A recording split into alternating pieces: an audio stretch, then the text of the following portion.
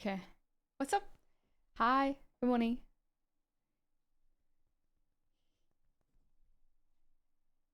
The bitrate should settle now. How are you? Good morning. I was so late because I was changing the sub badges. I gave them like all stand-in ones. Like I made just like some really shitty ones, and then I was like, this is a lot of work just to make some little shitty stand-in sub badges. And I like lost the effort. And so I just like the last one was just like a scribble, and it kind of looks like a cum emote. So apologies to anyone who's been here for longer than like 2.5 years. You now have a cum emote. Apologies.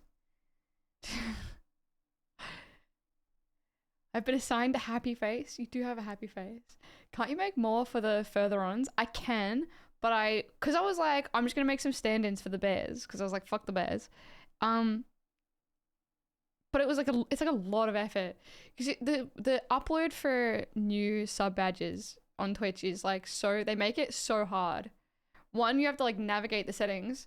Two, it's like upload it in 18 by 18 and 72 by 72 and like 38 by 38, and it's like just the stupidest rules. And so you have to like go to like some converter thing. You have to make the file, send it to the converter, download it in 3 different sizes, and then re-upload it in like 3 different sizes. And then it wouldn't do it in Firefox, and so I had to re-log in on Chrome, and it was like this whole big comment com. I just got a warning for that message. Did you call the aircon folks? Do you think I called the aircon folks? Ask ChatGPT to make a macro. There's a heat wave coming, by the way. Not today, is there? Just saying. Is it really? Like, not today, but like over the next few days, or what? I'm checking my app right now. Next week? Okay. It's like 18 degrees right now. It's totally fine. Tomorrow, 22, 22, 25, 32, 38, and 39. How are we having this hot weather? It's crazy. It was 40 degrees here today, but it's already cooling down. I thought they declared La Nina. Yeah, maybe I should call the aircon guys. La Nina is just how wet it is. Oh, I thought you also got cooler weather during La Nina.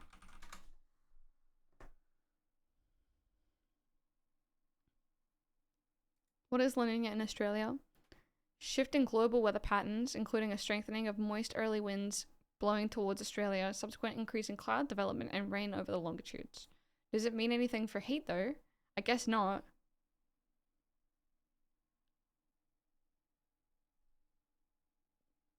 But anyway, hi. 40 degrees here today. It's already cooling down. La Nina's just, yeah, okay. You had another 40-degree day today? I thought you had one yesterday too. I feel like I've knocked my camera. Or maybe I've just moved positioning. I don't know. Anyway. Nice to be here. What's up? Oh yeah, and then I got so sidetracked that I had to make lunch. So I just had a bowl of lunch. It was good. I hope you're well. Are you working? Are you at home? It affects humidity and stuff. That year when New South Wales was like 80% on fire was because it was El Nino. So the difference is like how hot and dry. Sorry, how dry and wet it is. El Nino. Just give me this. Southern Oscillation. Check Gem Jar real quick. Stream froze for a moment. A little suck. A little suck.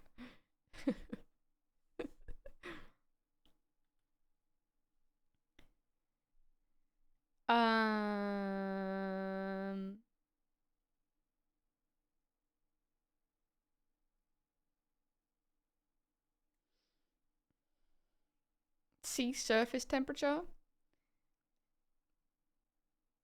Oh, I really need like a higher than normal air sea level pressure over Indonesia, Australia, and across the Indian Ocean to the Atlantic. La Nina is roughly the reverse pattern. High pressure over the central and eastern Pacific and low pressure. Okay. Two phenomena last last a year or so and typically occur each 2 to 7 years with varying intensity, with neutral periods of lower intensity interspersed. Haven't we had like 8 years of La Nina? Love that you made sure it was an issue on your end and not the Chinese Communist Party finally going after Elise.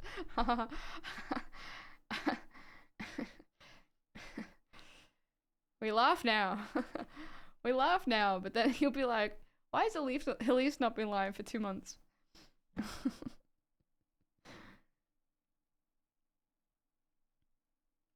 Definition and terminology. Fundamentals. This is so scientific. I don't have the brain for science like this.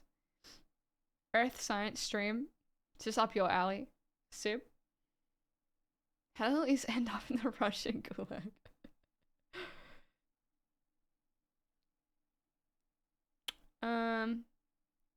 Okay.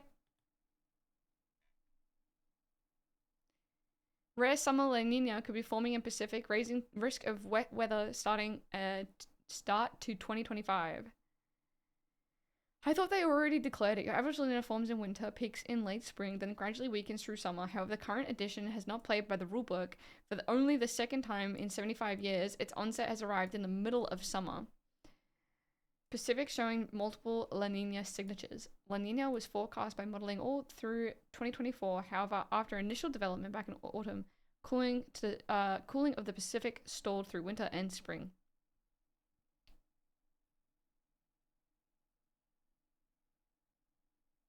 Can last.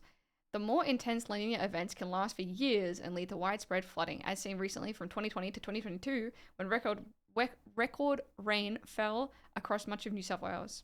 What happens when La Nina forms in the middle of summer? As the only other occasion since 1950 of an onset this late was in 2008 and 09, using historical comparisons is futile. If we instead analyze the impact of all 34 La Nina events since 1900, but only look at summer and autumn weather, the data shows Australia has received 20% boost in rainfall between December and May. While this represents a clear and noticeable increase, the impact is less significant than 49% boost observed in spring. So it's more, yeah, we are having like bigger rainfall in spring now. We are having bigger rainfall in summer and autumn, but bigger rainfall in spring too. Is that right? Afternoon. Hi, Max. How are you? Hi, Elias. Yo, what's up, people? Hi, Elias. How you doing? Climate crisis. Is this something to do with the climate crisis? I'm trying to see the next ice age. You're trying to live to see the next ice age? It's windy as heck outside where I am. The tree by my window might come down tonight. Yeah, no, I get so scared about the trees around here too. I've got a huge tree right above the room I'm in right now. It's like a mountain ash with a massive limb reaching out right over the room. And something that happens during dry heat, especially with trees like that, is they drop their limbs to preserve their water. It's just said La Nina is not following a pattern that hasn't been seen for 75 years. That kind of extreme thing is part of the climate crisis, right? Like that sort of thing happening more often. I mean, like, I'd be hesitant about saying that it's happening more often because it did happen like once upon a time in like the 50s. I'm not saying that it's not, but like I don't necessarily know if like from this we can infer that it is, you know what I mean? Just that it is unseen for whatever reason. Kurt sent me this. That's so funny. It's like an AI rendition of my stream, like a create an Elise page stream based off memory. While historical trends were used exclusively as predictions just decades ago, in recent years, mathematical modeling now outperforms averaging past events to forecast the seasons ahead, and most are pointing towards a wet start to 2025 for Australia. The BOM's own model, Access, shows a medium to strong swing to wetter than normal conditions for the next 3 months, apart from in South Australia, Victoria, and Tasmania.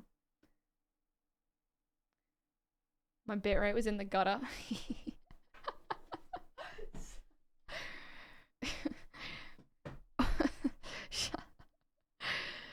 Looking globally, the well-renowned ECMWF model is tipping up to 90% chance of above median rainfall across Australia's tropics and east coast and extends the likely wetter region as far south as Adelaide and Melbourne. Okay. The arrival of La Nina can also dampen temperatures as an increase in cloud and rain reduces the intensity of incoming sunlight. Ah, okay. So it can impact the temperature, which is kind of odd because we've got like so many 40-degree days. Most modelling still forecasts average to above average temperatures across Australia for the first few months of 2025, a result of very warm sea surface temperatures surrounding our country, climate change, and in the short term, an absence of monsoon rains. Will the BOM declare La Nina? I thought they already did. BOM had a major change to how they communicate climate indicators last month, moving away from reporting on individual drivers and instead encouraging the community and media to follow their official forecasts. The shift includes a retirement of the ENSO dial, meaning the BOM will no longer issue La Nina watches or alerts, a move designed to prevent overly simplistic headlines or notions of the upcoming seasons. Likely catalyst of this change was the hot and dry summer headlines following the declaration of El Nino in September 2023. Competing climate drivers can also compromise the value of declarations since interactions can both enhance but also soften the impact of each factor. Okay. The sweat where sweat shouldn't be right now. I heard it was like 40 degrees for you today, Slug. Hope you're okay. Do you have air conditioning? When's this article dated? Jan 5th? Jan 7th. I assume of 2025. If it doesn't say the year, I assume it means 2025.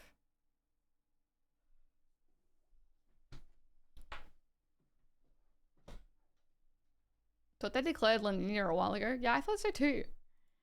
I got no idea. I had no idea. Are we tripping? Maybe. Maybe. I don't know. Man, I was like so hot yesterday at the end of the stream. Hi, Bisky. I am Bisky. Hello, Bisky. How you doing? 43 and 40% humidity. 43. That's crazy. That's crazy. I was freaking out yesterday. I was only live for like almost 3 hours. And I was like so sad to end stream. You know how I get if I have to end stream. I was so sad to end stream, but I was like panicking with how hot it got. I think it rose like 5 degrees in like 20 minutes in my room at least. I think it was because the sun was hitting it. So like around this time, you can see like my face is glowing. Around this time, the sun just like hits this room and it heated up so much. And I was like, I can't, it's not conducive to human life if I stay in this room. You okay after stream? Look like you're dying. Yeah, I was alright. I went inside. It was a lot cooler inside. Had lots of water and whatever. It was real cloudy for ages and suddenly sun. Yeah, and then it like rained a bunch after, but it was so bad. I'm here for the politics tag. Hello. Whereabouts are you from, Bisky? No offense, I'm really upset about Trump winning. Whereabouts are you from? Are you American or whereabouts are you from? Close to the city but near the water so I get the sea breeze. Oh, that's good. That's very good. I'm from Canada. Whoa, welcome in. We have a lot of Canadians coming in lately. Maybe not necessarily, but like I personally felt like we've had an uptick of Canadians coming in here, which is cool. It's very cool. Oh, actually, I don't even know if it's gonna happen, but my mom like called me yesterday and she was like, yo, do you want to go to Canada with me in 2026? And I was like, yep. I assume her inviting me means that she's gonna pay for me to go along with her. But I was like, yep. So it's not like official, but my mom really wants to go to Canada. My sister went on a holiday with my dad to Japan. And it was like a dad paid the expenses kind of thing. And I was like, I'm not one to be like, oh, where's my trip, whatever. It's kind of like, you know, I observe it and I'm like, that's pretty fun for you guys. I'm glad you got to go to Japan. That's very cool. I would have enjoyed that a lot. But then my mum was like, I think my mum felt a little bit jealous of the whole thing. And so I think she wants to have her own whatever. And so she's gone, where do I want to go? I think she wants to go to Canada. So I was like, yeah. I think she wanted to, yeah, she asked me if I wanted to go. So my answer, of course, is yes. We're very left-leaning here. Do you reckon Canada is Canada left-leaning? I don't know the political climate in Canada. Do they currently have a left-wing politician or like political party leading the country? Trump might go? Okay. Trump for life? Guys, stop. Is everyone here a Trump stan? No. Stop trolling. Stop that. Kurt is spreading the word. We're Australian, so we do this. We're very left-leaning here. Okay, I got you. Okay, I caught up with the chat. So sorry. It's wild because the buildings in the city, it reflects the heat out west. So it's like a big old magnifying glass. True. That is horrific. Canada is turning off the USA power. Who watched the inauguration? There was some eye candy in there. Some eye candy. Does anyone here like Elon Musk? There might be like a couple people that do, but I don't know if they outwardly announce that they do. So Canada is about to get stomped. Do you actually think that they are? Like, are they? I don't know. West is so much hotter than the East, hey? Like NSW? It's brutal. Yeah, I suppose you don't get like the land winds. Like, sorry, the sea winds. The sea breeze. I'm in Western New York and it's basically Canada, pretty left, but pockets of heavy red. Interesting. Imagine going to do you mean Bondi? Fuck that. Exaggerations say the Democratic Party will be delisted because of how hard they're going to lose. I don't know. Okay. Hi, Duel. What's up, Duel? How you doing? I was watching Elon Musk and Barron Trump the whole time. I didn't watch the inauguration, to be honest. I watched like little clips, like the salute situation. Outside of that, what else did I watch? I don't know. A couple different moments. Mostly all to do with Elon Musk, I think. Land wins are just me throwing my milkshake? Okay. Baron looks like he'd get drafted to the NBA. Motherfucker is huge. I saw a bunch of memes about him being like super tall. Just like edited pictures of him being like 80 times bigger than human size. It's quite funny. But yeah, he's had his growth spurt, I guess. How old is he? Basically the West is like a heat dome. That's brutal. I would date Elon, but he has to be quiet. Baron is so cute. What are you talking about?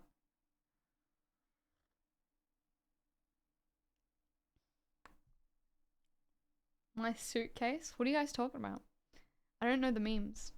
Western Sydney is considered significantly hotter than other parts of Sydney due to its inland location, which prevents cooling sea breeze from reaching the area, combined with the urban heat island effect caused by a lack of green spaces and a high concentration of buildings. Gosh, you gotta get out of there. You can bundle your gift subs, just saying. What does that mean? What does that mean? Did you know that shared viewership is a thing now? Hold on, show me. Let me show you. Look at this.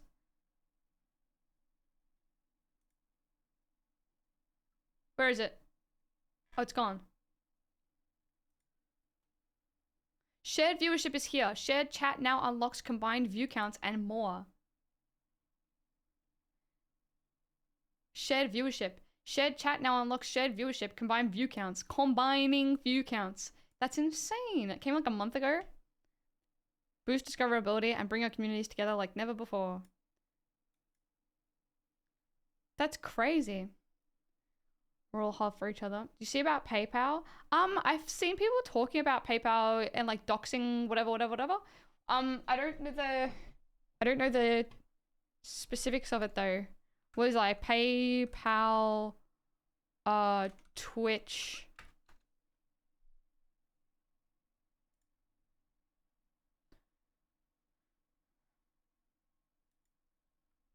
Anything? I don't know, man. It's doxing everyone. It's doxing everyone. Is it? It's how I take all my business payments. Is it? Wasn't it like... Is that a new thing? I don't get it. Shared. So like... If someone were to stream with me right now, they would have... Whatever my viewership is. 31 viewers. I think we are... How does it dox people? And then if I were to stream with like someone with like 100 viewers, then mine would go up from 30 to 100, I think. Or it would like mix. And then it would be like combined, I guess. Which is like massive. It's huge. If I donate to Elise on here, I get full name, address, phone number. I have a business account though. So, because that's always been a thing, has it not? I feel like that's always been a thing. Or is it changing? And like it's getting worse? From February 1st, PayPal is changing the information we share to the public. If someone tips you on a platform, they can have access to mobile numbers, addresses, and full names. I'd advise logging in, clicking invoice, scrolling to business info, and hide from recipients. I thought so too. It's changing and getting worse. But like, what if you already have a business account? Because back previously, I'm not trusting one tweet. Yeah, because, well, previously, right, like when I first made a Twitch account or whatever, and I had like my PayPal thingy connected to it, someone would like dono me, and then you get an email which has not only do I like see their name and their email address. If I tipped you, I'd see your name and shit. Why? No, you wouldn't. But previously, like when I first started, you would, because I didn't have a business account. And so you would get like my full name and my full email, like full first name, last name, and my full email. That person that, like, luckily when I first started streaming, someone was like, yo, I just got like your full doxed info in my email, and I was like, what the fuck? And so I looked it up, because no one tells you this stuff when you do it, right? But I looked it up, and so you can change your account, your PayPal account, to a business account, which now means I believe if someone like PayPal donos, then they see like Elise Peach or whatever it is, like I think it's like Elise Peach, and then I think they get like maybe like a business email at most, but I don't even think they get a business email. I think they just get like a business name, and like my business name is like Elise Peach. I think you're fine, but if it's just normal, you'll see all. This is this has always been the thing though. This has always been the case. Is that you get like full first name, last name, and email address. This seems to say that it's including mobile and actual address. So I don't know. It's like steps to privacy that people should already be taking. Like, if someone is a streamer and they had their PayPal connected, they should 100% already be taking the steps to control their, like, maintain their privacy by making a business account. But yeah, it's like a even bigger dox. There's something special about donating that does this. It's just if you do it via PayPal, it sends like a PayPal receipt. I'll see if I can find one. I don't want to dox anyone. Actually, I don't want to dox anyone. Sorry, I probably shouldn't do that. Wait, I'll see. I'll see if I can just like read off the email what it does.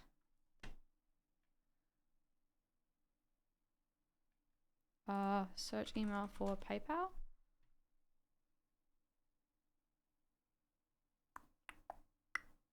Oh, I don't have this one connected. Different one. Dox me, please don't. I know you live in Australia. Slug doxed. See if I can access it on my my phone instead. I don't know what email I have connected is the problem. I've got so many. I ended up just making like a PayPal specific email, and like I only have that email for PayPal.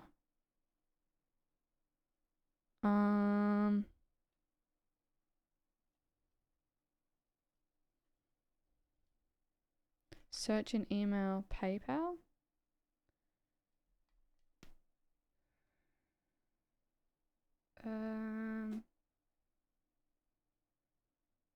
No. Shit.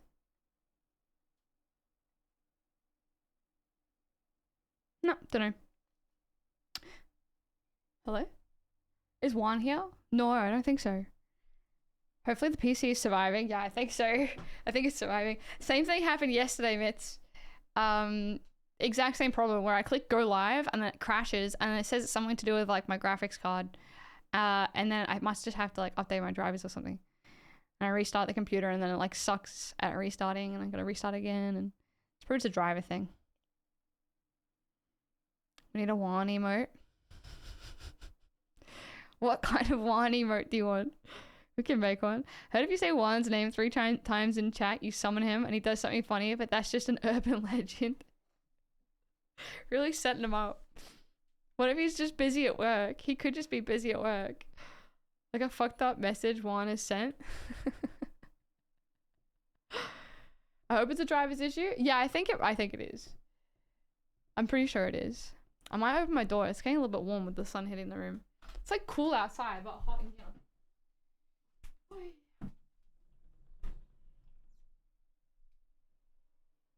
Yeah, that's better. Yum yum yum. Yum yum. It's like the Candyman from Horror. Let's see. Did you get updated to Windows 24H2? I don't know. What does that mean? So glad we don't have quotes here. Settings, system, about. Settings. System. About. 24H2. Not much. What's 24H2 with you? Yep. Seems to have a bunch of issues still. Yeah, maybe. I did also update my OBS. And my OBS update is kind of like shitted a lot of the stream stuff at the very least. Like the intro, the Gasman video doesn't work. The outro, that one doesn't work. So I've just like, because I can't get my ass in gear, I have just been putting YouTube videos on for the intro at the moment. I like it. They're kind of chill. I've been doing the Adult Swim Off the Air series. Cha Cha Cha was gone for ages too. I think that was like a different one. That was like a Stream Elements. There's like, from like your side, I don't know how much like a non-streamer knows how this sort of stuff works. But from like your side, no, so from my side, it's like the OBS stuff is like one thing, right? Like, so this is the OBS. This is what my OBS looks like. The Gasman intro here has like this Gasman here, which I can turn this on and it will start playing, but then you can't hear it. Like you can't hear anything going on that. Maybe you can hear it. I don't know if you can. Can you? I don't know. We can hear it. We hear it. You hear it. How are you hearing that? How are you hearing that?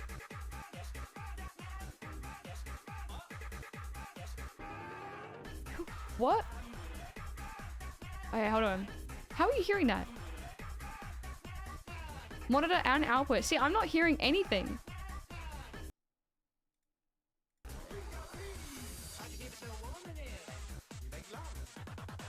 Brain hurts? Sorry. I'll turn that off. Anyway, like it doesn't work for me. The first time it wasn't working. It wasn't working for are you sure it's the right source? Yeah, it is. Like I didn't change anything, but then I updated OBS and then everything just broke. We were starting stream. But I can't hear anything, but maybe that's just maybe that's like a settings thing for me. I have no idea. Audio monitoring device should be coming out. Everything should be fine. I don't know, man. But then the what I was saying was the alerts. So the alerts work through like so these are all the different scenes over this side. So if I wanted to go to like my main scene, it's that one. If I wanted to go to like my internet one, it's here. If I wanted to go to like when I play a game, it would be like game with cam here. And so bear outro is like the regular outro is like I don't know if these are broken. These like all the hype train ones. And then so whatever's in these appears in here. And so these are all like the sources within a scene. And so you've got like my cam, so toggle that one on and off. You've got like the chat here, toggle that one on and off. And then the alerts is this one. You see like this red box here. Boop, boop, boop, boop, boop. That is where the alerts appear. And so if I like move this around, the alerts like move like down the bottom left or up the top right. This one, the OBS alerts, has like a link to I don't even know if I'm meant to show that, whatever. Has like a link to the browser. So it's like a browser thing which is connected via Stream Elements. And so if I went to like the Stream Elements, I don't think I have it open on here. That's like a source that I can edit in the web page.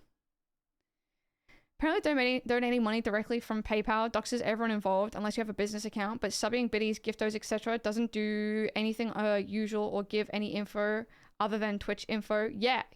Because PayPal donors aren't connected via Twitch, they're connected via usually Stream Elements and like PayPal directly. It kind of just acts like a PayPal transaction. And so because you're doing a PayPal transaction, you can see the person that you're getting that transaction from, and you can see the person that you're giving the money to, unless you create a business account. So I know some people who are like avid donors who know this, and they will change they like make themselves a business account for donoing because they want to remain anonymous.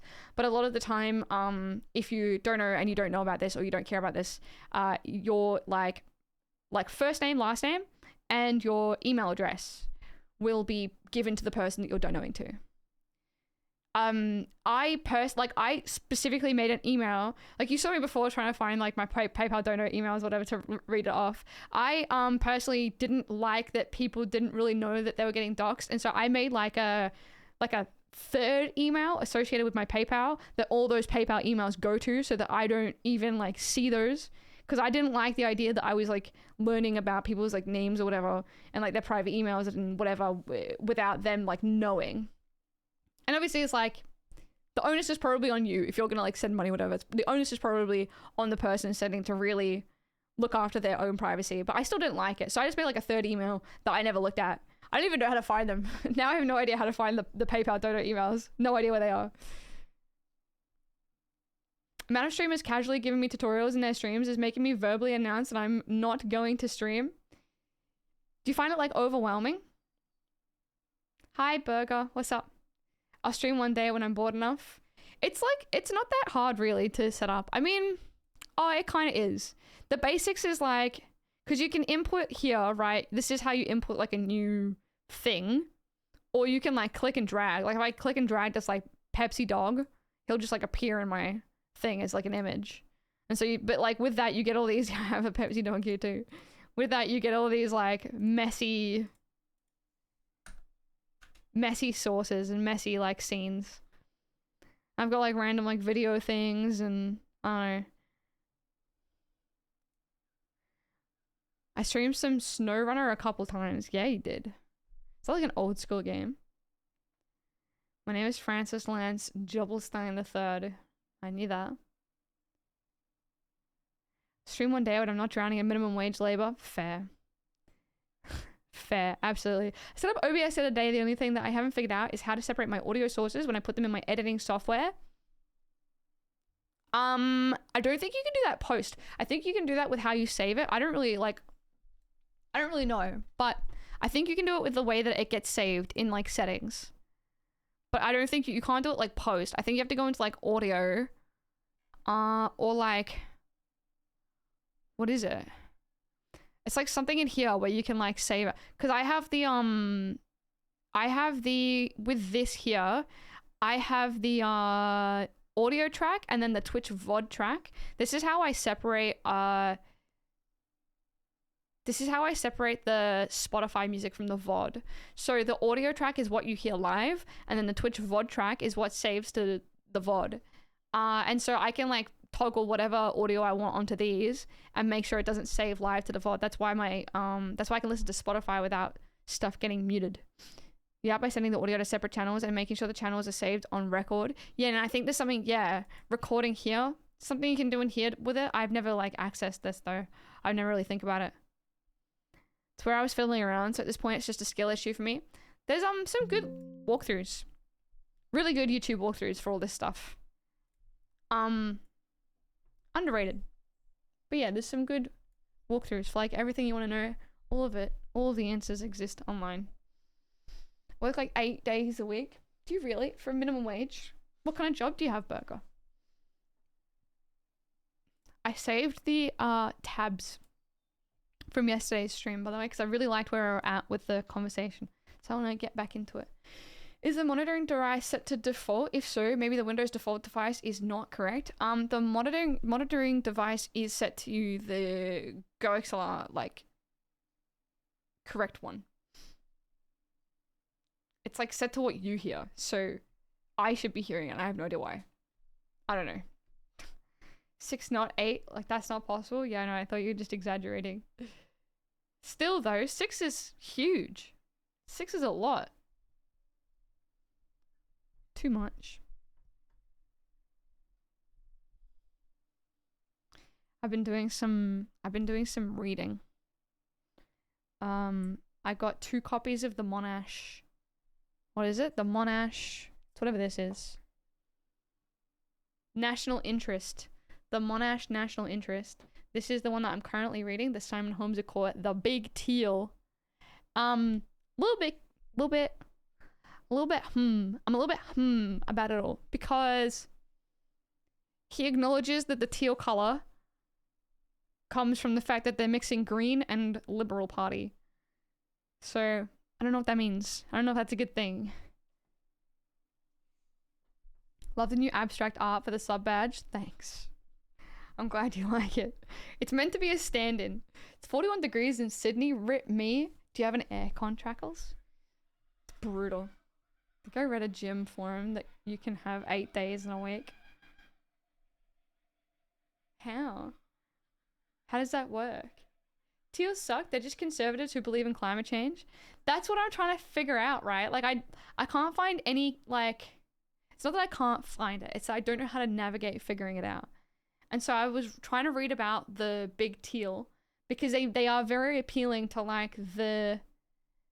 They are, I wouldn't say very, but they are appealing to, like, the non-political literate, but still, like, interested person like me, where you see something that's, like, pro-science, pro-climate, and pro, like, women, or, like, gender equality, pro-women, and you go, oh, yeah, I care about all of those three things. But obviously, like, those aren't the only things that matter to politics. So, I don't know. They want to obfuscate, like, the rest of their policies. So what I wanted to try and do was, what I was gonna try and do was look up the, how to vote cards. We're looking at the how to vote cards, these ones. We're looking at the how to vote cards, and I was gonna, like, have a look and see what the, teal voters, who the teal voters vote for. And who the teal voters say you should vote for. Because I think that would provide, like, a little bit of insight into how their beliefs align with other parties. Try popping a set of claws in a Ziploc bag into your freezer for later, including a pillowcase if you want. Use it the opposite of towels from the dryer in winter. Good luck. Ooh, I have a fan. Too poor for aircon. I feel your Trackles. That was me yesterday.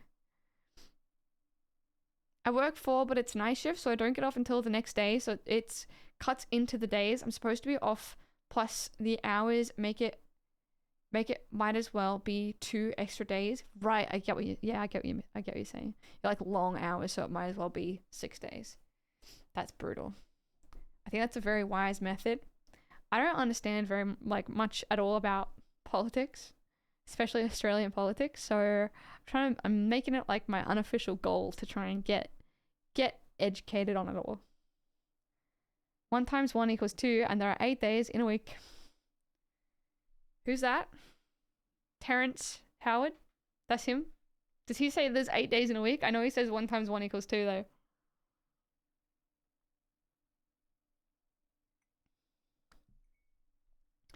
Yesterday's stream. Here we go. 1, 2, 3, 4. 1, 2, 3, 4. Yesterday's stream was, we had these things open. I swear my camera's moved. Hold on.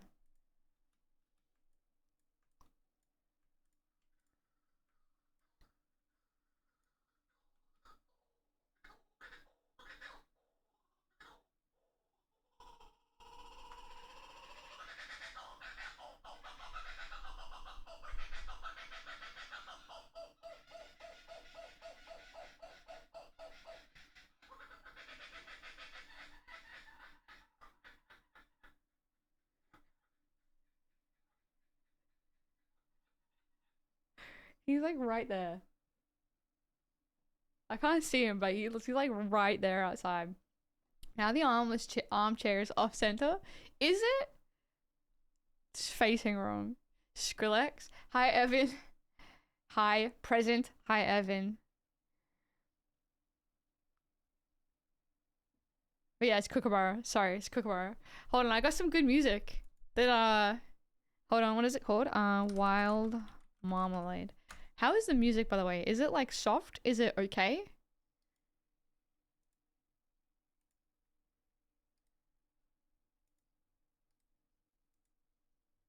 There we go.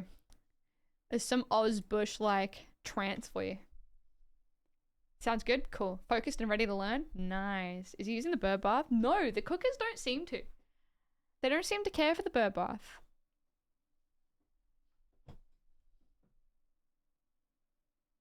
Okay, yesterday we were checking out the legalized cannabis party because Lanky was saying that he votes for legalized cannabis because that is something that he cares about strongly, which is good. I do think you should be voting for someone who represents what you care about strongly. And we wanted to see how, or I wanted to see how the legalized cannabis party tell you to vote on their how to vote cards. The how to vote cards are when you go to the polling booth, the like representatives or whatever for like whatever party will be standing out the front and they'll be like, if you're going to vote for legalized cannabis, here's how our policies align with the other parties. Because of the preferential voting, you can like put the legalized cannabis number 1, and then any other party that that identifies with the similar policies of legalized cannabis, you can put them like 2, 3, and 4, and then the ones that are like as different as possible, like a sort of oppositional to legalized cannabis, would be like at the end. So you don't have to vote according to how they want you to vote, but I think it's a good insight into their like policies, right? Like if you've got legalized cannabis number 1 and then you've got like One Nation number 2, they're telling you to vote One Nation number 2, that's going to be like a pretty big red flag if you are a progressive person or you consider yourself to be a progressive person, because One Nation are quite conservative. And so I think I don't know, I find it's hard with parties. Like I would say it's hard with like any party, because it's like legalized cannabis, yes, very compelling message. We want to legalize cannabis. If you want to legalize cannabis, you can vote for that. But are you also voting for things that are like completely against what you would care about? You know what I mean? Can't tell if that bird sound was a part of the song or just outside your house again. It was, yeah, outside. But fair. Chaotic ballot paper right there. It is a bit. Also, hi, Millie. How are you? Nice to see you. So these guys, this guy, who is the member for Bayswater, says you should put him first. Second, he wants the Animal Justice Party, which is pretty big. Is that Moose's cousin? We were saying it looks like Lanky's cousin. But I can see Moose as well. I see that. What if I vote legalize weed and then the Animal Party? I mean, yeah, I like that's pretty, I don't know, it means you align with the Animal Justice Party and the vote Greens, I guess. If they don't conflict with each other, then you're being pretty consistent, right? Vote how you want. Yeah, vote however you like. I put Animal Justice Party up pretty high. But I don't know if there's any in my local area anyway, so. They say the Australian Labor Party third, which is not the Labor Party. The Australian Labor Party is like a different Labor. No, Australian Labor Party is a Labor Party, sorry. I'm thinking of Labor DLP is like the not Labor Party, but it gets really confusing. ALP is Labor, yeah, that's Albert, yeah. I was confused between the Labor DLP. Sorry, I was trying to remember the conversation we were having yesterday. Real Labor doesn't have a U. That's so confusing. Is this the Super Bowl 59 lineup? Yep. I'm grooving these tunes. I love it. You should develop your own part calculator. My own what calculator? Oh, that was another thing I wanted to do was, who was it? Oh my god, every time I open up the P-word channel, I have like the most inflammatory take typed out in the chat box, but I never sent it and I never deleted it. Was it Tara that shared the politics calculator thing? Was it in the P-word channel or was it somewhere else? Oh, it was. I found it. Pepe in it. It's just my take. I was getting mad. I was mad. The Druid Revenge Party. It's especially confusing that we spell it Labour when the British spell their party Labour. Why did we drop the U? Who knows? Georgie Purcell gives me hope every time I scroll my Insta. I really like her. She's fantastic. What is the P-word channel? It is for politics. It's the politics channel in the Discord. It's to keep like politics out of every other part, but give it a space to be talked about. Because it's not like, I don't want to be like, do not talk about politics. I like talking about politics, but oftentimes when people are talking about politics, we can't talk about anything else because it's Big, like, tonal shift. Might have been from Vic, but what a queen. I'm just gonna shut the door. Sorry, the birds are super loud.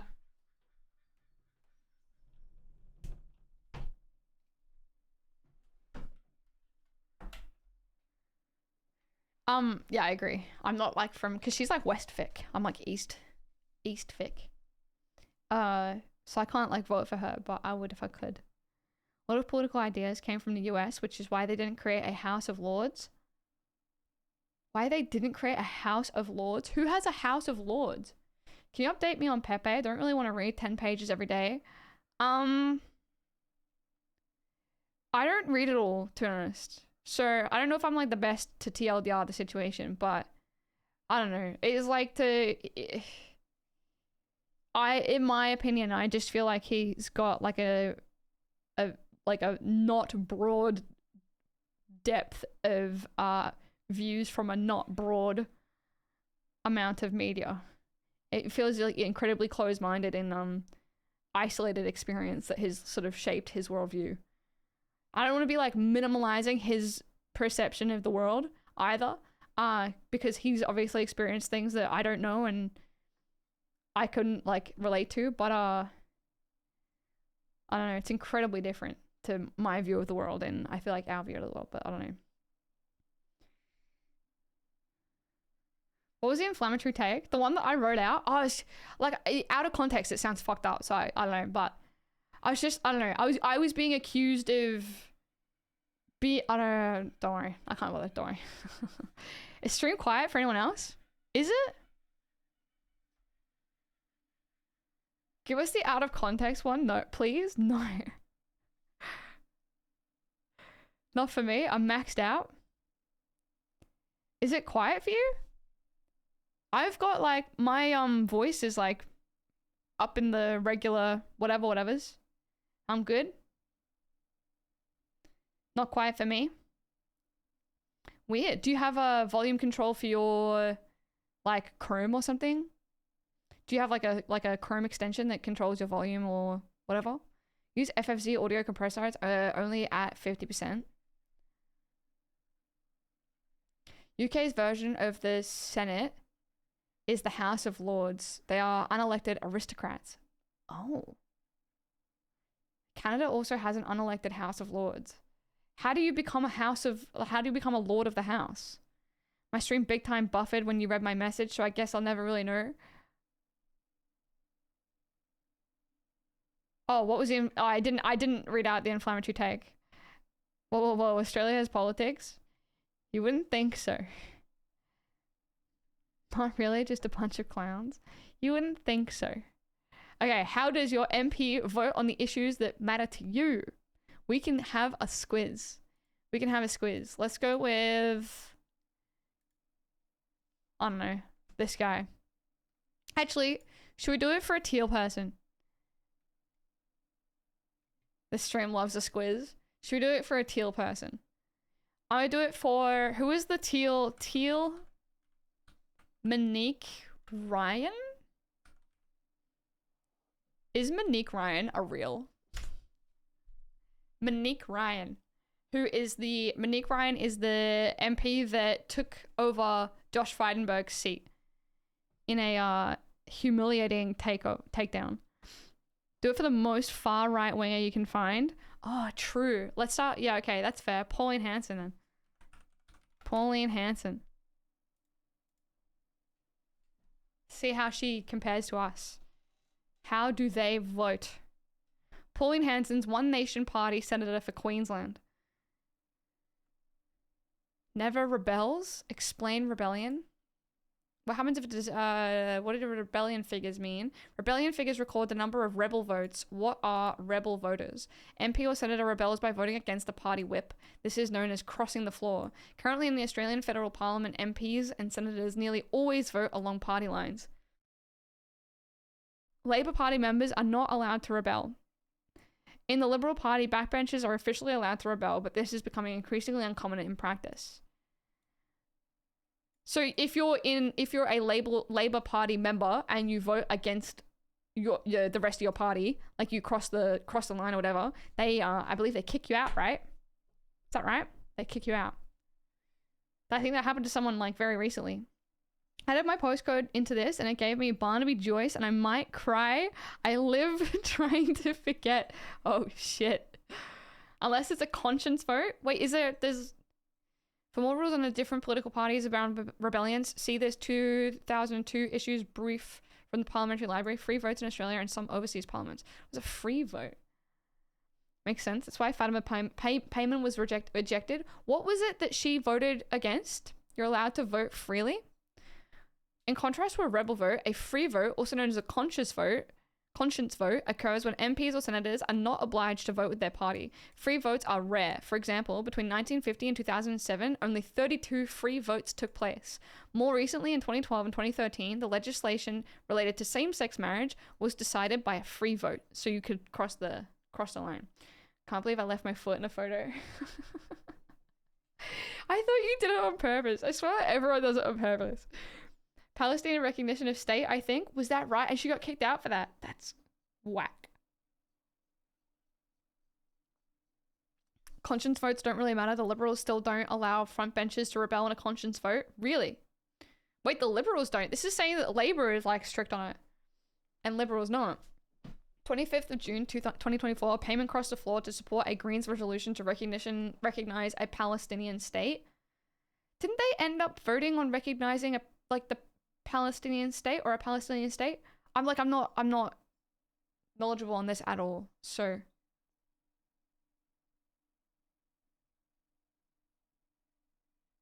a little bird outside. My room was too dark, so focusing on keeping the phone still to get the photos. Sorry, Carhill. Sorry to do you like that. Actually, she wasn't formally ejected. She was indefinitely suspended and eventually quit the party and formed her own. Oh, did she? So has she become like an independent now? You know, I've been a US leftist for years now and followed politics relatively closely. And the only thing I've learned about world governments is that they're all steeped in 200+ year old traditions that are bullshit and dumb. It's fair. That's fair. I think the Australian politics is like quite different to American politics, I would say, fairly confidently. They're both strict on it. People always talk about Labour solidarity rules, but if a Liberal rebels, it is a huge deal and they risk a lot. Yeah, okay. So like one has spoken rules and the other one has the unspoken rules, but they're both the same rules. Pretty much. Unbelievably, there is no official record of free votes nor of the party whips. We base our list of known free votes on parliamentary library research and media reports. It is possible that there are free votes which neither we nor the general public know about because whether a vote is whipped or not is never published. Right. Not that we use the term free vote over the more common conscience vote, as it is a more accurate term. In a free vote, people are freed from the discipline of the party whip so they can better do their job of representing the views of their electorates. Also, it's possible for there to be free votes that are not on matters of conscience. I would like to know the Greens stance on conscience votes. It's like specifically. Would they have something about that? Like Greens party conscience votes or like free votes or rebel voters? Let's do rebel votes. Greens call for rebel MPs not to be punished for voting. Hello, Bobby.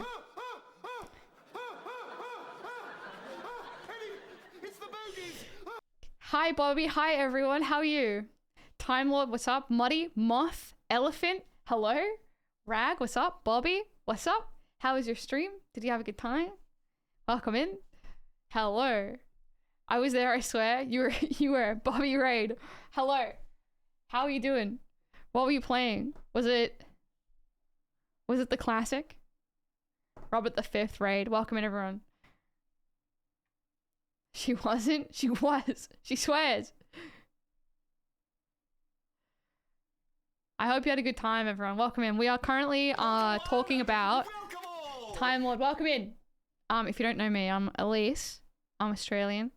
And I've currently had a crisis about not knowing anything about the Australian political system. So I've made it my unofficial goal to try and understand. My official goal to try and understand. My unofficial goal to understand. because I have little faith and little confidence in myself. But I'm still trying. We can learn together. That's the plan. That's the hope. Is that I can try and learn here, and people can help me. And if anyone has any questions, I won't know the answer, so I'll get frustrated that I don't know the answer and look up the answer.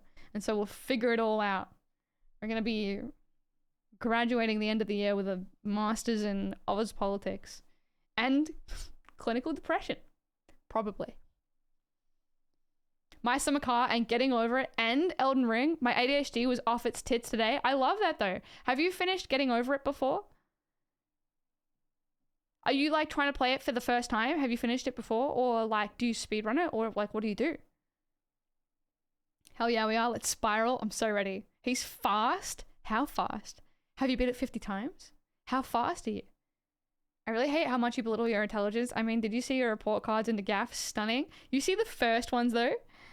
I got like, I emailed my old high school, like my high school, and asked for my reports, and I got them back this morning. And my year 10 reports, oh my God, my year 10, I like started crying. I was like, I feel so bad for myself. Like looking back on my like past self at 15 years old, I'm just so sad for me. It's so tragic. Everyone's like, she doesn't try. She doesn't hand in work. She comes to class, but she doesn't pay attention. And I'm like, you idiot. But I also feel just sorry for myself. But then my year 12 report cards, dude, I popped off. And so it was an optimistic end. We ended on a high. You and me in high school. Never too old to learn. Yeah. It was over 3 years, because I went to that high school for 3 years. It was year 10 was pretty tragic. It was pretty bad. Year 11, I had like a good start and a really bad end. I almost failed. The only reason I didn't fail year 11 was one of my teachers was like, dude, you're gonna fail. Come in and I'll help you. And he sat down with me. He was like my year 11 English teacher.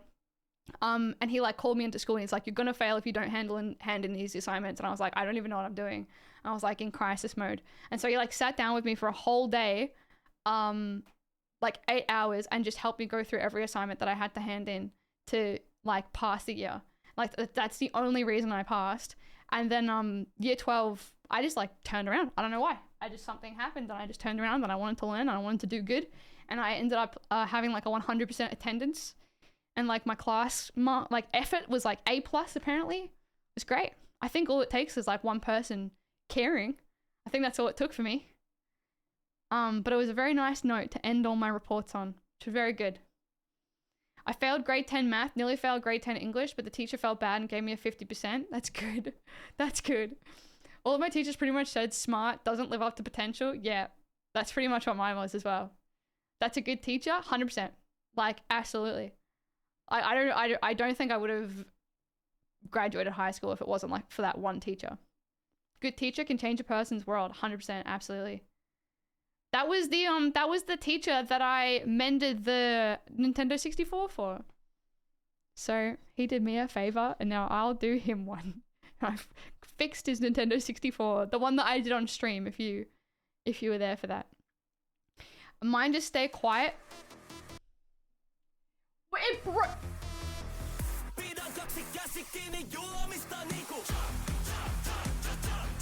Rare! Oh my gosh! That's so rare! Time Lord, thank you so much. Gotta get you to that 1 billion subs. I appreciate that so much. I think we might get there by the end of the month. If not, by the end of February. I'm like really hopeful. Thank you very much. I appreciate that. It's really, really kind. Thank you so much, Time Lord.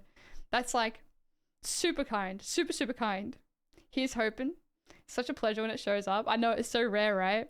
Okay, bye. I have to go to bed. Bye, Lilith. Nice to see you. Thanks for hanging out. I hope you have a good sleep. Godspeed. Godspeed. Night, Lilith. Time Lord, thank you very much for the 5 gifted subs. That's really, really kind. We got one for VJ, Ure, Heyanito, Droid, and Exaggerated Pay. Thank you very much. That's really, really kind.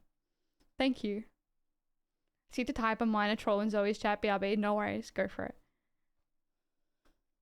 Hype train. Is there a hype train? My senior English teacher gave me an A after I didn't hand in work all year because he knew I was capable of doing it. That's good. Takes a lot, yeah. Which teacher thought you sniffed yourself too much? That was the same teacher.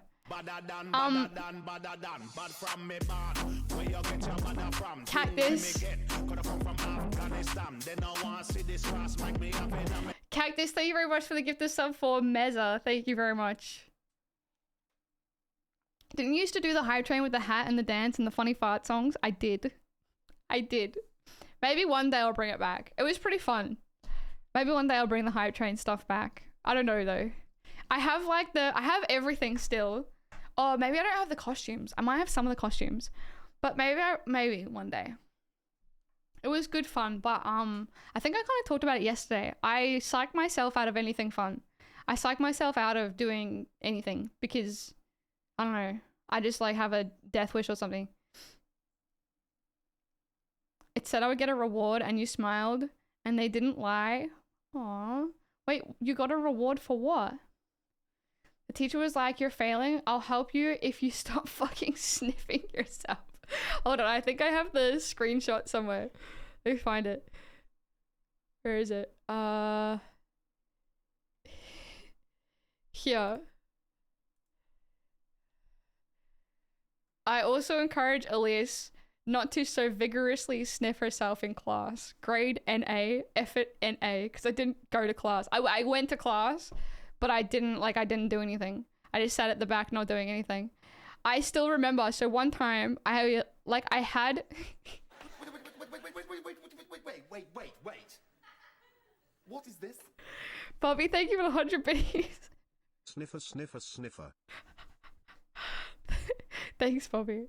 Who is sniffing at the back? Just sniffing in class. So I get a gift a sub to get a reward. So I gifted a sub and it gave me an emote or something or whatever, but the smile was better. Aw, Cactus. Thank you again for the gift of sub. It's very kind. Hi, Crazian. What's up, Crazian? It was Thomas the Train song, but with fart reverb. Yeah, there was a Thomas the Tank Engine with fart reverb. There was a whole bunch. Oh, that's right. I got rid of the Thomas the Tank Engine because it was, I ran it on Reason, and the Reason monthly subscription was like insane. It was like $20 or something, and it was like too much. So I could bring it back if I resubscribed to Reason, but otherwise, I don't know. You couldn't waterboard this out of me, bless you, and thanks. What happened to all those things? I completely forgot about it until just now. It cost too much money to continue like doing. My question is, why were you sniffing yourself? Smell check or weed check?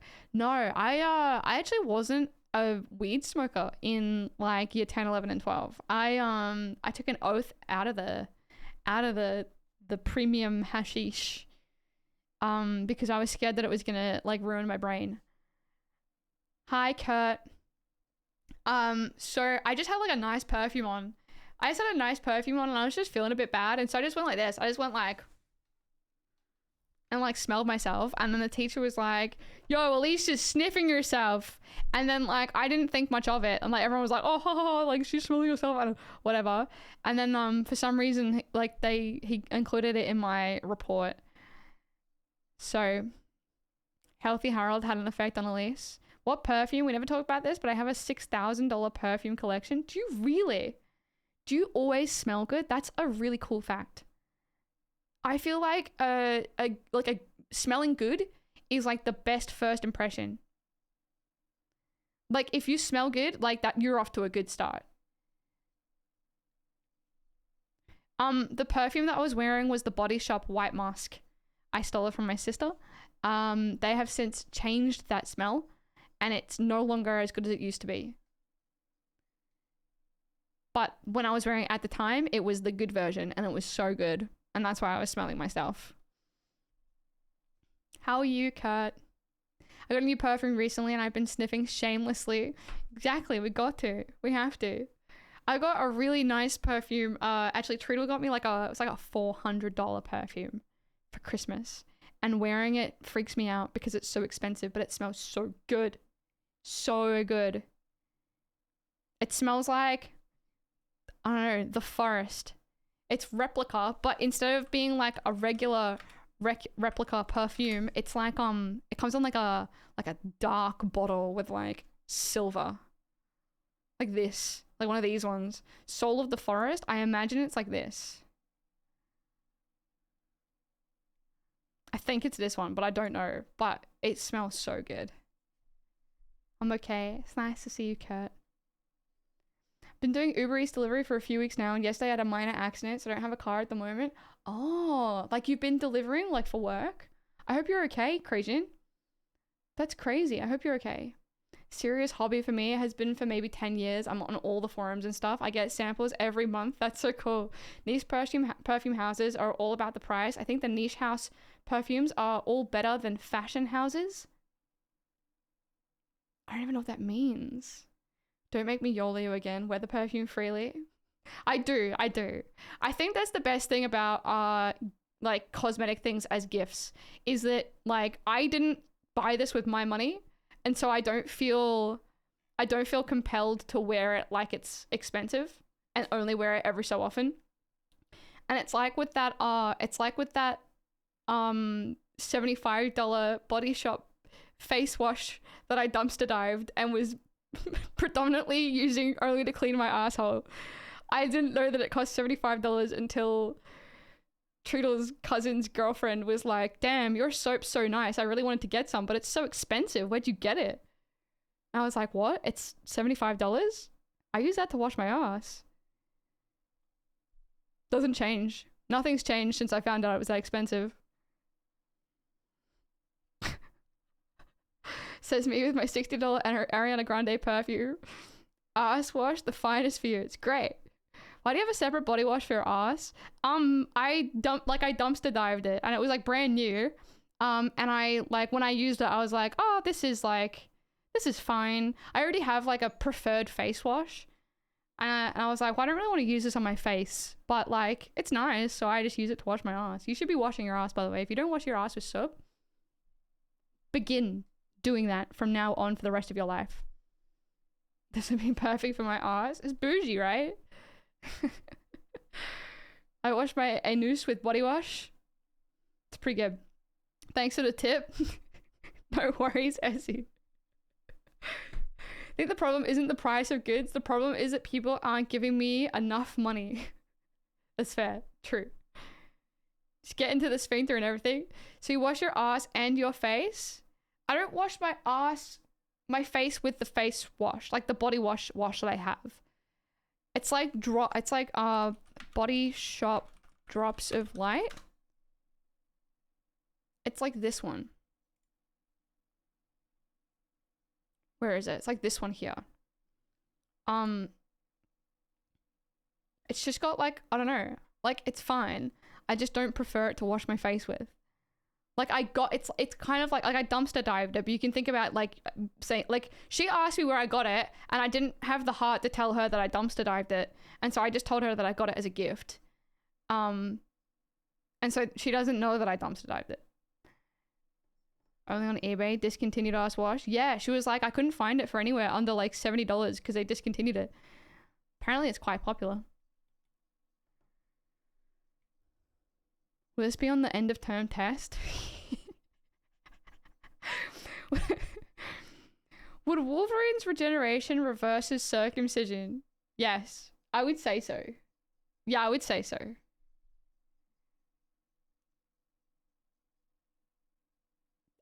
Back to my point of I have a $350 pair of Nike SB Dunks that I haven't worn yet, but they're so nice. I want to. You gotta wear them. Isn't it like a thing with shoes? If you don't wear them, they like rot. Like you have to move the rubber by wearing them. Otherwise, they get like shoe rot or something. Or is it only because is it only like the storing conditions that give them shoe rot?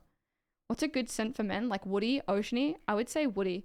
My the perfume that I recommend for everyone, male, female, NB, whatever, is, where is it? It's not By the Fireplace, is it? It's the Autumn Vibes.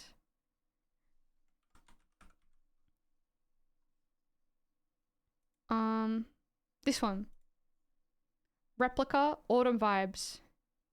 I think this is like the nicest smelling like unisex perfume. It says woody trail and red leaves Memory in a fragrance. I don't really know what that means, but it's very nice. Get the feeling those two are closely related.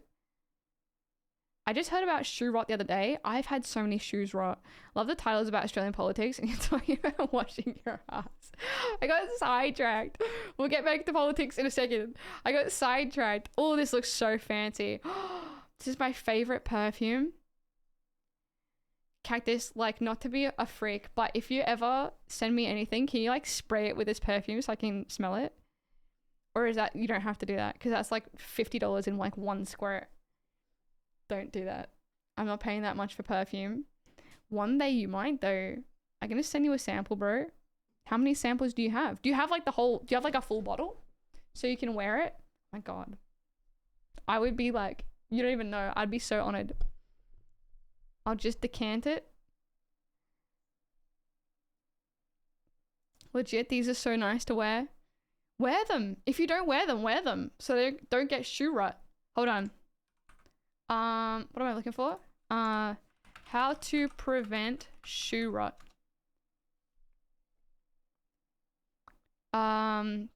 Keep moisture in check to avoid dry rot. In addition to cleaning your shoes before storing them, you should be mindful about moisture in your shoes. This is where a cedar shoe tree can come in handy. I don't know, man. I don't know about cedar. Is cedar like real? Like it's real, but like are the benefits of like cedar things real? Like do they actually keep moths away? Cedar is real. Like cedar is real, but is like, you know, like the benefits of cedar. Like is it real? Cedar can't hurt you. I don't think it's gonna be like actively harmful, but is it gonna be like beneficial to actually putting in your closet? You know what I mean? You might not like it either, Elise. What is it? Oud is a pretty divisive scent. Oh, really? I like woody, smoky, musky smells. Like super woody, super smoky, super musky smells. They're my favorite. Doesn't mean I'm opposed to like other smells. There's like some good fresh ones that I really like. It's woody and earthy. Yeah. I'm like big on woody and earthy smells. Like big. Had a cedar chest, no bugs or moths. But like you could have a non-cedar chest with no bugs and moths too. I've heard that. I use these. Wolverine could regenerate from any wood. Does that mean he could wash his ass with expensive soap? Yes. My girlfriend recommends it to keep the bugs away, but I haven't tested it. That's my, oh, this is what you get. This looks fancy. You have like the little, like the solid ones. Fancy. You should get the dirt perfume from Demeter Fragrance. It's a place called the Libertine Parfumery in Sydney, where if you pay $40, you can tell them the notes you like, and they'll send you 5 perfume samples with those notes in them. You should try. Can you like, okay, hold on. I think we have this in Australia. Like, sorry, in Melbourne. No, we don't. This looks so fancy. I have no idea.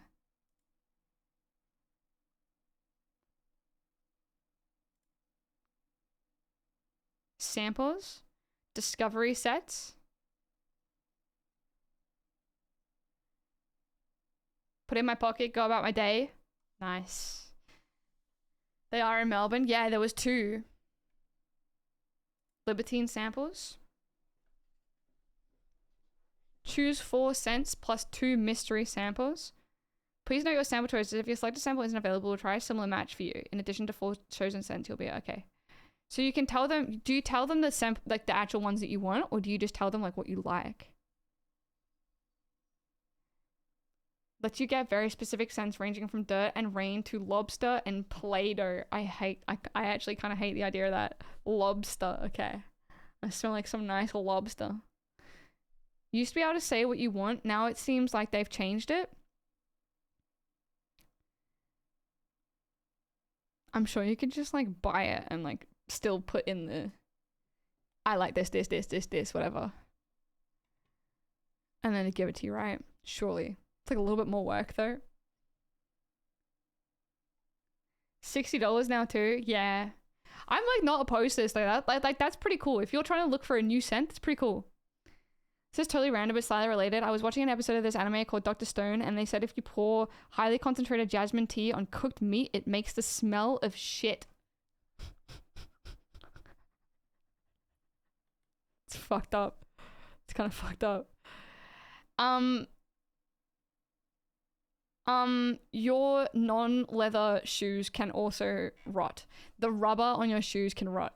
I believe it's something to do with the humidity of the room that they're stored in. My shoes used to be stored in my room that had a dryer, and so I think it would get quite humid in it. And so I think it must be like reducing the humidity must make it better.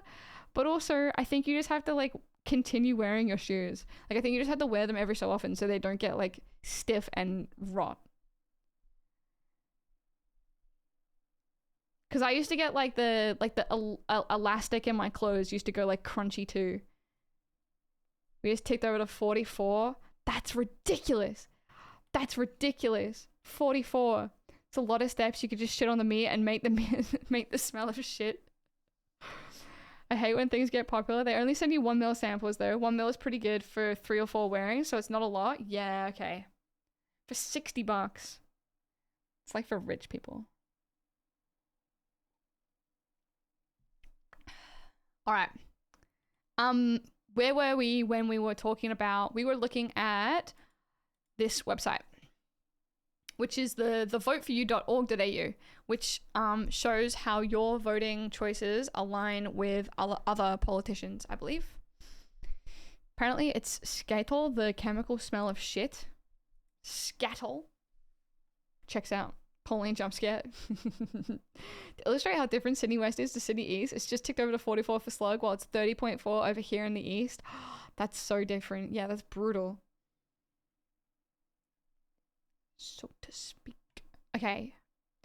We're talking about the free vote. So, sorry, going back to politics. We're talking about the free vote, which is the opposite to a rebel vote, where a rebel vote is a vote against what the majority of your political party agrees with. A free vote or a conscience vote means that you are allowed to vote however you like, regardless of how your party votes. So the example that they used was the conscience, the gay marriage vote was a conscience vote, which meant that you didn't have to vote in line with the people in your party. Close race between Pauline and Elon for who I'd hit with a car first. We don't live in America where we can say stuff like this. We just don't. You have to say in-game. Okay. What do the rebellion figures mean? Rebellion figures record the number of rebel votes. So what happens if a division is tied? That's fine. Okay, so Pauline never rebels against Pauline Hanson's One Nation Party. Go figure. 56 attendance. Explain attendance. Attendance figures record the politicians who vote in any given division. There are several reasons why a politician may have low attendance figures. For example, they may have abstained, have ministerial or other duties, or they may be the speaker. People that pair are also shown as absent. Pairing is an informal arrangement between two parties that allows a person that is absent to have their vote cancelled out by someone who is planning to vote the other way, also agreeing to be absent for the vote. Okay. So it like nullifies the... I'm in America, so why not hit them both? Just gonna close the thingy, it's getting too bright. I'm gonna be a powerhouse once I get air conditioning in here. I will be like actually unstoppable. Winters, I'll be warm. Summers, I'll be cool. I'm just gonna get blackout curtains for the entire room as well. Until then, Complain City.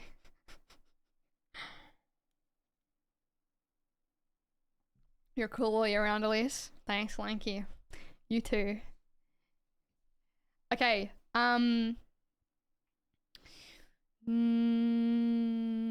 We have no way of telling the difference between someone that is not in Parliament on the day, was busy with other duties in Parliament, and someone who is actively abstained, e.g. by running out of the chamber as a division is called, because this is not officially recorded anywhere. In future when this is recorded, we'll show it to you.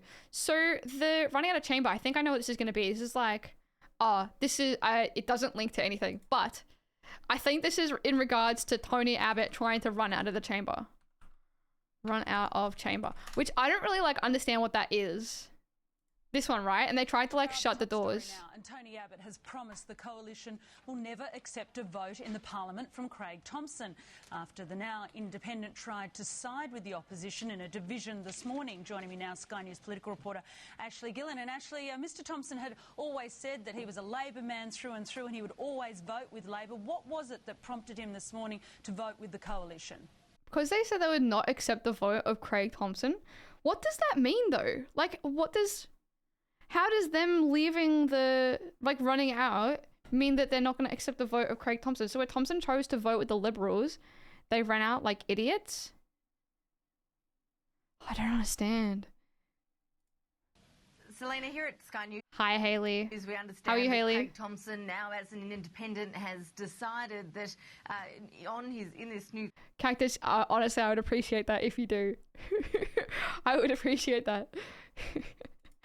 crossbench position he has, that he's never going to vote to allow a debate to be gagged. This morning, the situation that arose was that the opposition was pushing for the parliament to debate Australia's debt levels. The government tried to essentially stop that debate from going. It's just theatrics, really. It looked dumb and everyone thought it was dumb. So they just don't want to vote with... Okay, hold on. Is it because they can't, like, rebel the vote? And so that means that they have to vote with Craig Thomson if they're in the room, but they don't want to vote the opposition of Craig Thomson, but they don't want to vote with Craig Thomson. And so instead of, like, rebelling, they've decided to abstain by running out of the room. It's like a weird form of filibuster. I don't really know. I'm going to try and look up, where am I? Here. I'm going to try and look up Tony Abbott, Craig Thomson,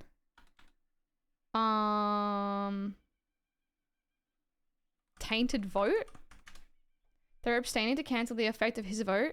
How would they cancel his suspended Thomson votes with coalition? Suspended Thomson votes with coalition. Tony Abbott and Christopher Pyne scrambled for the exits in the House of Representatives this morning as suspended Labor. This is from like years ago, by the way, 2012. This morning, as suspended Labor MP Craig Thomson lent his tainted vote to the opposition. Mr. Thomson has been sin-binned by the Labor Party over allegations he used union funds to buy prostitutes and fund his election campaign. However, the member for Doorbell has previously said he would continue to vote with the government, like with Labor.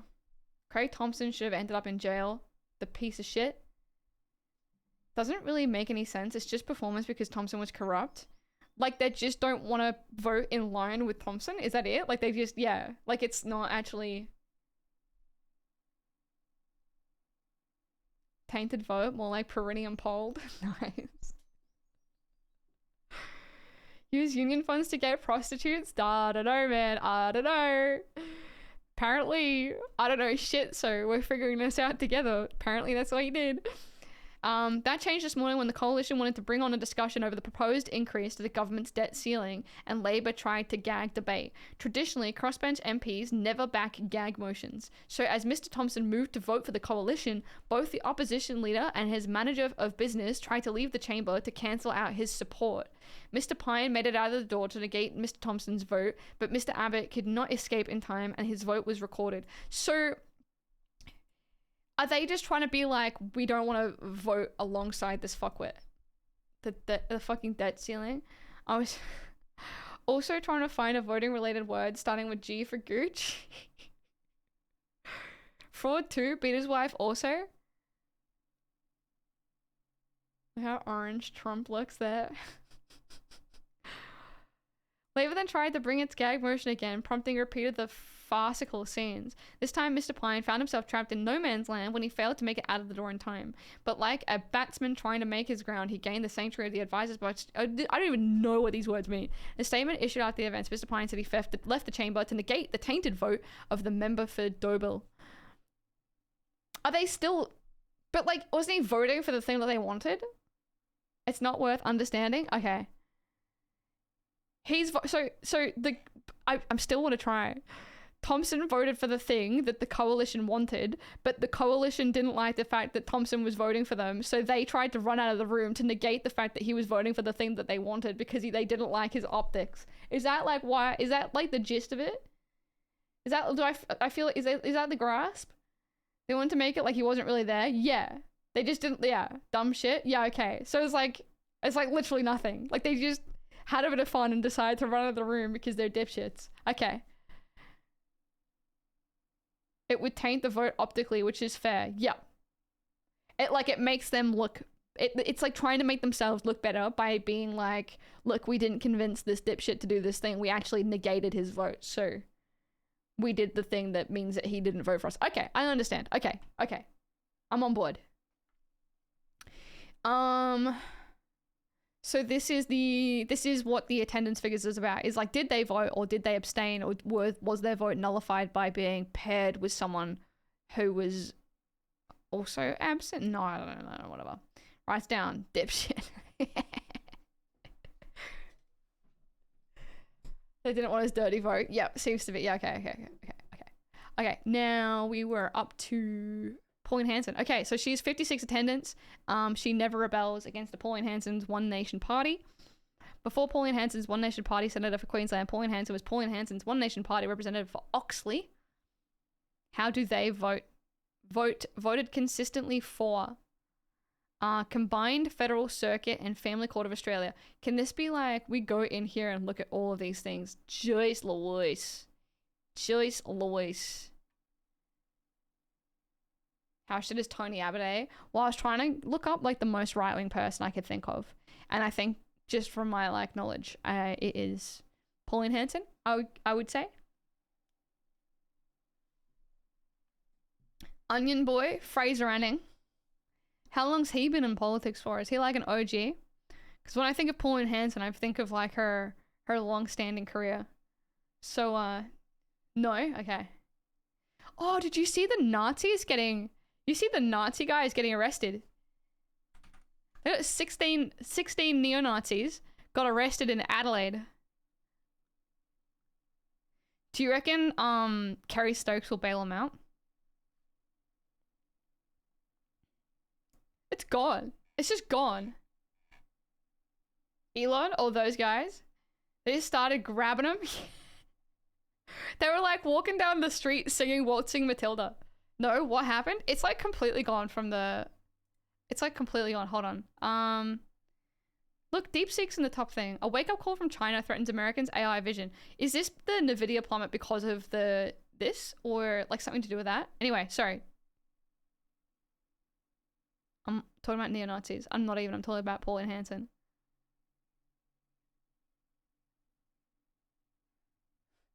It's completely gone from the headlines.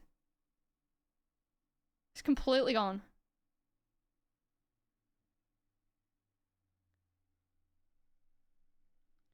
There. They aren't rich people in Melbourne, right? I thought it was Adelaide. Alleged neo-Nazi members arrested after disrupting Survival Day rally. 16 members of a neo-Nazi group have been arrested in Adelaide, disrupting the start of a Survival Day rally. The 15... How's the audio? Is it like loud for you? Or is it like quiet? I don't know why, but like everything is scuffed lately.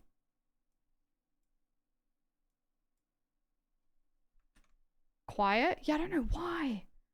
I don't know why that's the case. This? Oh my god, I think it's that. Hold on. Men and one teenager are members of the National... It's still not that like... It's still not that good.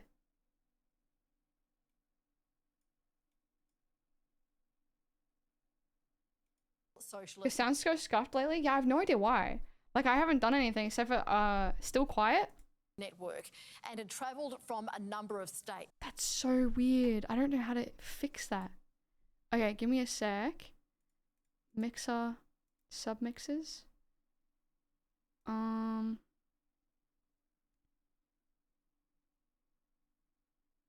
No. There's like no reason. Even my microphone is like, okay, hold on. Hold on, I have a plan. I have a plan. Give me 1 second. Just bear with me, please. Sorry.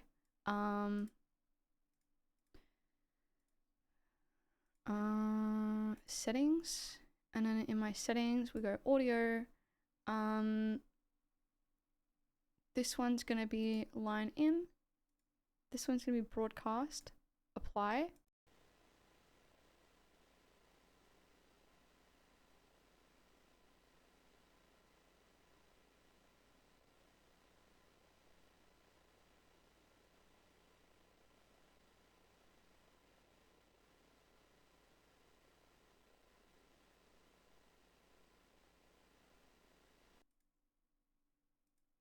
Is this any different?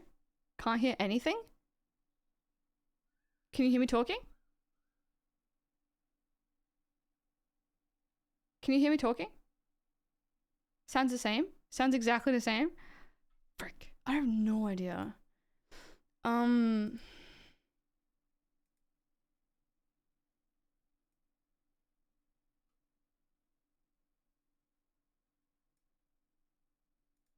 Okay. Can hear you. There's a 6-second delay, remember? Okay. It's fine for me. I'll play this video. Dressed in black and carrying Australian flags, the group Maybe it's just a quiet video. I don't know. Let me try another video as well. Sorry. It's not that soft for me. Maybe it's just a quiet video, that one.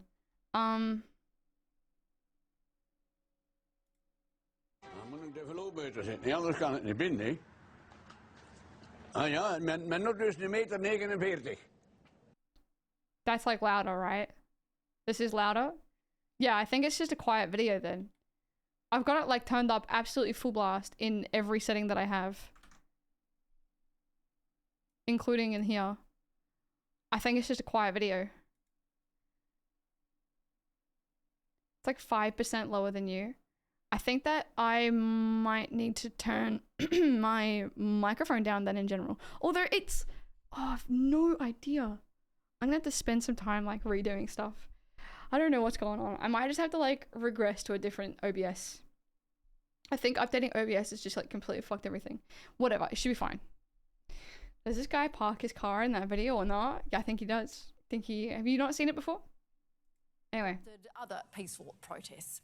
The group was charged with a variety of offences, including displaying a Nazi symbol, bringing condemnation from around the country. I don't think any of us have any time for these sorts of people, and you know, the fact that it's been reported a number have been charged for using disguises, covering their faces up, says all you need to know about these sorts of people. They are cowards and they know that their views are completely unacceptable.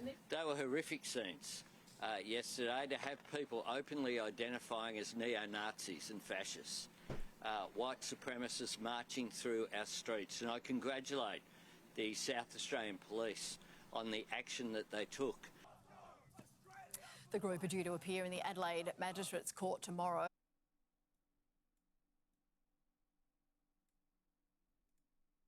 There we go. I thought the face covering thing was a Victorian only. I didn't realise it extended to Adelaide. I thought it was a Victoria rule only, that they made face coverings illegal. Or did Adelaide also have their own rule come into effect or whatever? Running out of the chamber is what that guy did during January 6th. Josh Hawley or whatever his name is. Is that a joke? I don't know. You shouldn't update OBS is what I've always heard. If it's working, there's no point. Yeah, no. I made the mistake though. I made the mistake and now I'm paying the price. Am I the only one who finds how Elbow speaks annoying? I think if you liked him, you'd find it endearing. That's my challenging talking point.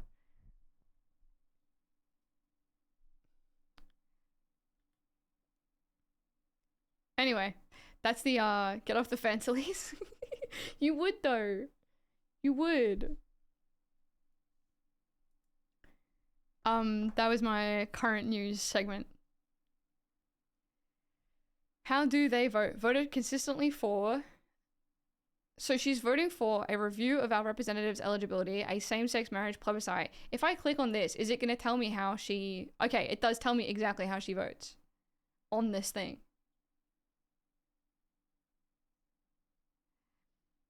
Plebiscite same-sex marriage bill 2016, second reading, agrees with the bill's main idea.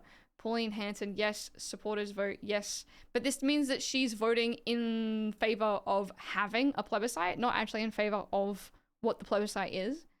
Josh Hawley ran out of the building like he got tipped off shit was going down. Wait, really? I didn't know about that. You might want to lower the music. Is it loud? Oh my god, I hate this. How is it so loud? It's so quiet for me. Oh, something has changed in OBS. Something has, like, drastically changed.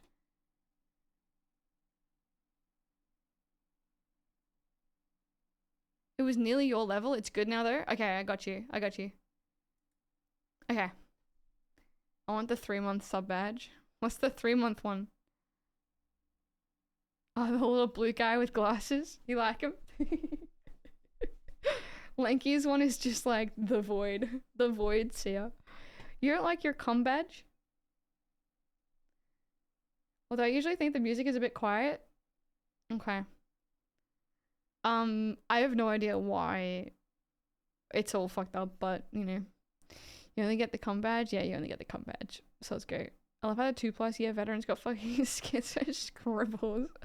All the new people got effort.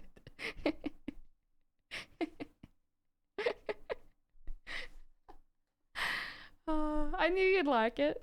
I knew you'd be a fan, Cactus. I like the Mr. Incredible's meme. I don't know. Mine's scary. Yeah. 6 months get the little like demon guy. Everyone else gets just scribble. Just speaking for the people. You're welcome. I'll put some more effort into some more ones because I can make like 2, 2.5, 3, 3.5, 4, etc. I just didn't get around to it because I just wanted to go live.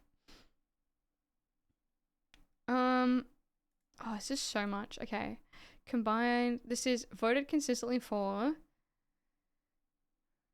Oh, these are all like, yeah, okay. So Pauline Hanson votes consistently for a combined federal circuit and family court of Australia, a review of our representatives' eligibility, same-sex marriage plebiscite, Adani's proposed Carmichael coal mine in the Galilee Basin, which means she's voting for coal mines. My sub badge wears glasses like me. I'm glad you like him. I'm glad you identify with him. Banning mobiles and other devices in immigration detention. That's fucked up. That's so fucked up. Is that not like so fucked up?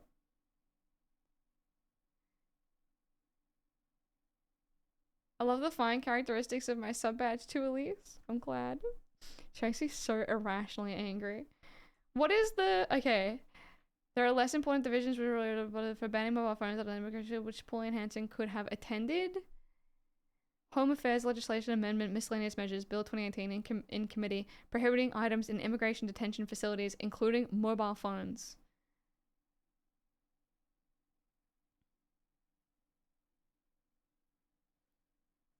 Type of vote, most important vote, less important vote. Oh, okay. The thunder has started. Nice. I want the storm here. Yeah, we had a nice, like, brief storm yesterday. Decreasing ABC and SBS funding. I feel like this is going to be like a right-wing thing across the board, right? Because ABC is like semi-left-leaning. I feel like they're all just going to vote for decreasing the ABC's funding. This is it. Okay, other divisions relevant to this policy, and then you can see how she voted across the board for all of these things. Treasury Laws Amendment, news, media, and digital platforms, mandatory bargaining code. I don't know what this means. We could ABC funding, I guess. Pauline Hanson voted no. What is this? Supporters vote no. So this is how her supporters voted? Oh. Supporters vote is in regards to Pauline Hanson's supporters within Parliament. Yesterday the thunder was so loud I was asleep because I was so sick and it scared the hell out of me. You're sick? I hope you're okay, Haley. I saw you had a nice weekend though. Australian Broadcasting Corporation guaranteed funding she was absent for. Restore funding, no. properly fund, no. Funding for public broadcasters, no. Reinstate and award funding, no. Cuts and privatization, absent. Restructure and calls for privatization, absent. Media diversity, no. Pauline Hanson is 70 years old. That's too old to have an opinion that matters, IMO. I disagree. I reckon, like, I don't know. I definitely believe in, like, age limits, but I don't think 70 is too old.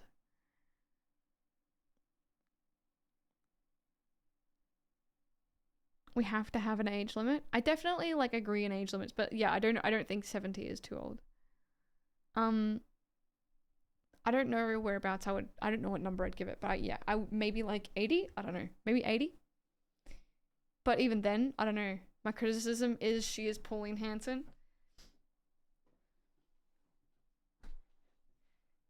Reduce funding for the ABC? Yes. Opposes cuts? No.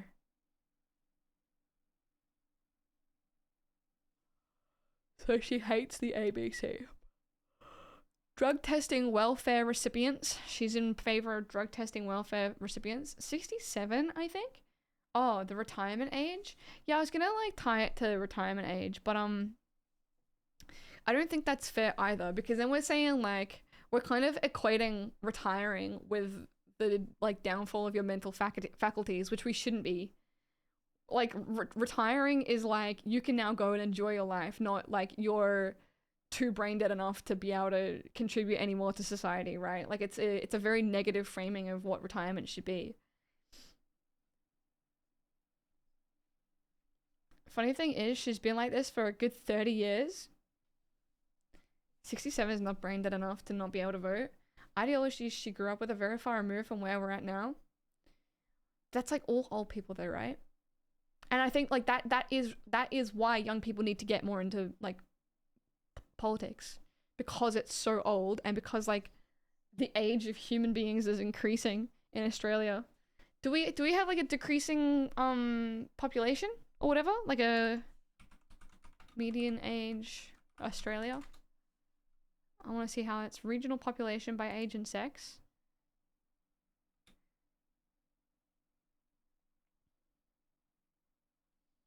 Median age is the age at which half the population is older and half is younger.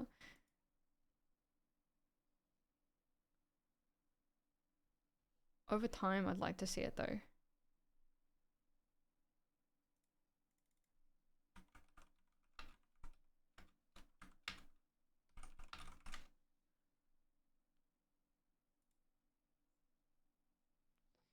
Vote at any age, but serving in a political position is a job that one should retire from.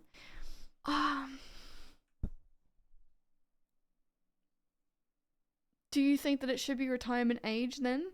But then we're forcing people to retire as well. And like we shouldn't be forcing people to retire, right? You should be allowed to continue working if you want to continue working. But then I think it then becomes a matter of, well, when is too late to continue working? And I don't think we should be equating that with retirement age. At least term limits for sure. Term limits, yeah, but also like there should be like a... I'd like to retire right now. My dad's retired and is going on a 2-month cruise from Italy to Greece while I work 7 days a week, and honestly it feels how unfair his retirement is going to be from mine just because of the time we're born. Yep. If you can vote, you can run for politics.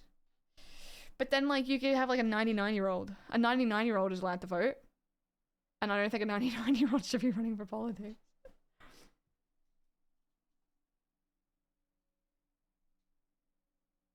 Why term limits? Oh, term limits is in like how many times can you run? We don't have term limits here, do we? As in like... Wait, I'm getting confused with something else. We don't have term limits, but we do have... What's the other one? We have 3 years, and it's like a... No, I don't see why we should. No, you're right. Sorry, I was getting confused with the other... We have terms, yes. I was getting confused with terms and, like, term limits. And I was like, yes, we should have term limits in terms of, like, there's an election every 3 years. But how many... Term limits is how many times can you run Is that the difference? Sorry. My brain's flushing.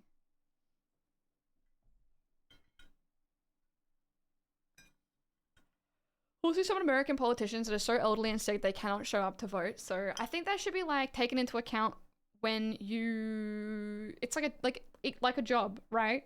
If you're like too old to be able to perform your job.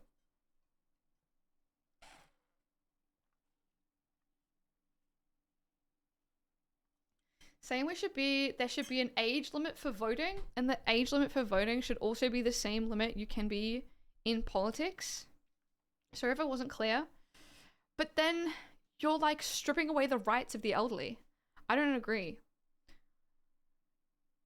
You're like saying, sorry, you're alive, but we're all just waiting for you to die, and we're gonna take your rights from you.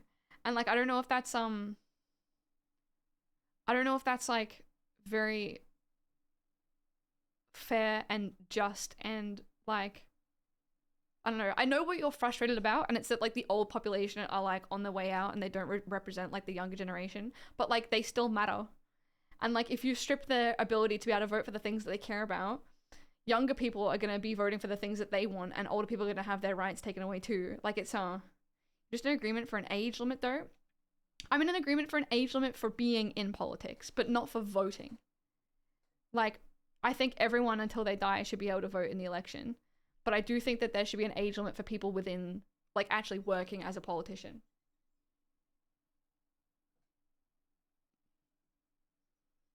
It means disenfranchising a significant portion of the population. Same at the young end. Why not allow optional voting for 16 and 17-year-olds? A lot of youths just get fucked by politics. I agree. I absolutely agree that you should be able to opt in to vote at 16 and 17. For sure. USA's gerontocracy problem is a weird one. I think it's got a lot to do with their strict two-party system, which is because they don't have preferential voting. Yeah, I think that's like the biggest difference between us and the American system is they're a republic, and two, they don't have preferential voting. My grandpa voted this past election at 91. Yeah, he should continue to be able to, right? I don't know. I think like if you're like 90 plus, right, and you're in like a old age home and you don't really know what's going on and whatever, I think you should be able to just like not vote. And there's probably something in regards to that, right? Like it's, you know, we have mandatory voting, but there's probably something that means that like people who just aren't all there probably aren't voting. Why is it okay to not let people under 18 vote, but really old people can? Because you're equating like general life immaturity with old age, and it's like completely different. And it's like I do think that people should be allowed to opt out, but like I'm thinking about like my grandpa, right? Like my grandpa is like 94 and he is like sharp as a tack. He knows everything that's going on. He cares immensely about like politics and the young generation and the world around him. He like doesn't want to die, so he still views the world as if he's gonna live forever. Why should he not be allowed to vote? He should absolutely be allowed to vote. I don't see a reason why he should have his rights stripped away. I can see an argument for making it optional at a certain age. I would imagine there already is something in place like that though. The only problem with my gramps going out to vote is that his polling place was not very accessible. Yeah, I mean like postal vote is a thing as well, right? Same with my great Oma, she's 94 too, and I think she's capable to vote. Yeah, absolutely. And I'm not pro stripping their rights to vote. Like, absolutely, they should 100% have the right to vote. I don't think it's fair. It's almost like, I'm not like accusing you of doing it, but I do think that if we start to frame the situation in the they are like equivalent to an under 18-year-old, they were like infantilizing the elderly, and I don't think that's true to a lot of people's capabilities. I don't have a problem with old people voting, but it really depends on their mental faculties at the time. Like, how do you legislate that?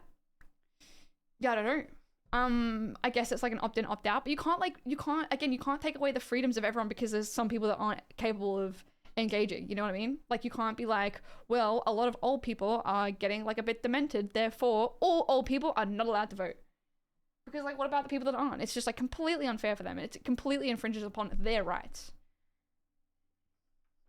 I understand like your MO. Like I get entirely where you're coming from. And I think there is like probably a middle ground that should be met. In a similar sense, I think we have like license retesting for elderly people. Stuff like that. I don't know if you should necessarily like need a license to be able to vote, but like we definitely have things in place to ensure that they continue to be safe members of like cars. Is an interesting and entertaining but not particularly moral solution. People over 85 and people 17 and 18-year-old compete head to head in a general knowledge quiz for a vote. Whoever wins gets it. I think the argument is that old people vote on things that will have an outsized effect on younger people because younger people will be around to suffer the consequences or enjoy them. Yeah, I agree. I can see that being a problem. I don't know if we should balance the scales by taking away the rights of the elderly though. I think that's an issue for the younger people being disenfranchised by politics. I definitely think that there are a lot of people that aren't engaged in it enough. I do also believe in 16 and 17-year-olds being able to vote. But yeah, again, like I understand the issue and I see the issue and I think there's a very massive problem with overrepresentation for like boomer plus, right? And how a lot of boomers are just voting for themselves. The solution to that is not to strip away people's rights. I know it's not like, I don't know. It's not, yeah. Well, if we just take away everyone's right to vote except me and only let me vote, fixed. It's definitely a complex issue, like incredibly complex and like, I don't know, there's not like one resolve. It's really hard because I don't want to strip away anyone's rights just because they're old, but didn't the whole death tax lie just tipped the whole scales recently and it was overwhelmingly old people who voted for it? I don't know enough about the death tax. Wasn't it like fake? What was the death tax? If you're a beneficiary of a deceased estate, inheriting money and assets, there's no inheritance or estate taxes in Australia. However, you may have tax obligations for the assets you inherit. Capital gains tax, income tax, receiving income of a deceased estate. Until the deceased person's estate is finalized, it may continue to earn income. For example, the estate may have income from a rental property or other investments. To become presently entitled to income of the deceased estate, you need to include it in your tax return. So is the problem that people were getting taxed on the death tax thing was a lie? It wasn't a thing that the ATO said. So is that elderly people were like old people like voting on misinformation? Like there was was this like a Clive Palmer thing? Yeah, then like again, like I don't know, like the problem isn't elderly people being able to vote. The problem is like predatory media and lies. Like I feel like again, like I agree, like I think we both agree about the issue. Or like we both agree that there's like a thing that needs to be resolved, but I think like the heart of that isn't old people dumb, because I think that like young people can definitely be victims of misinformation too. Anyone of any age can be like a victim of a crime or a scam or fall for misinformation. And I don't think that our like right to vote should be tied to whether we fall for misinformation or not too. All Australian elections run on lies. Yeah, that too. It's I don't know. It's again, I think it's like I don't know. How do you fix it? I don't know. Media literacy. This week has all been all about my I don't know, media literacy, political literacy. That's why I'm trying to get educated on the whole thing, right? All elections run on lies. Yes. Is old people dumb though? Old people are too trusting of the media they consume. Old people dumb more often than young people dumb, at least in terms of media-induced misinformation. Yeah, I don't know. Yes, I agree. I don't think that means that we're impervious to it though. And I don't think that framing it in that, like their ability to vote in that argument is going to be beneficial for us either. Because then it's like, well, the moment we start to fall for things, the moment that media becomes so manipulative beyond our capabilities, that means that we should lose the ability to vote too. But there's absolutely a problem with media literacy. Yeah, critical thinking and skepticism, absolutely, 100%. There's like a big fundamental problem with that. It's I was actually talking to my mum earlier today about this because I started like grilling her. I was like asking her how she votes, where does she get her news, how does she like come to her understandings about everything and all that. And I was talking about like media literacy and how I think what we're taught and what we're taught in terms of media literacy and media scrutiny and like information scrutiny and skepticism and all that doesn't go far enough, especially with just how fast like technology is moving. When you get your information from the news, you'd probably hope that the news are held to a specific standard where they have to report on the facts. But the one I was talking about yesterday, where Tucker Carlson on Fox News was the court legally ruled that he does not have to report on the facts because people should be aware that he is a biased and like untrustworthy news presenter. I'll get up the article.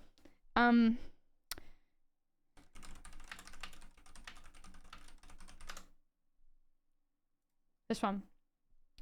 Tucker Carlson said, this is what he said. Remember the facts of the story. These are undisputed. You know what? I'm just gonna get up.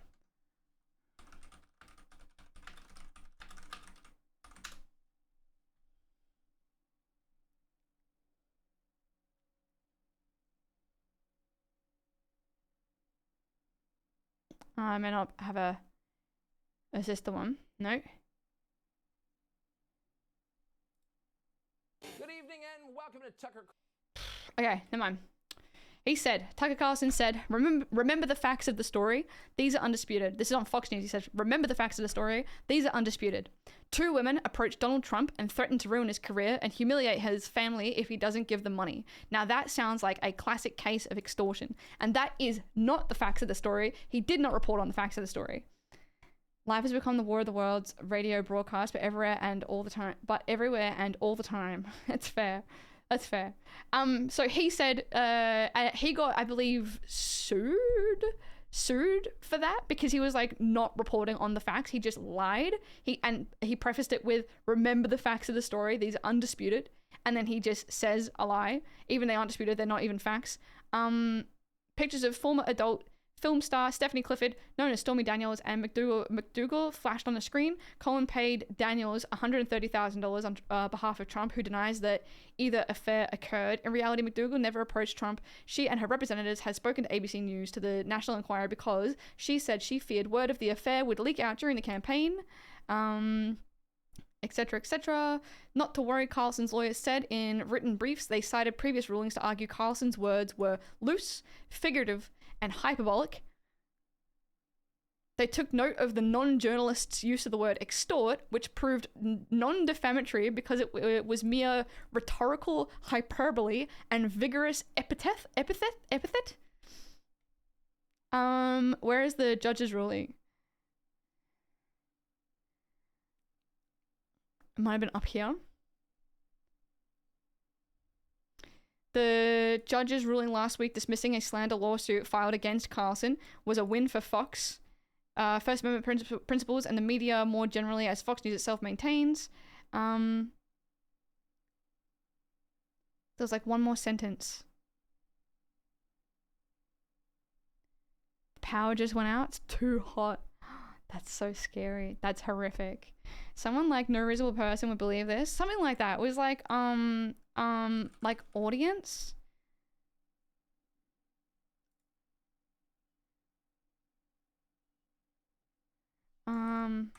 Believe.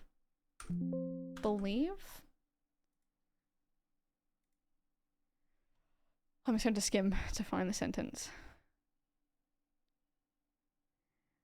Just read U.S. District Judge Mary opinion, leaning heavily on the arguments of Fox's lawyers. The general tenor of the show should then inform a viewer that Carlson is not stating actual facts about the topic he discusses, and is instead engaging in exaggeration and non-literal commentary.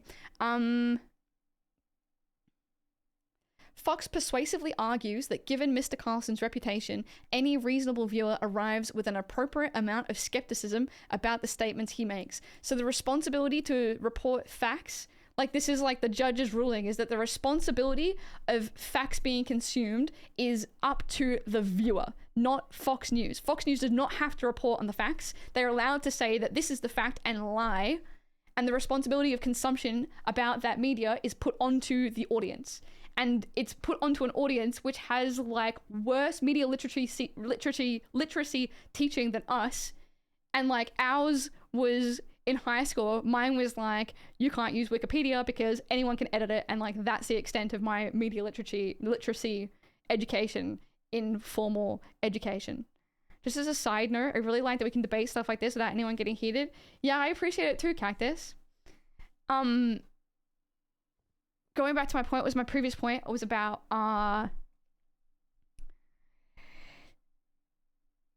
if that is what a judge is saying older folks should be doing in terms of news consumption, they're saying that like older people are or like Fox News audience are media literate and skeptical enough to be able to watch this, and we're going to allow Fox News to lie. What was my point? It was like future media. I'm trying to talk about like our generation and like the future's generation of media literacy, and like where are we going to be now that like fake news on X, deep fakes and AI, misinformation being like not fact checked by Meta and X and whatever else is like to come in the future. How is media literacy, education, skepticism going to be like instilled into the future generations to prepare them for that? If the responsibility is going to fall on the audience, how are we going to prepare people to consume it responsibly? And like, I don't know. Media literacy is cooked? Yeah. Power will be restored by 10:30 p.m. Sorry. So that's insane. That's like actually insane. What does this mean for Joe Rogan? Well, that was my point, right? If Fox News, like a primetime like news show on like television, is not held to that standard, Joe Rogan has like no standard to be held to, right? We already know that he doesn't have a standard to be held to. Well, he should be, just as they should be as well. Like, I absolutely believe that it's where free speech comes into it, right? Like, free speech in America it's not something like I confidently understand, but I feel like that's why they're allowed to do whatever they like, is that they can just like go on the news and say whatever they like and whatever. In Australia, we have it a bit different where we don't really have free speech, but I don't know how that really comes into like media reporting on lies. I don't know how our particular laws would work in that regard. Like, are the news just allowed to, do we have to like, if the news reports on something incorrectly, do they have to follow it up in a timely manner to correct themselves with facts? I would like assume that after like watching Media Watch and whatever, that they don't have to, but they like want to. Like they kind of feel like if they correct themselves enough, it gives them a good like fact checking score in general to be like, yeah, well, we fact check ourselves like here and here and here in the past, you know, when we got this wrong, we corrected it here, so you can trust us because we fact check. But they may not have to fact check like everything. We should look at our Bill of Rights / Constitution if you haven't already. We should do a Constitution subathon of like a week. The Australian Constitution, where we just read the entire thing. Oh my god, it's huge.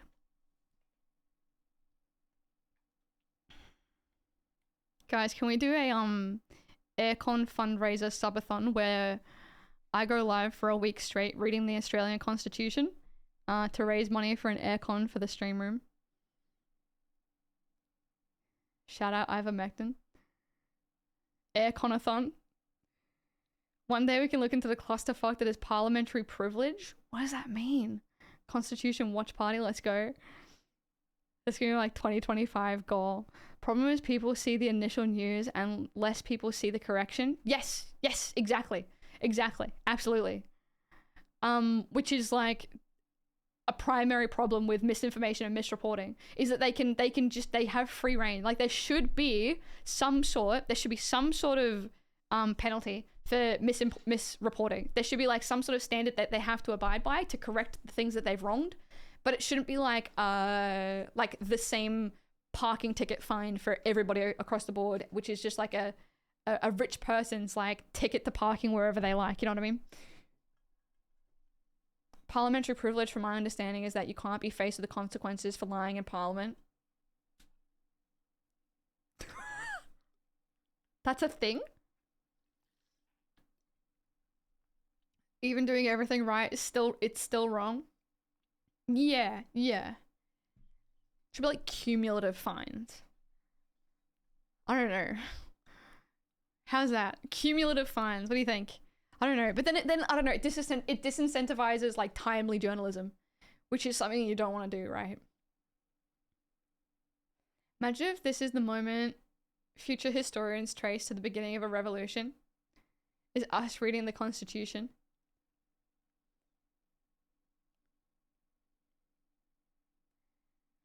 If we had an unbiased media landscape that would really solve a lot of problems. We wouldn't even have like left wing, right wing if we didn't though. Let's eat Rupert Murdoch. Yeah, I wanted to buy one of those fuck Murdoch shirts. Did you see them?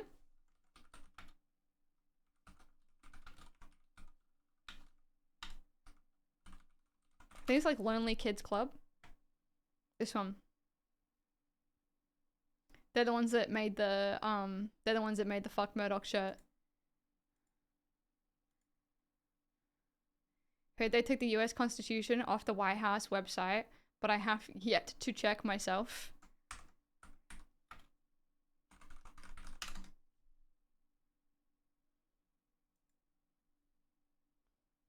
I don't know where it used to be, right?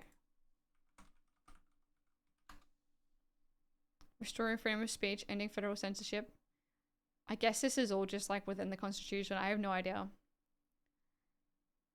It's really the landing page of the White House. America is back. Change it to we're so back. That would be funny. We're so back. That would be very funny and like totally relatable. I reckon you'd win over like a couple hundred voters if you did that. Can't rule out the idea that they simply broke the website. Well, yeah, they've been making like so many changes, right? So girly pop, yeah, exactly. I heard they got rid of like the Spanish translation of the White House website too. Whitehouse.com used to be a porn site, but it's not anymore. That's so funny. That's very good. But yeah, I thought about getting this shirt, but then, I don't know. Seems fun. I think Lonely Kids Club do like a drug me up, please. Get in the van. This one's got to be, yeah, popping off. Top selling tees is fuck Murdoch. Yeah, mystery box for $100. Free Palestine shirts. Smell the flowers tea. Elon tea. Hold up. Oh my god. Okay, I was gonna say. Money makes me cool. Okay. What is that? Level 1 racism. What'd you get done for? They do a lot of graphic tees, but they are quite millennial. Yeah. Yeah, for sure. I can't believe how unintentionally cringe the USA has gotten that that being the landing page of the White House has probably led to some fucking redneck in their living room laughing about owning the libs. I think you got, yeah, it was fucking redneck got you modded. I like the Elon shirt. The problem is you have to put Elon Musk on your shirt to wear that sort of thing. How good is bread? It is quite millennial. You're so right. How good is bread is incredibly millennial. Attempted murder's cute. That's cute as. That's a very cute idea. That is a very cute shirt. Attempted murder. I like that. That is a solid shirt. I'm repeating you saying it was millennial when I sent you that exact bread shirt 2 years ago. Oh, really? It is millennial. At least I'm consistent. I like that about myself.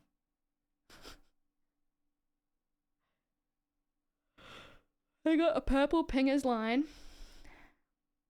Who are these people? Little Gun Tank. Yves. Michael West. Nietzsche Melon. Pretty cute. Featured collabs. Pretty cute. Goat's fuming. He is. Housing is a human right. They're very cute. Peg the rich? I don't know, man. I don't know about this one. I don't know if we should be viewing pegging as a punishment, personally. But that's fine. Abolish landlords. What else is there? What's this one? No, I'm not saying that I'm into pegging, but what if there's like some lefty like Vic socialist voter out there who loves getting pegged, and he's like, peg the rich. Wait, what? I'm getting mixed messages here. Do we like them or do we not? Why do the rich get everything for free? Insanity. Pegging isn't a punishment. No homes without people, while there are people without homes. That is a very good slogan. I like that a lot. It's a good one. Hey, did you see Purple Pingers did a no, don't peg me, no.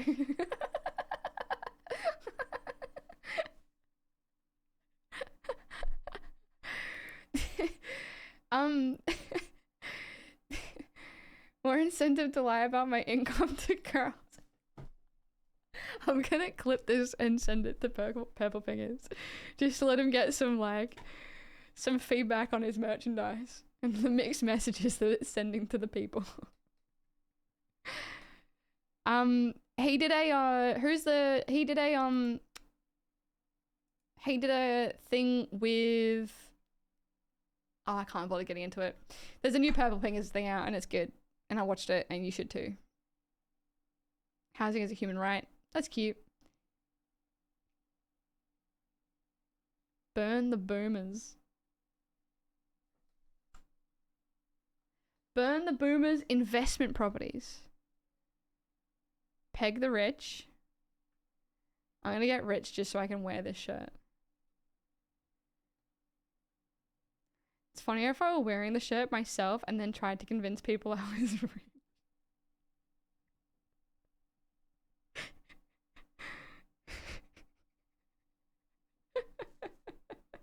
What are you doing, STEP constituency?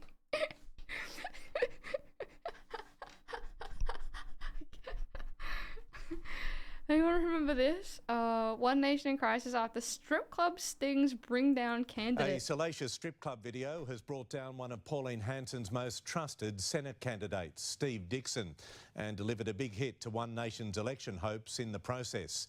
An emotional Senator Hanson, who has stood by Mr Dixon in the past, has spoken exclusively to Nine, saying his actions are a kick in the guts. Pole dancers and politicians are always an explosive mix.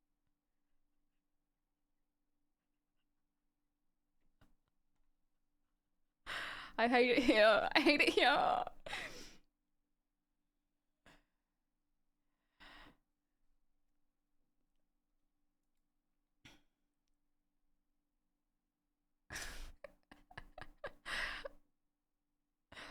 Why the fuck are so many politicians around strip clubs all the fucking time? Strip clubs are seedy. It is just the generation or what? Like Lydia Thorpe is punching on outside them.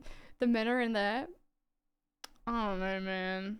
I don't know. I reckon it's like just a boys club, right?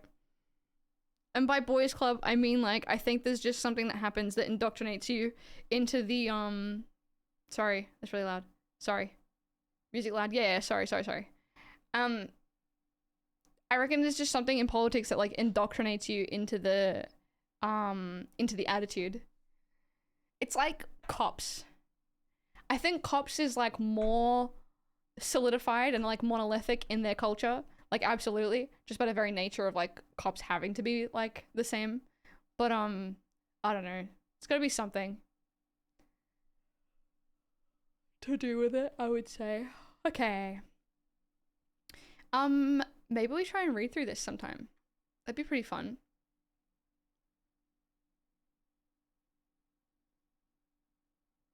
Legislative power, Governor General. Does it just tell you the Parliament, Part 1, 1. Legislative power of the Commonwealth shall be vested in a federal parliament, which shall consist of the Queen, a Senate, and a House of Representatives. This feels like fairly accessible. Fun. JK, I think it's a great idea. Do you see about the gangland hit in Melbourne today? No, I didn't. They're all visiting strip clubs, getting hammered on sidewalks, and doing what? All the fucking time. It's like Mad Men, except they're all old cunts now.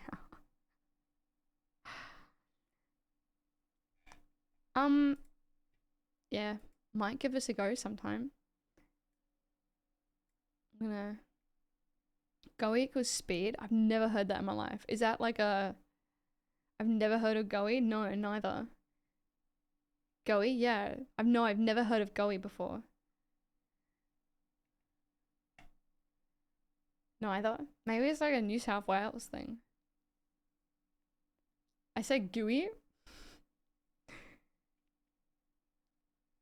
GUI with the gang. Lanky isn't in New South Wales? No, but... I don't know.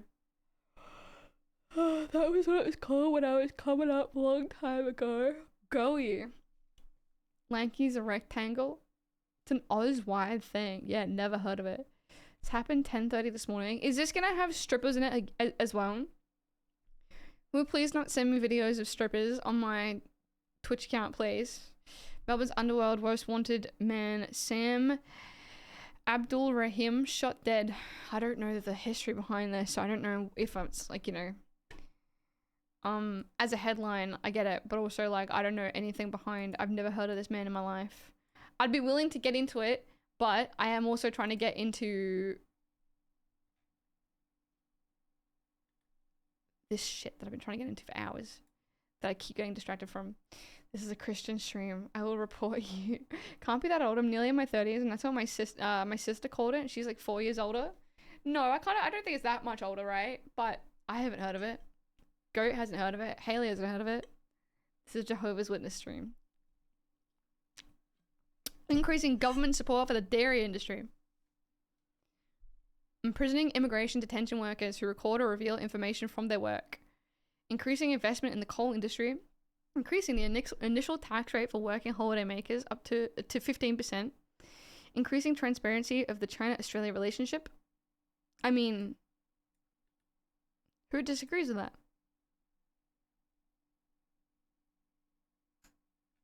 Isn't like transparency always a good thing?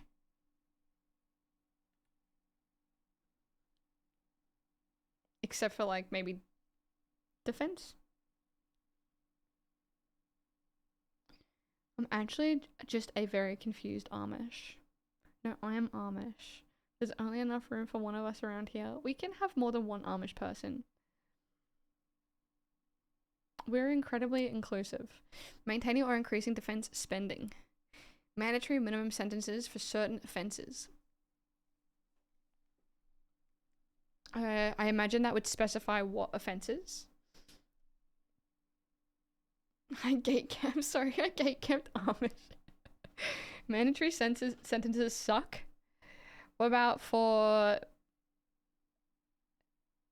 serial pedophiles?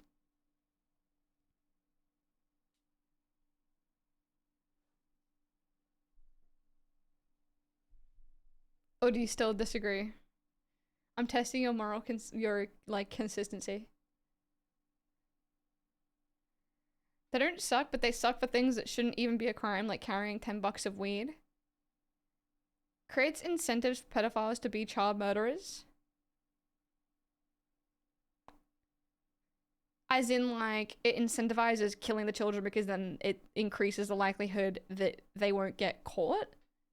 Is that what you mean?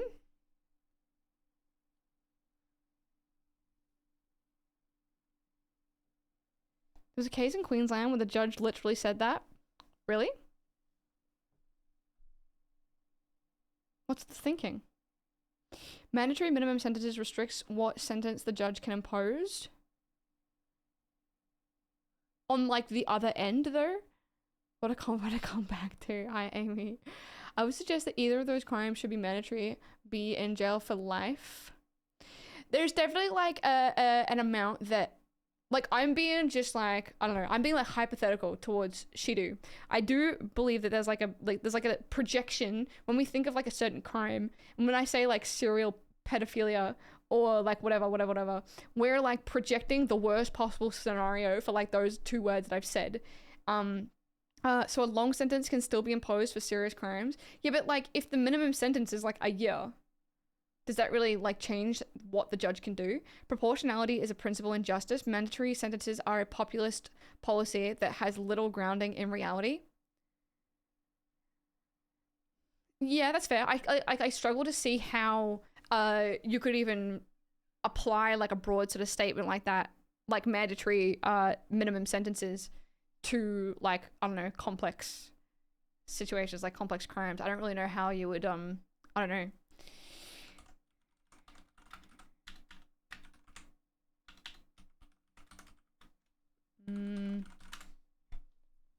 Mandatory sentencing laws.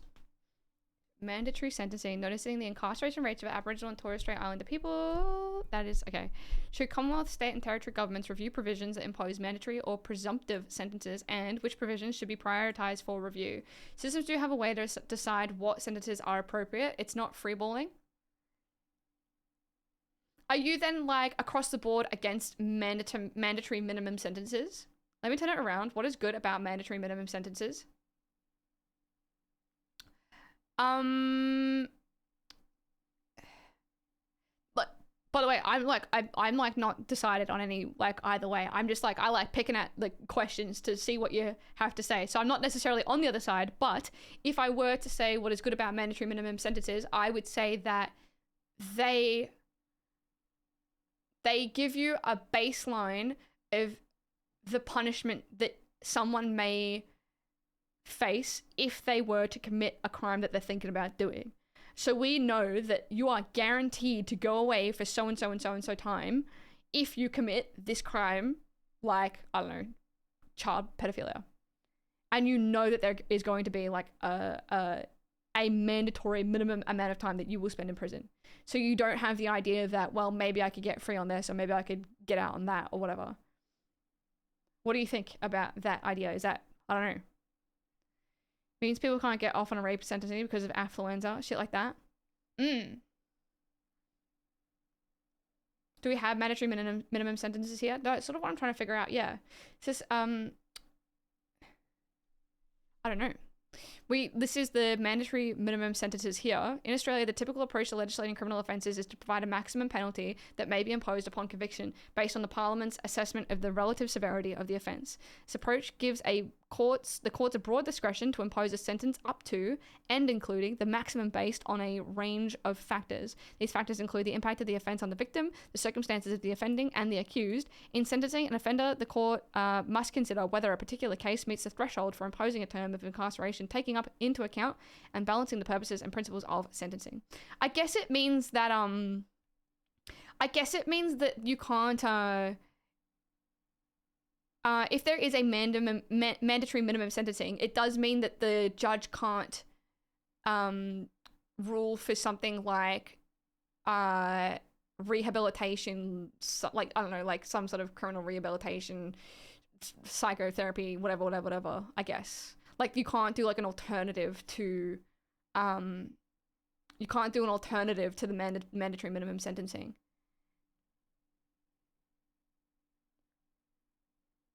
Which I don't know, is very much a complex situation where people commit crimes and go into prison, whatever, especially when you have certain demographics being incarcerated at like higher rates too.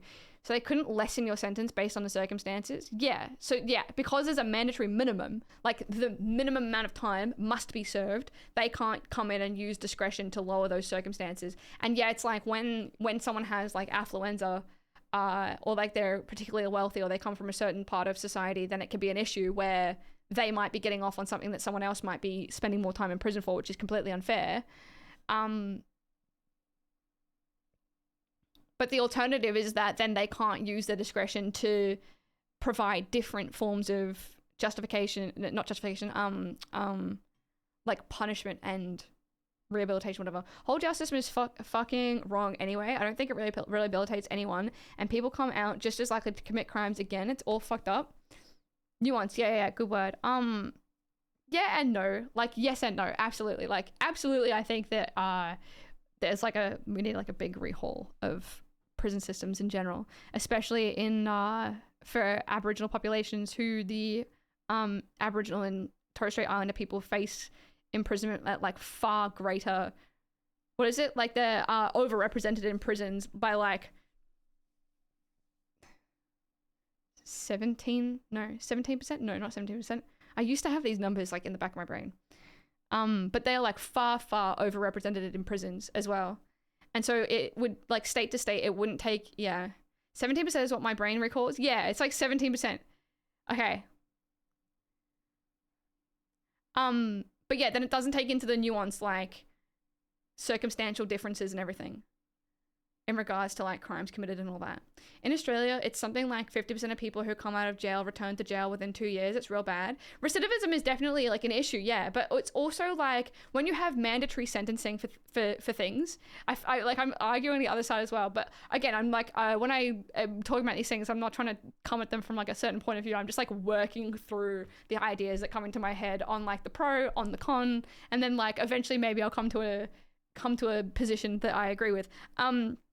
If you impose mandatory minimum sentencing for things like maybe DV and I don't know, just like general like whatever crime, any mandatory minimum sentencing, the increase in like recidivism rates will go up because you are putting people into prison for the first time. Like, there's no alternative to certain repercussions for crimes, and so you're sort of guaranteeing recidivism rates. Argue both sides too. I said mandatory sentencing was good in some cases. Yeah. Here's the Judicial College of Victoria's sentencing manual. You don't have to read it. Is this for like how sentencing is done, or for certain crimes, or it's gonna be massive? It's freaking huge. One of the worst parts of the justice system, IMO, is the blurring the lines of legality and morality. Pretty much exclusively relating to drugs, though. Addicts aren't the villains, is where I'm coming from. I absolutely agree with you. I think a lot of people would agree with you too, Lanky. I'm like a big, I don't know, like, for some things I adopt like a extremist point of view, like, but not without my heels dug in. And one of those things I have is like, legalization of all drugs. That's like my extremist take to try and get like conversation going, which is complete decriminalization of all drugs and legalization of all drugs is like, that's where I want to like bounce the conversation off of, like, give me reasons why not. Yeah, to advise judges. Gotcha. Interesting. Oh, this is huge. It's like so huge. Good look into how sentencing is constructed. Mandatory?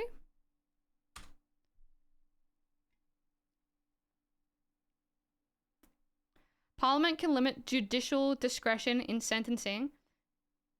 Nice, Curtis, with this song, by the way. Nice. Good song. Let's criminalize Viagra. I don't know if I mean that.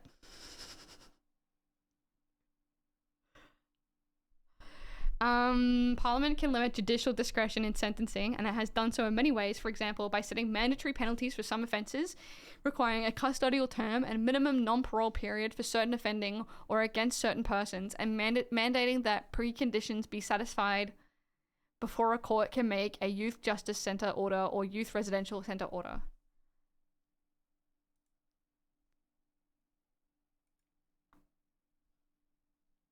If I look up minimum non-parole. It is wrong, however, to determine a minimum sentence by the need to ensure some measure of life after release. This approach may lead to an impermissible disregard of the circumstances and the other sentencing factors. No minimum term is fixed. Minimum needed. Clearly shows a sentence or minimum term is outed. Not term. Term. Here we are. This one looks relevant. A mandatory minimum term of imprisonment can create complications for reductions in sentence for mitigatory factors. Am I saying that right? I need to get an extension that gives me like pronunciation.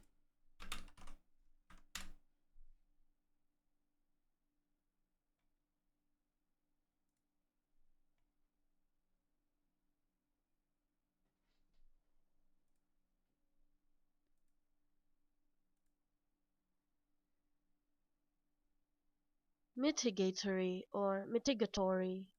That's not helpful. What is this? All right. In sentence for mitigatory factors, including pleas of guilty. A minimum sentencing regime does not oust common law sentencing principles, but necessarily modifies both. There is little authority available on the question of mitigation in the context of mandatory sentencing regimes. The issue is likely to arise more frequently as the number of offences subject to minimum sentencing requirements increases. There is some guidance from Western Australia. Suspended sentences, gravity of offending. These are all the things that get taken into account when understanding sentencing. Suspended sentences. When a suspended or partially suspended sentence is available, the discount applies first to the sentence itself and then to the extent the sentence is to be served immediately. Mitigatory? Mitigatory? Mitigatory? Mitigatory? Mitigatory. I don't like that one. That's not right. I finally stopped swearing because it's down to 27 degrees. Nice, cactus. I think, has Slug posted in a while? Is Slug alive? Did Slug die? I can't believe his power went out. This section is in reference to discounting the sentence. Oh, is it? Application of discount.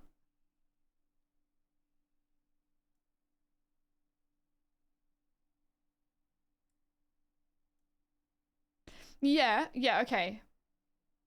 And just how, like, a minimum sentence may influence, yeah. Okay. Non-parole period.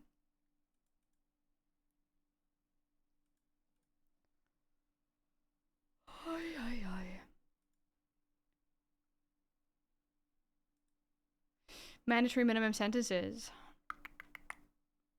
Fuck, it's hot.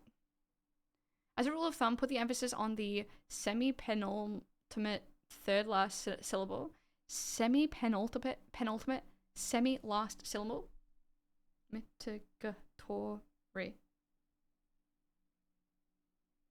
Mitigatory. Like that? Mitigatory? Is that right? Have I interpreted that correctly? Slug's power out? Oh, yeah. Slug just went, shit, my power went out and it's not going to come back on until 10:30 p.m. and it's like 44 degrees for him. I hope he's okay. That's like actually fucked up. And he's got 2 cats and a dog. I hope they're okay. That's like actually kind of hell.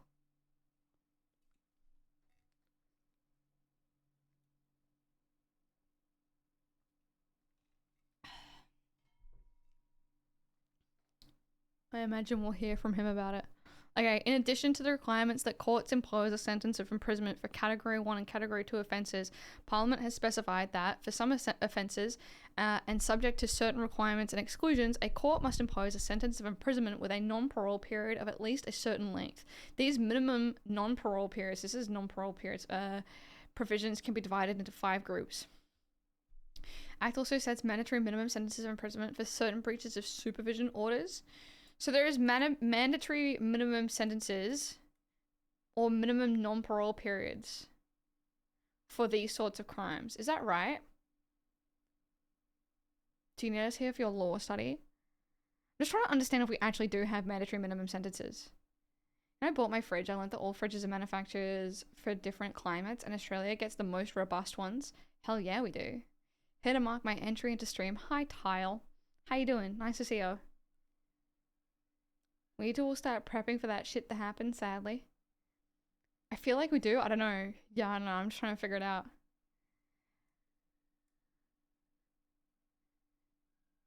Manslaughter offences, gross violence, offences against protected officials, driving offences against protected officials, and aggravated home invasions or carjacking offences. But I don't know how this relates to, minimum non-parole periods are very similar, but this is a sentencing manual. This is a sentencing manual for jurists who might sentence the person to a certain period without parole. Okay. Just got home from work. Need to take off my shoes. How are you? I'm good, thank you. Welcome home.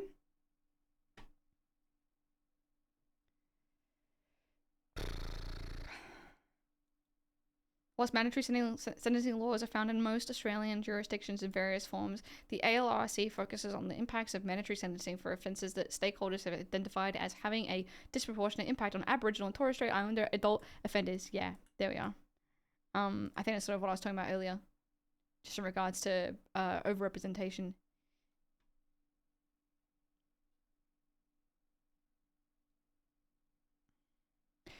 ALRC notes that mandatory sentencing also affects younger offenders in some jurisdictions. I don't want to like just headline read these, but it's interesting to see what kind of papers there are about it. Anyway, back to Pauline. Pauline. Pauline.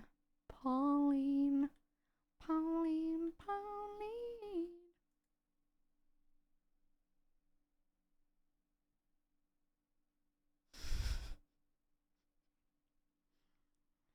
Maintaining or increasing defence spending. Mandatory minimum sentences for certain offenders, placing the SFMEU into administration, prioritising religious freedom, protecting Australian sovereignty and trade agreements, regional processing of asylum seekers, revoking citizenship of dual nation nationals involved with terrorism offences by the courts, temporary exclusion orders, Coalition's new schools funding policy, the Coalition's youth jobs path, territories being able to legalise euthanasia, tobacco plain packaging, voluntary student union fees. We can also see what she's voted against. Voted almost always against. This is Pauline Hanson has voted almost always against. Voted consistently against. A royal commission into robo-debt. We're off to a really good start. A transition plan for coal workers. And a transition plan for coal workers, I imagine, would be something like a transition plan out of coal into renewable. Yeah, transition to renewable. No. Clean energy industry. No. Transition plan for coal workers. No. So Pauline Hanson is pro fossil fuels and not in favor of transitioning to renewables.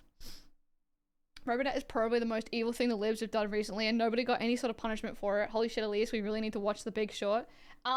Yes, I agree. I'm gonna start making a list of things that I want to research into. Give me a second. Hold on.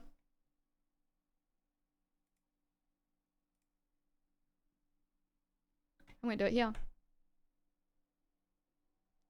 What do you have? Twitch stream.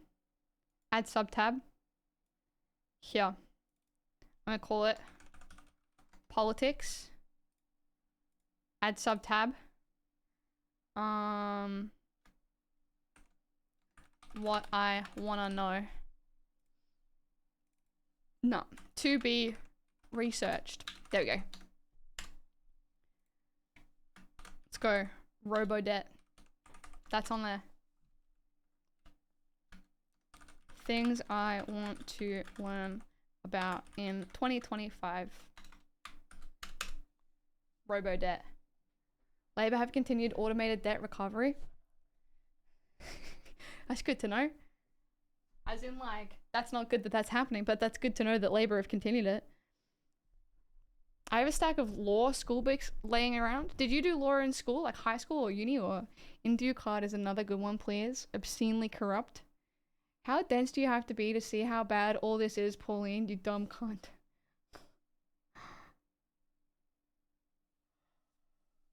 Cute. Good song, Kurt. That's a good one.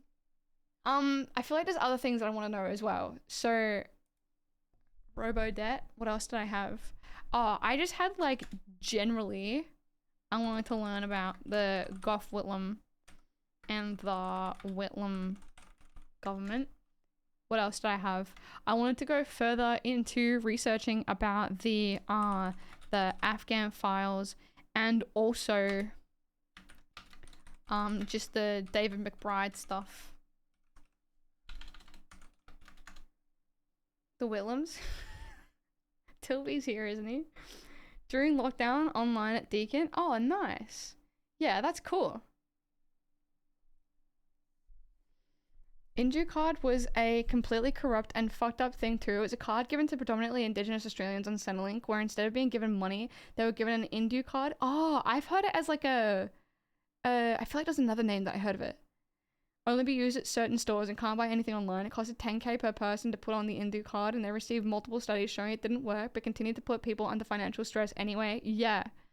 And like they could only buy like... Yeah, I have heard about this. I didn't know that it was called the Indu card, but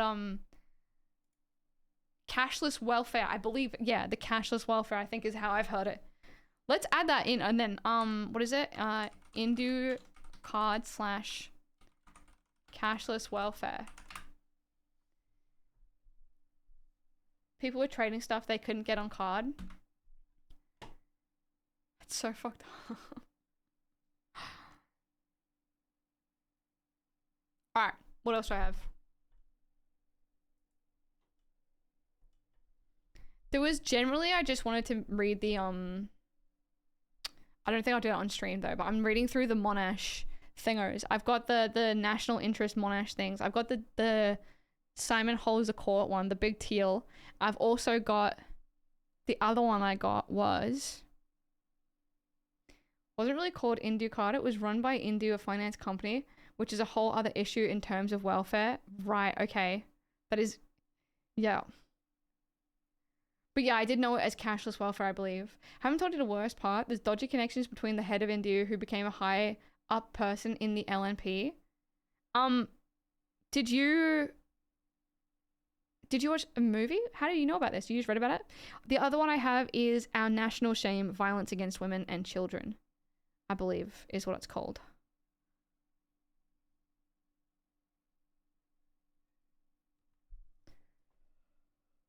Okay.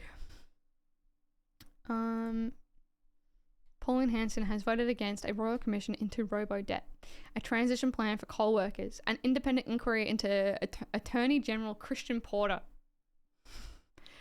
I like that. I don't know. If she doesn't like something, I want to know why. If she doesn't want this inquiry into Attorney General Christian Porter, I want to know what he did. But it's so bad. That's so like biased of me to think that way.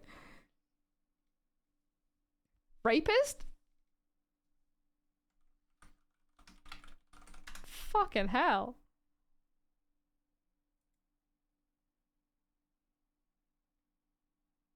Rape allegation.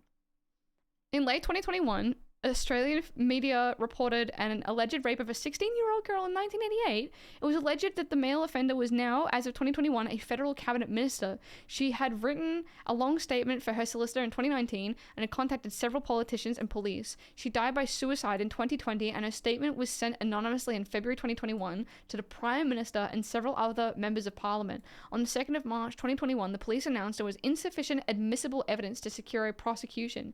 Porter announced on the 3rd of March 2021 that he was the person named in the allegations. He confirmed he met the woman in Sydney when she was 17, but denied the accusation and any sexual contact with her. He also announced he would take immediate leave to look after his mental health following the accusations. I think I remember this.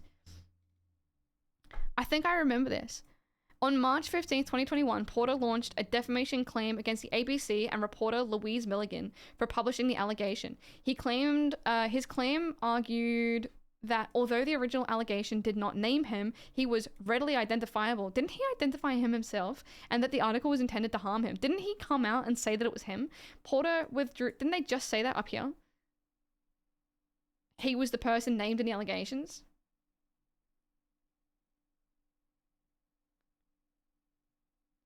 His claim argued that Porter withdrew the defamation claim on 31st of May 2021, and the ABC paying the costs of mediation and appending an editor's note to the original article stating that the ABC did not contend that the serious accusations could be substantiated to the applicable legal standard.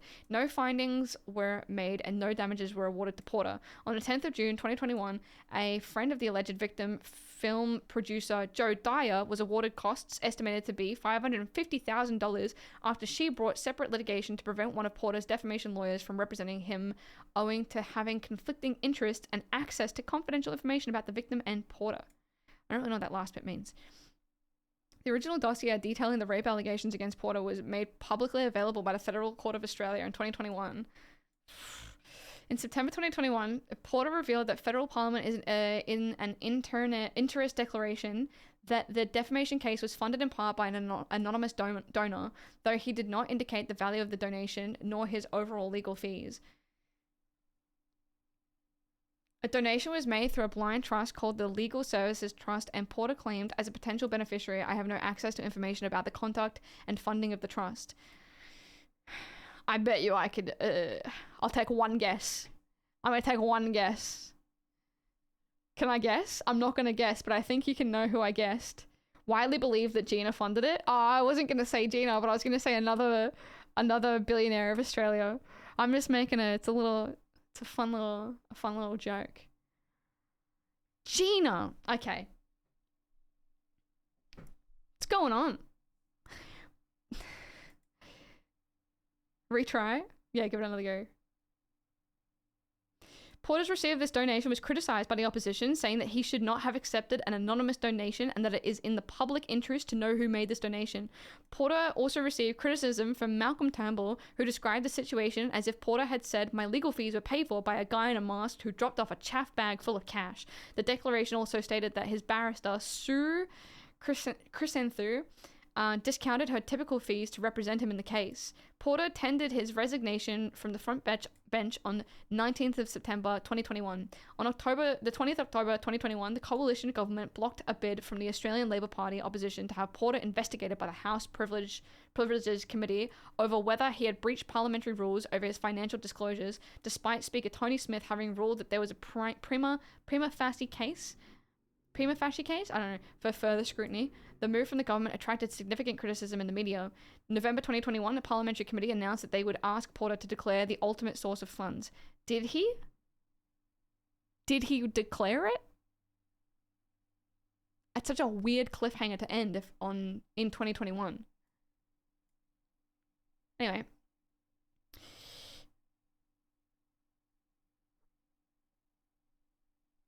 Are you joking me? There was a huge bug on the wall before. Are you joking me? Are you actually joking? Are you serious? Can you clip it? Did you clip it? Are you joking? Cactus, reply. Cactus.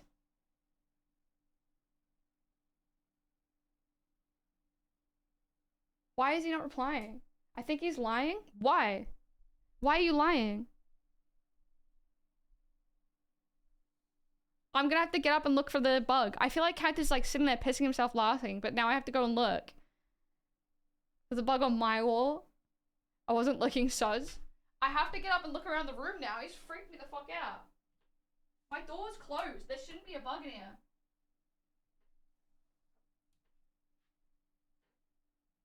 Cactus, I swear to God, I'm never gonna be able to believe a single thing you say for the rest of our life. Maybe Cactus is getting the clip?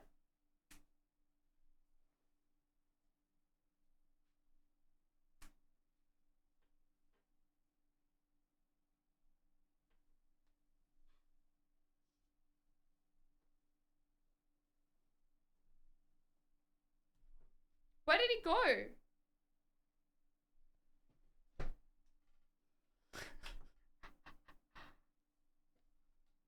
What the fuck? Motherfucker. I would love Cactus if he was a bug. No pegging though.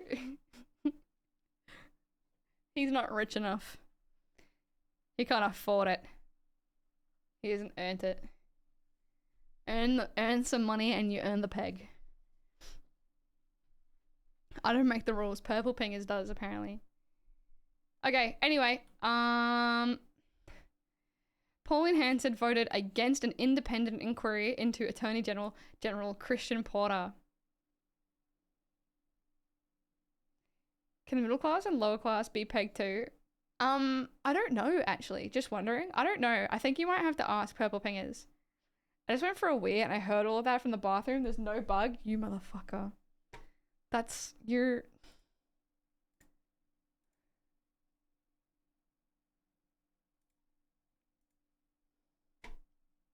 Hi, friend. Where did he come from? Where did he go? Where did he come from? Cactus Eye Joe. He's gone 5 minutes now. Bye-bye, cactus. Think about what you've done. You've breached my trust. I can never trust again. That's what he gets. That's what he gets. Banning pay secrecy clauses. She voted against... This is a double negative. This is a double negative. She voted against banning pay secrecy clauses. So if I'm banning pay secrecy clauses...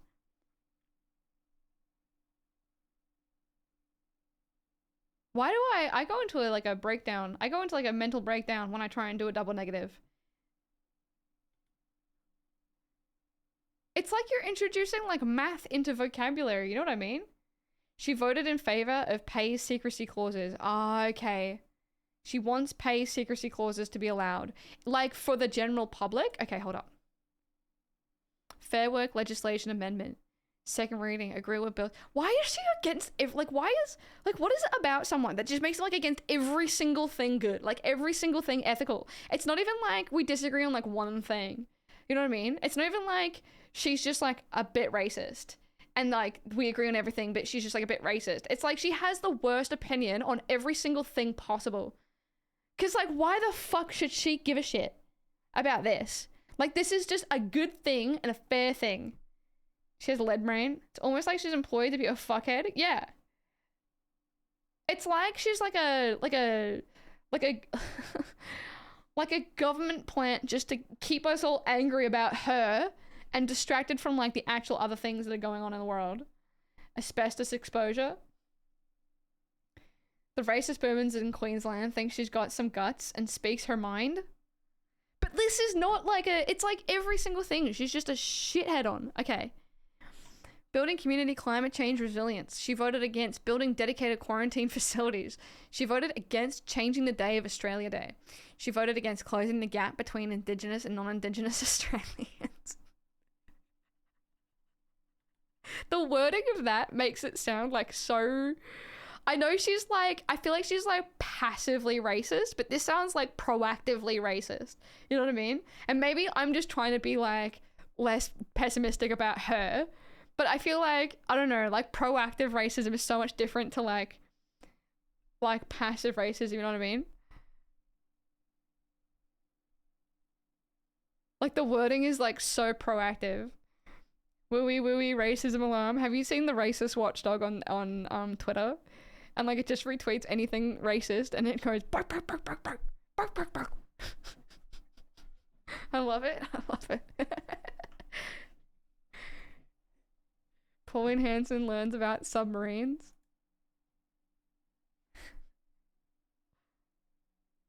I should get a bark button for the racist watchdog. Pump jets or pump jets into a sub. Now, no, it's quiet, innit? It's quiet. It's freaking quiet. I don't know what's going on. Give me 1 second. I'll see if I can light.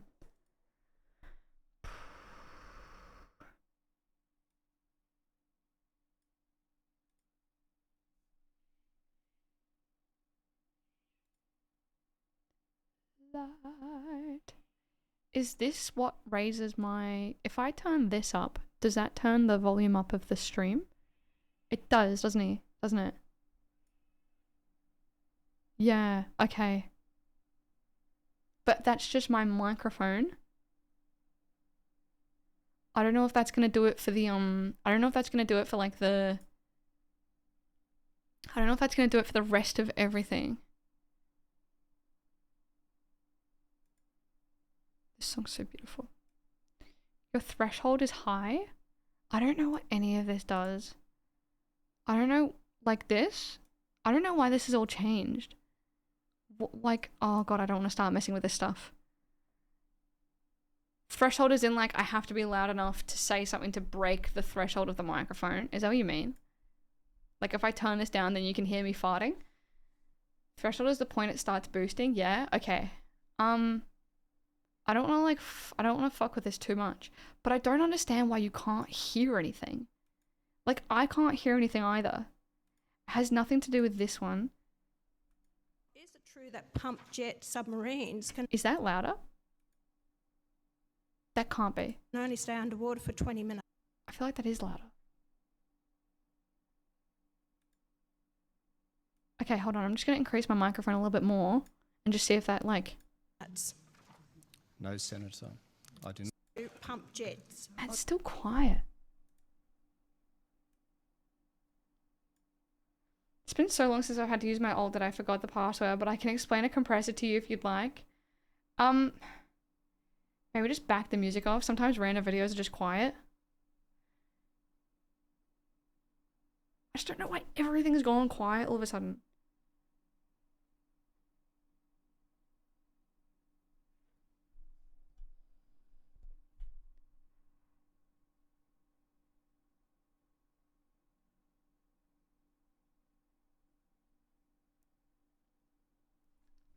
I don't understand.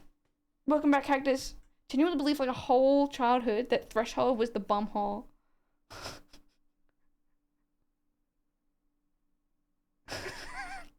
Like...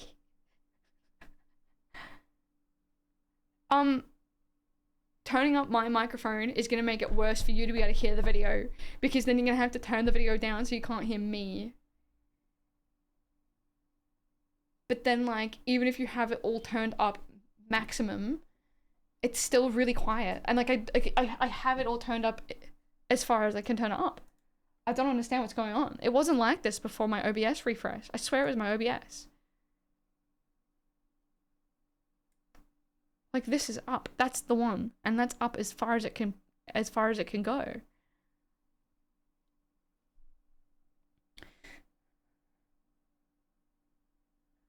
Ratio is how much it will lower the volume once the compressor kicks in. The makeup gain is raising the volume once an appropriate volume level has been set. I hate this. I'm pretty sure I just set up my GoXLR settings based on like a video like ages ago. What's the screen cap gain set at in OBS itself? The screen cap gain, that is through this program. So everything comes out of this program. Compressor pulls stuff that's too loud down to the level of everything else. It makes everything overall quiet. So the makeup gain puts it back to where it was without any volume peaks. My problem is that that's all because this is all for the mic, right? Like, this is only for the mic setup. This isn't actually for the stuff that's going through the computer, like the desktop rather. Everything else is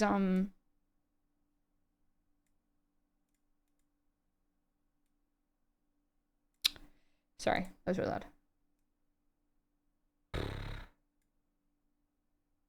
Okay, whatever. We're just gonna have to live with it. We're gonna have to live with it. I'm gonna have to turn my voice back down so that you can listen to the video, because I think if I have my voice up loud, then the video will be like super quiet. Put this like here. Okay. Alright. You're just gonna have to turn your computer up. I'm so sorry. I don't know how to fix it at the moment, but I'll have a look after stream. If you turn down your voice, then raise the volume of the stream overall, it would balance. But I can't. Like, the stream is as loud as it like can be. I've got my like GoXLR fully up. I've got Firefox fully up. I've got everything fully up. Usually I have to turn everything down. Like, usually when I play a video, I have to put it like here on YouTube, because it's like super freaking loud. And I have no idea why all of a sudden everything's just gone super quiet. You're only at 50% volume for me, and you're plenty loud. Okay, so I'll just turn my voice down. I'll turn the music down. I'm gonna turn my voice down a little bit more, and then you can just turn the stream up to hear the video. I'm just gonna turn this down a slight bit more like this. And then if I play this video... Pump jets into a sub. Now, she's about as loud as me. Is that fine? You sound fine to me. It's like I can't hear shit though. It's like I can't hear anything either, and like everything's just gone all fucked up. I always read GoXLR as Goxler, and I always get confused. I usually say Goxler. It's fine. Okay, we're gonna do this, and then I'll just figure stuff out after stream for myself. All right. Now, is it true that pump jet submarines can only stay underwater for 20 minutes? No, Senator. I do not know what you're referring to about pump jet submarines remaining underwater for 20 minutes. Can I just be clear again? A pump jet is a form of propeller. It has no bearing on how deep a submarine can go, how long it can stay underwater. They are matters that pertain to the platform design of the submarine. What about a diesel sub? So we are going to buy diesel electric submarines, and I can assure you, Senator, they're going to stay underwater for much longer than 20 minutes. We have 3 days for 3 days. What's the period of time? I'm not going to reveal what our requirements are for submerged endurance. That is classified. But I don't think it's classified because actually Senator this Hanson, you don't get to make the call on what's classified and unclassified in this. You know what? Like, I feel like so empowered by this in like such a peculiar sort of way. Like, I watched this and I'm like, oh my god, she's such an idiot. But she's so confident. This is just confidence that got her here. Like, there is no, I don't know, like, how can you go up there and question like this about something that you clearly know nothing about? And then I'm like, everything that holds me back is not being like 100% confident about everything all the time. And I'm like, neither is she. But she's like fucking in like the head of the freaking country. Like in Parliament just doing this. Like she has a say and she's not confident. You got it? Diesel subs can be decent. My country builders. Cactus! Haha, he thinks he's upset me.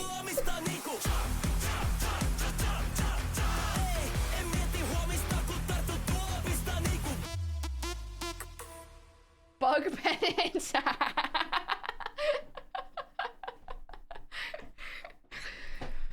Thank you, Cactus. Thank you very much for the 5 gifted subs.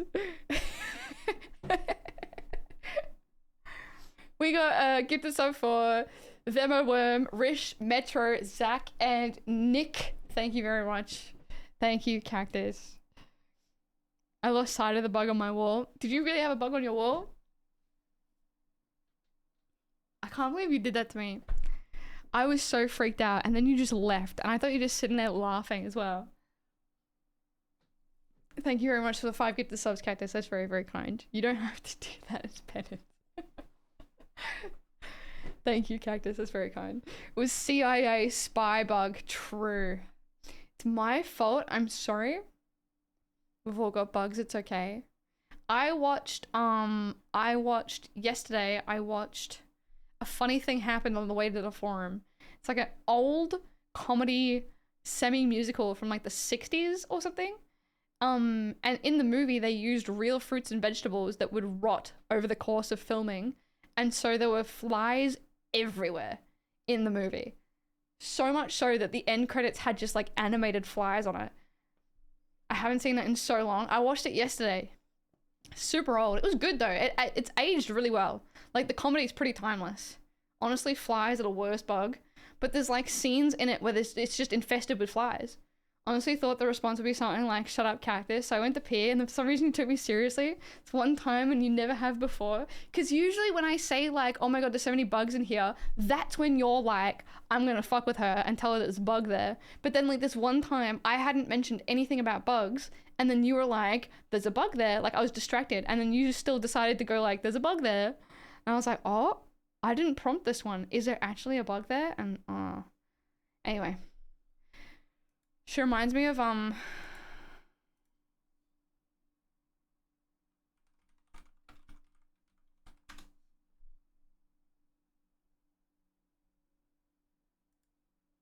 So, you said today, as you often say, that you live in Singapore.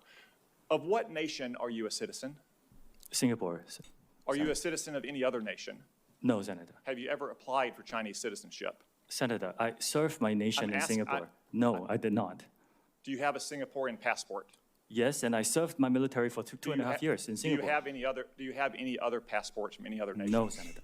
Your wife is an American citizen. Your children are American citizens. That's correct. Have you ever applied for American citizenship? No, not yet. Okay. Have you ever been a member of the Chinese Communist Party? Senator, I'm Singaporean. No. Have you ever been associated or affiliated with the Chinese Communist Party? No, Senator. Again, I'm Singaporean. Let me ask you some hopefully simple questions.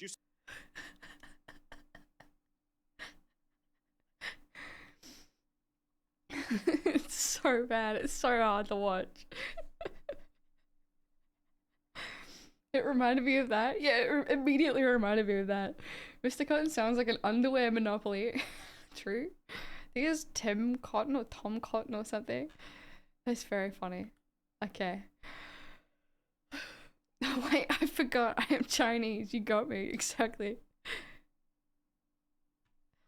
Okay.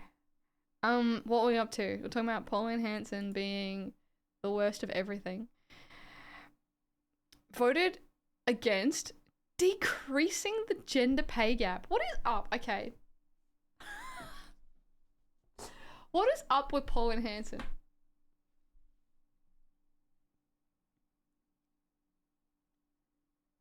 Does she hate her life? I don't get it. Well, the thing is that she probably isn't experiencing, a gender pay gap for herself specifically. But surely she is. I imagine she probably isn't. She's probably, like, I think the thing with her is that she's in such a position of privilege where she's, she's getting probably quite well paid for her work. She's probably getting quite well reimbursed by, like, a whole bunch of other forms of money and lobbying and whatever, that she doesn't care about anyone below her. She doesn't care about anyone that doesn't get to experience the privilege that she has. And so it's like, it's a I don't know, it's an interesting thing. Like, the standards that especially, like, you're probably like me, Haley, where, like, we're women holding a woman to a higher standard than we would hold another man. And it's like, it's very confusing to see a woman vote against decreasing the gender pay gap. But it's also like, we should also be holding men to that standard. I'm so confused. I know. It's very confusing. But she's, like, up the top, as are all the men. And so it's kind of like, it's not like she is a man, but it's sort of like her privilege is like a kin. I think she was just built that way. Like, she literally came into public life doing hardcore xenophobia and her background was just fish and chips. Yeah. Yeah. Say that then Hollywood actresses getting $10 million can still understand the pay cap. She's just an idiot. She probably understands that there is one, but she just doesn't care. Like, she is like a politician for, like, the white privileged elite, I guess. Or racists. I wouldn't be shocked if Pauline Hanson hadn't been built. It's classic fuck you got mine. Yeah, exactly. She doesn't care? Yeah. Like, she's not in the world for the downtrodden and underprivileged. She's, like, not there to help people. She knows as one, she views women as secondary employees. Is this internalized misogyny? I mean, like, I wouldn't necessarily say that hers is internal. I think it's very external. I don't know. I don't know. I feel like yeah, I don't know. Yeah. Very external. Yeah, it's external misogyny, for sure. It's like, it's just point blank misogyny. I do believe that, like, women can just be misogynistic. Usually, like, it's like a, I don't know, if she claims to be feminist, it's like purely just privileged white feminism that would benefit her and no one else. I reckon she probably believes it's a real issue because of the way it is talked about in conservative media. Oh, it's not a real issue? I don't know, I always get myself, like, so caught up in this. I'm like, does she... Oh, it's like Pepe, right? Like, you can give someone the facts, but you can't force them to believe in the facts. And so you could, like, sit her down and, like, give her the facts and the stats and the statistics and everything, but you can't force her to believe that they're real. Or believe that there's, like, anything that we should do about it. It's like Lick said, yeah, like, fuck you got mine, pretty much. Internalized means unconscious assimilation. Their logic makes their own facts, vice versa. Her bigotry has been rewarded in the past, so she continues. Yeah, it's definitely, like, doing her favors. Unfortunately, facts don't work very well at changing people's beliefs. Yeah. You can't logic someone out of a position they didn't logic their way into. Yeah, well said. Well said again. Very good. Okay, consistently voted against doctor-initiated medical transfers for asylum seekers, ending immigration detention on Nauru, which is like the detention island, right? It voted against extending JobKeeper payments, implementing the Uluru Statement from the Heart in full, and voted against increasing federal government support for children, increasing fishing restrictions, voted against increasing penalties for breach of data, voted against increasing penalties for breach of data. Wouldn't she like, wait, what? Wouldn't she be like, fucking hate her, I don't hate her, I don't hate people, I hate her. I don't know, like, this is a weird one. Isn't this like the Optus League? National Cancer Screening Register Bill 2016 and another in committee, protection of private data. And she voted against increasing penalties for breach of data. I feel like, wouldn't she be like all like the my data, my privacy, my government overreach? Wouldn't she be like in favor of finding people that breach data things? She even processed what she's voting against. Nobody fucking knows with her. Like, it's just weird. It must be like because it was a progressive bill or something, I don't know, by Labour or Greens or like someone, that she just couldn't vote for it, which is weird. Okay. Increasing protection, voted against increasing protection for Aboriginal heritage sites. She's against diversity of media ownership, against foreign aid budget to 0.7% of gross national income, against the initial tax rate for working holiday makers to 19%, against introducing a Pacific engagement visa, against introducing digital ID, didn't John Howard try to introduce like a similar thing to the digital ID, like once upon a time? I think I was reading about this. You're making a critical error and thinking that there's a chain of logic somewhere with this person's head. There's like two types of conservatives, right? And one of them is like far worse than the other. There's like a little bit of respect that you can have for someone who is at least morally consistent, but when people aren't even morally consistent, it's just like, what are you even doing? Like, what are you even doing? Why are you here? What do you even believe in? You don't even know what you believe in. And it's like, at least with someone who is consistent, you can respect the fact that they align themselves consistently across all their beliefs. Like, they have a spine. Surely we didn't have the technology available and how it's time for a digital ID. Was, I think it was like the Access card. Australia card. Access or Health or Social Services, Australia card. The idea for the card was raised on the National Tax Summit in 1985, convened by the then federal Labor government, led by Bob Hawke. Maybe I'm getting confused with something else then. Or maybe it was Bob, yeah. Australia card was proposed as a national identification card for Australian citizens and resident foreigners. Proposal was made in 1985 and banned in 87. I'm getting confused. Australia card was Hawke? Yeah, not Howard then.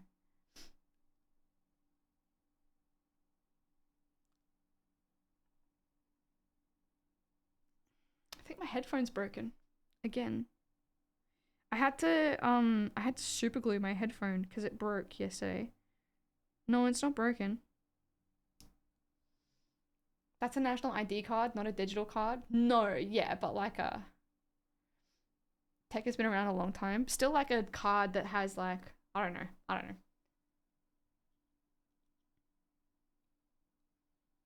Okay, sorry. Voted against limiting global warming to 1.5 degrees. Is it because if she votes against limiting global warming to 1.5 degrees, like is it if she votes for this, then she has to acknowledge that like global warming is real? How do you like headphones like those? Are they okay for calls? I don't call people on these. What is happening? I don't call people on these. I use these for just like computer and stream. I really like them though. Calls? Yeah, true. Well put. What calls? Actually no, I did call my mom earlier and they were good. I like these a lot. These like specific ones. They're the IEMs. They're like they've got like the bendy bit that like changes with shape. I find that my... Holy shit, my brain just fully flushed. I don't even know what I was talking about. My headphones in my ears fall out all the time. And so I need something to like hook them over the top because I got small ears. Even if I have like a real small thing that like fits them in my ears, they fall out all the time. So the extra thing that like sits over the top of my ears will keep them in. Otherwise, every other earphone or headphone sucks. Slippery ear holes, yeah. My ears get sore when I use earphones. I don't like the over-ear ones. I have the Audio Technicas, but they hurt my head a lot. These ones are great. I spend a lot of time on the phone, so these kinds of things are important for me. I find them good. I find them very good. I also have mic monitoring. I don't know if you saw it, I was on the Go XLR thingy, but I have like mic monitoring turned on so I can hear my voice like in my head in real time right now. And it took me like a little bit to get used to, and I feel like I hated it, and like everyone I know that's turned it on hates it initially, but then like once you get used to it, I hate when I don't have it anymore. Like I hate it if I can't hear my own voice in my ears. My over-ear ones make my head throb a little. Is it delayed? No, it's not delayed. It's like real time. If it was delayed, that'd be fucked up. I couldn't function. There's a great video that goes over Estonia's digitalized government and how they managed to cut so much paper costs that they can have a tax as low as America's and still have full universal healthcare. I'd be totally keen to watch that. If you have the video, I'd be totally keen to. Wait, you can hear my mouse. Oh, not anymore. You can. I'd be totally keen to watch that if you had like a link, if you wanted to share it.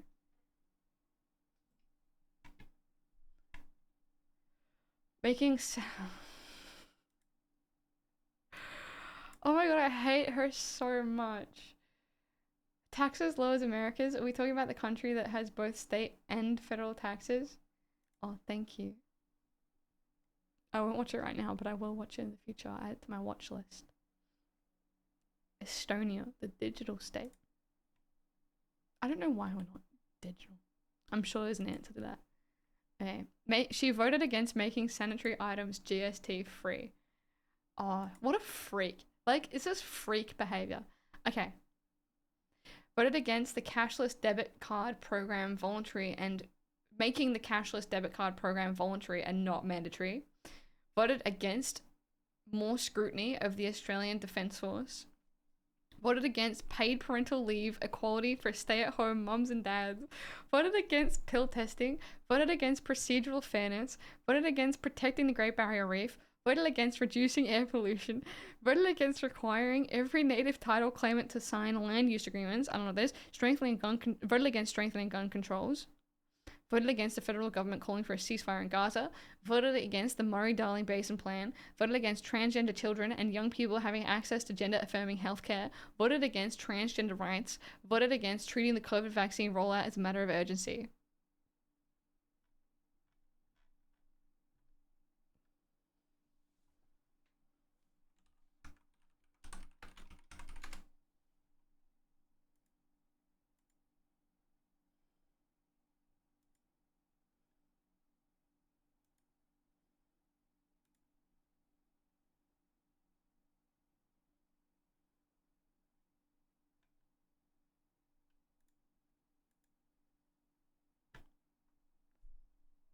She gives me the ick. We need to do a deep dive into Gina Reinhardt one day too. I'll add her. Oh, let's just do like all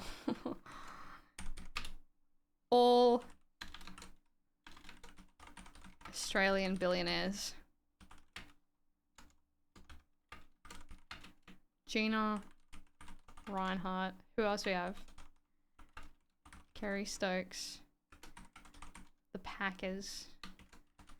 Murdoch eventually. We probably know enough about Murdoch. We need to do, they should just mail out that list of no votes to people in her electorate next election. Then again, Pauline and Gina. Or eventually. I'm making a list of the things that I want to research into. She missed the opportunity to vote for GST-free sanitary items and says, this one's for the girl. This is for the girls, this one. True. She is not for the girls. She is not a politician for the girls. That's the real. Ugh. Okay. Ugh. Okay. Alright. Now, I wanted to do something less controversial, which was trying to figure out how the Teals candidates align with Greens policies, or like my beliefs as well. This was a good person to get like a bit of a baseline. Actually, should we like be a little bit more fair and balanced and look for?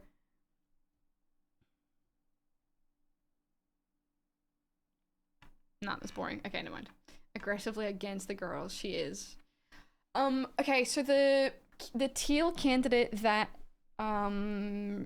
pretty consistent vote record, the stupid vote. Yeah, exactly. Also, hi Andrew.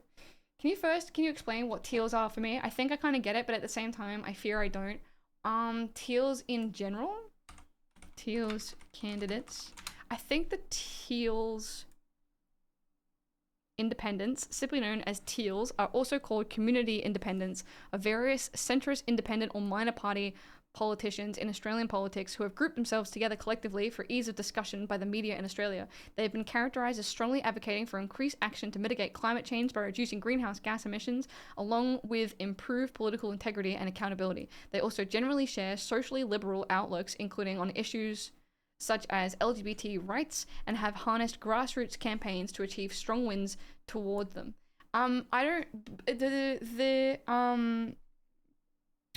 The Teals aren't the Teals aren't strictly Climate 200, are they? Or are Teals like the more we read, the worse it gets? Or are the Teals Climate 200? The Teals are just independent. I don't know. Okay.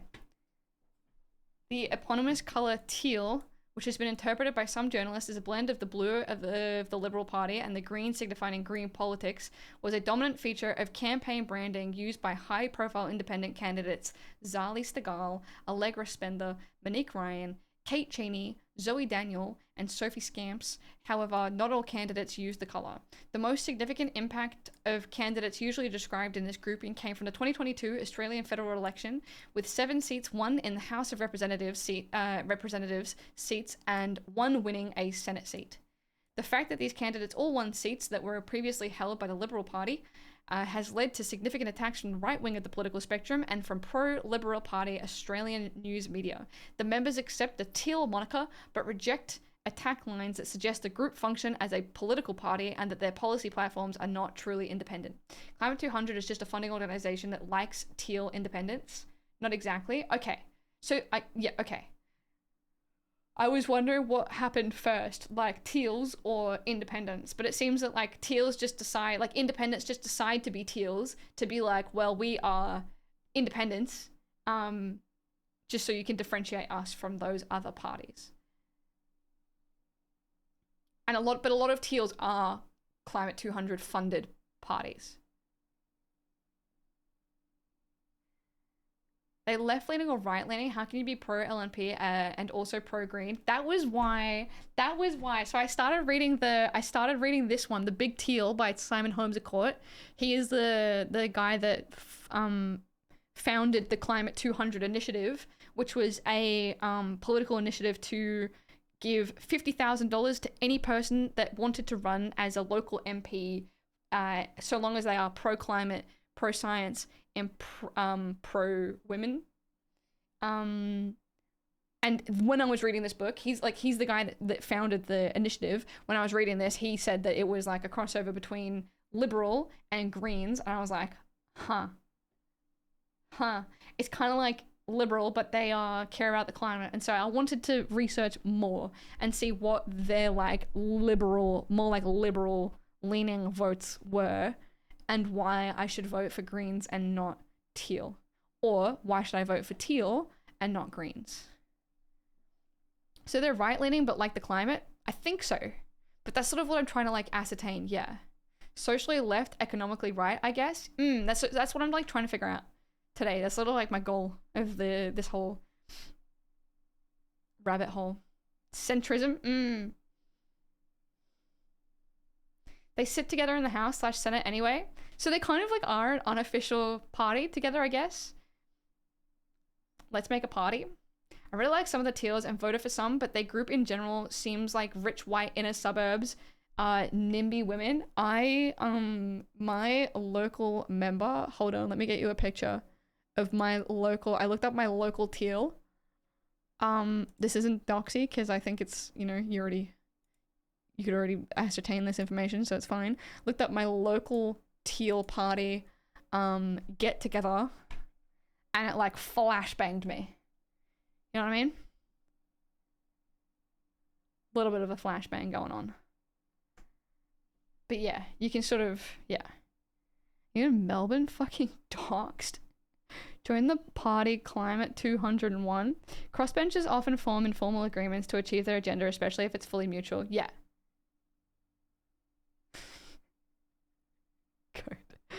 Pigeons go home party? What the fuck does that mean? Oh, hold on. Are you saying that we should be called the Pigeons Go Home Party? It sounds like racist. Like, I know that that's like, I know it's a meme, but like, it sounds kind of racist. I was like, I thought you were calling them the Pigeons Go Home Party. I was like, what the fuck does that mean? Boomers, it's like a retirement home. I accidentally hit repeat on the song today and didn't notice for 25 minutes. That's great. Bring back Coke in the Bubblers party.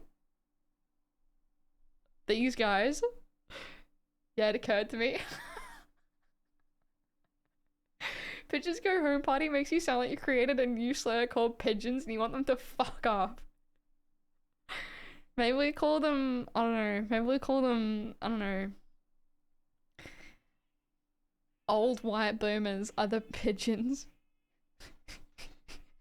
And we want to remove their right to vote once they hit retirement age. I'm adopting.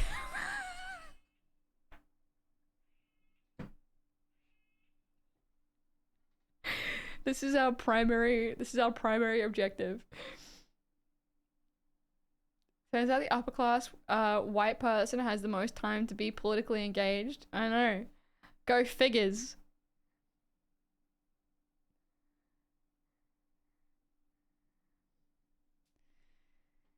Okay, alright, anyway, okay. Teals. I can't hear the music. I can like hear it very slightly. Let me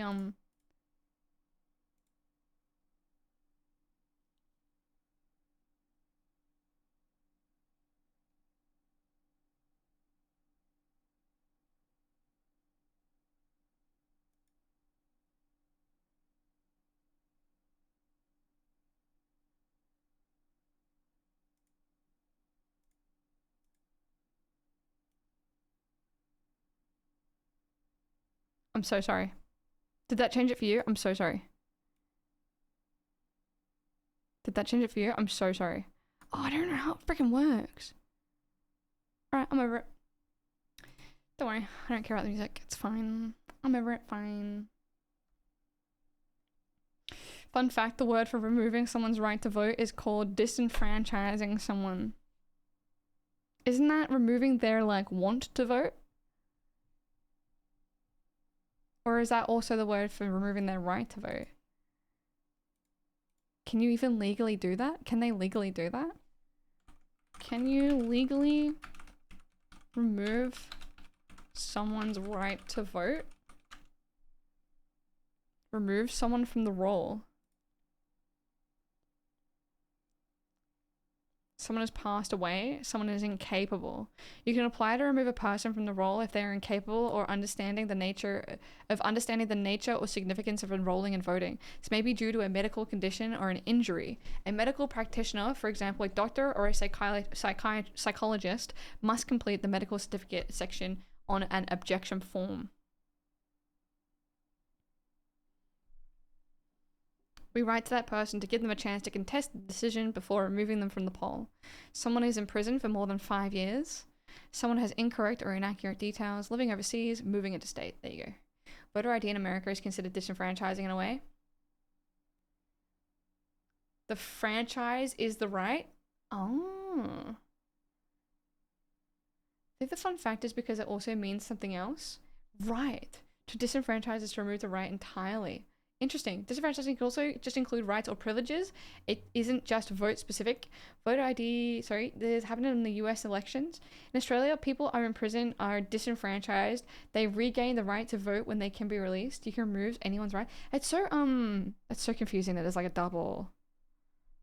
also relevant, Roach v. Electoral Commissioner, is a High Court of Australia case decided in 2007 dealing with the validity of Commonwealth legislation that prevented prisoners from voting. The court held that the 2006 amendments were inconsistent with the system of representative democracy established by the Constitution.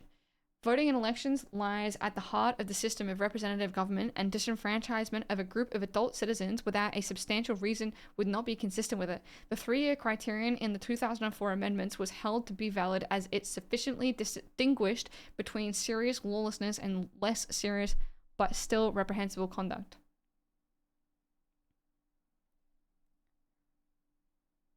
Indigenous Australians were disproportionately disqualified from voting, as in Indigenous Australia are only 2.5% of the population but constitute more than a quarter of the national prison population.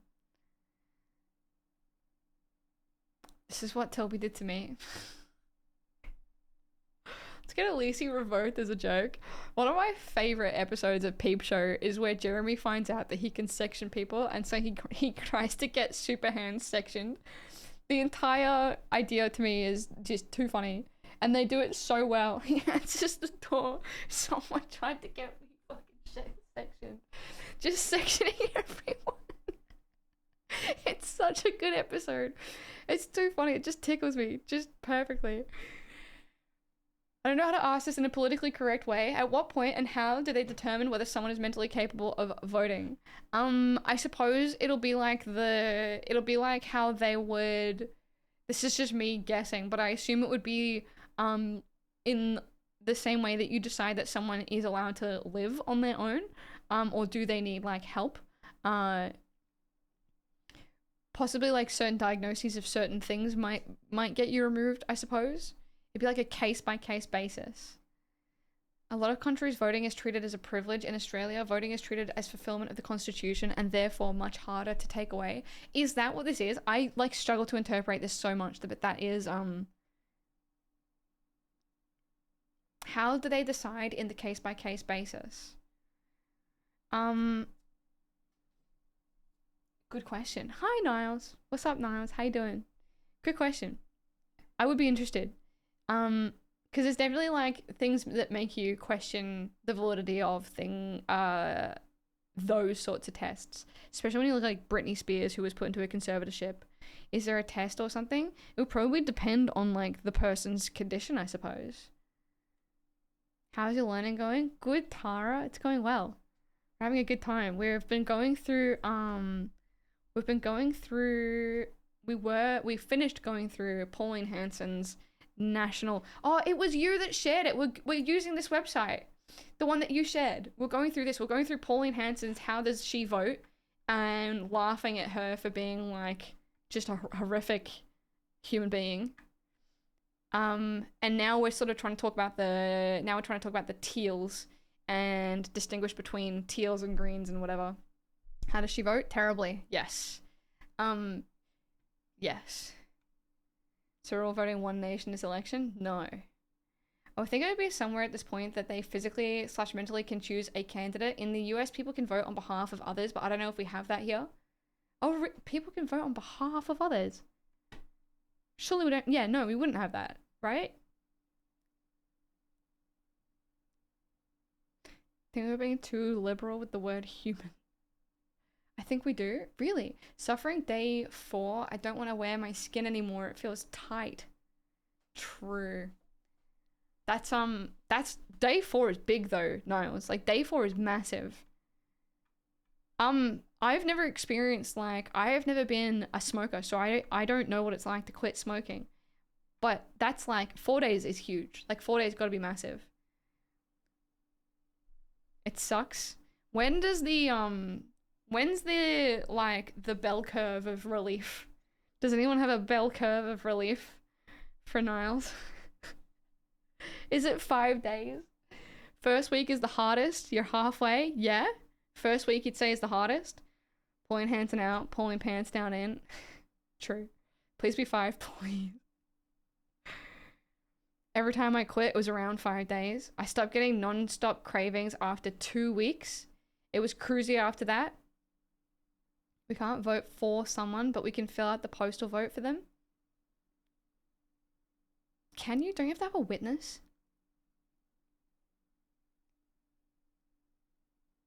Thanks, Goat. I forgot Pauline Hanson was in Hanson.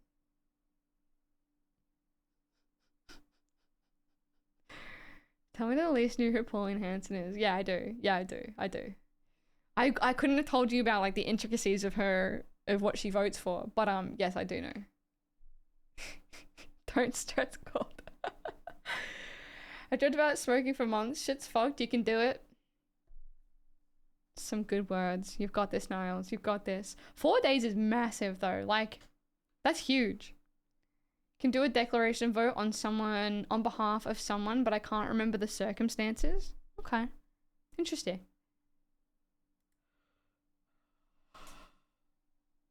Okay, hold on. I'm gonna try and read this and figure out what it's saying.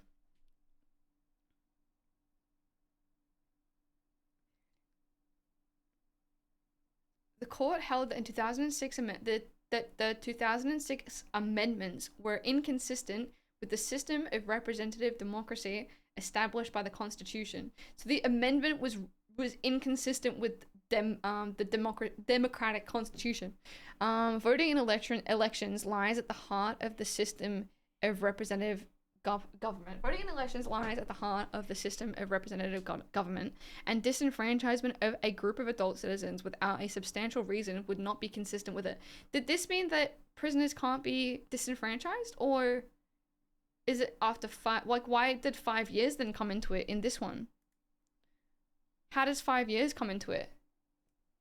Anyone serving a prison sentence of 5 or more years cannot vote in the state elections and may be removed from the roll. They can re-enroll when their sentence is finished, including any parole period. There are different rules for prisoners voting in federal and other state elections. A person who's serving a sentence of less than 5 years remains on the roll. During an election, they can vote by post. We also set up mobile voting centers at some prisons during a state election. State, not federal. They do. That's, yeah, interesting. Okay. The practice is called ballot harvesting. Elders can be targeted by organizations in a manipulative or exploitative way to either influence their vote or help them navigate the voting process. For example, some groups might help elderly people fill out absentee ballots or harvest them. Yeah. My life, I've been waiting for you to bring up. I've been singing this all day. I swear you're a figment of my imagination. It's been like I've been listening to it for like 2 days now. Harvest is a funny word in that instance. You're like harvesting elderly. I should go pee. I have to pee. Okay, hold on. Be right back. I'm gonna go run pee. Be right back. Cue up some songs.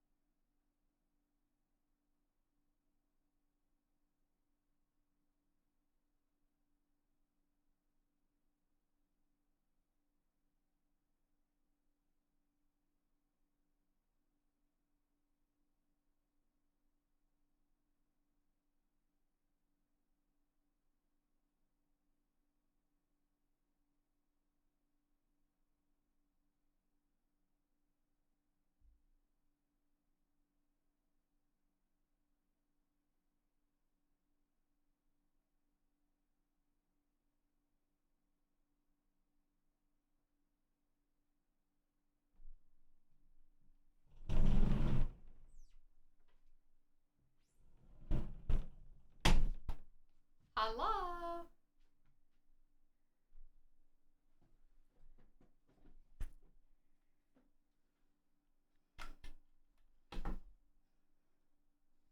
Is Juan here? Oh, hi Juan.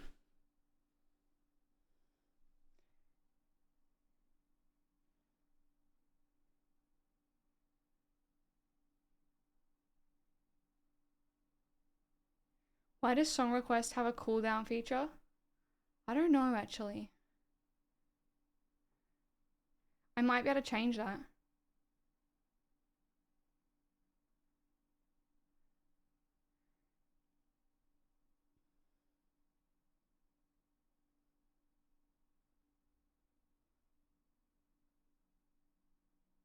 In some states, it is illegal, but not all. In Australia, third parties cannot legally collect and submit ballots on behalf of others, so not as common on an organizational level. Some people have helped elderly parents to vote with a little creative license, etc. though. Yeah. Inputs might mix if it's too quick, though sometimes it adds them both, even if they're basically at the same time. It's weird, yeah. I've noticed in the US that many... What?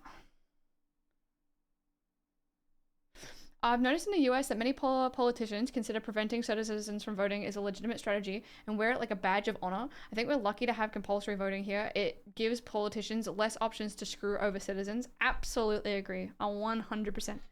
100%. I think that we all, like, I feel like we all acknowledge the supremacy of mandatory voting. Not that it makes us more supreme, but maybe it makes us more democratic. I don't know.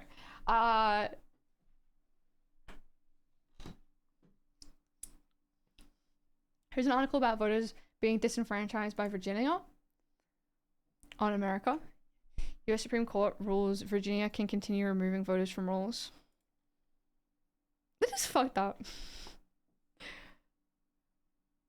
I feel like, yeah, the last year I saw more people talking about making sure you're enrolled than like I'd ever seen before in America.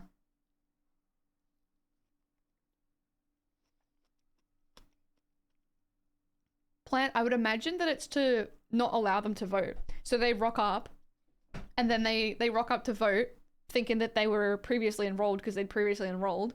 They rock up to vote and then they find out that they've been removed from the voting registry and that they can't actually vote because they have to re-enroll or whatever. And I imagine it's not like an instantaneous thing, right?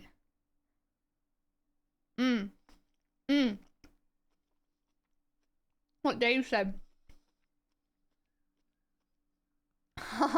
Amy. Is that an apricot? Yeah. It's good.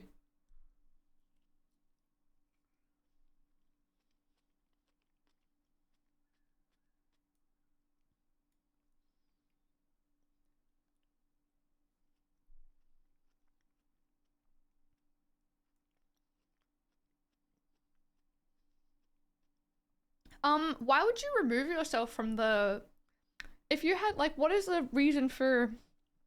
Why would you remove yourself from the... voter registrar? Like, in what...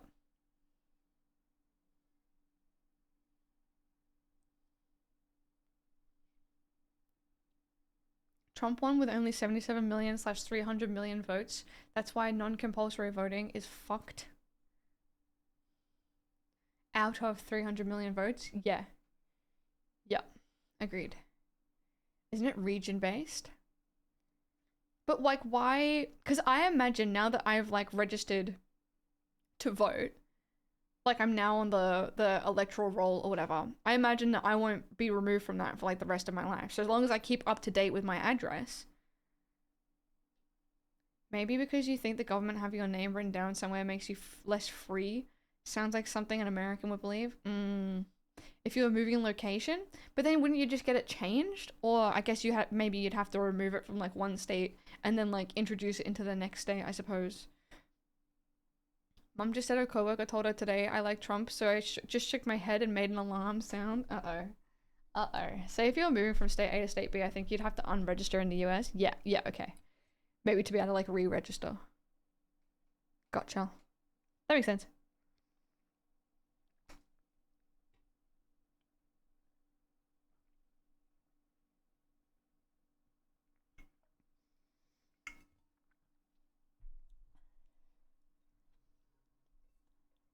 What if you got brain damage and was unable to understand voting? Would someone remove you? Yeah, I believe that people can remove you. We were looking at here in Australia at the very least. If you die or if you're incapable, then there is a process to be able to go through to remove you from the electoral roll. If you are like injured or just incapable. You don't have to remove when you move state to state. I guess you just have to have the ability to opt out, I suppose, right? Like there just has to be the ability to opt out. Maybe you died but didn't want to vote with all the other dead voters. True. Thinking if you die you cannot vote just made me laugh so hard. I guess, I don't know. I suppose you don't want to incur like a $20 fine on their estate or something. I don't know. I don't know. Alright, where were we up to? Understanding this thing. I think I have my head around it, which is fascinating. So this, I believe this is what enshrines, this is like further enshrines our right to vote as like a constitutional right. I'm like waiting for Shido to just like nod or shake their head to be like, yeah, you get it. Or like, no, continue learning.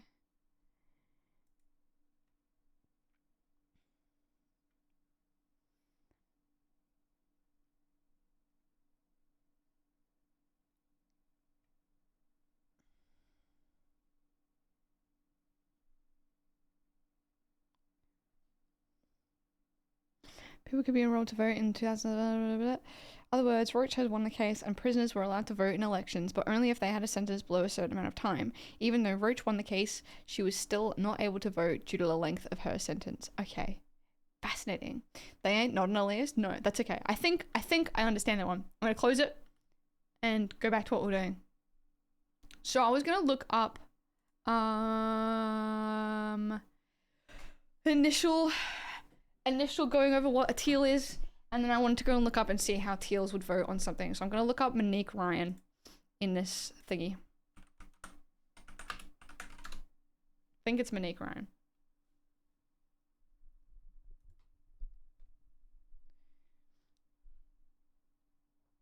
Maybe not. Nothing seems to be working. Does not seem to be working.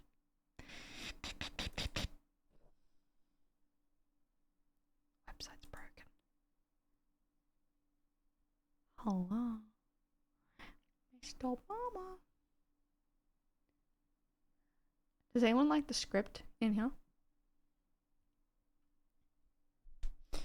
I wonder if AI Elise has a better knowledge of Australian rights. Can we try academic constitutional scholar specializing in Australian law politics who is factual, concise, well-spoken, and just a little funny? I feel like I have to become like a good interviewer to be able to do that though.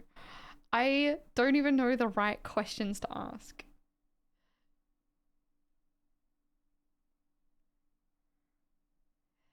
I have a confidence problem. I have a diagnosable confidence issue. Lack of confidence. And that scares me.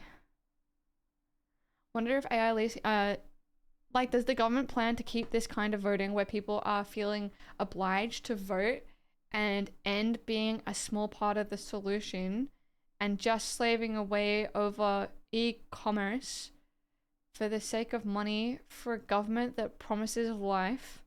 My family are in the tech industry and have to talk to e-commerce guys, and they just hate their community governments, and it feels like their right is thinking that the government doesn't have an end goal for how the system will encourage better living standards. I feel like the benefit to our society is that we have preferential voting, and so if they are disenfranchised, not in the revoked rights sense, then they can vote for someone who will do something that they want to do.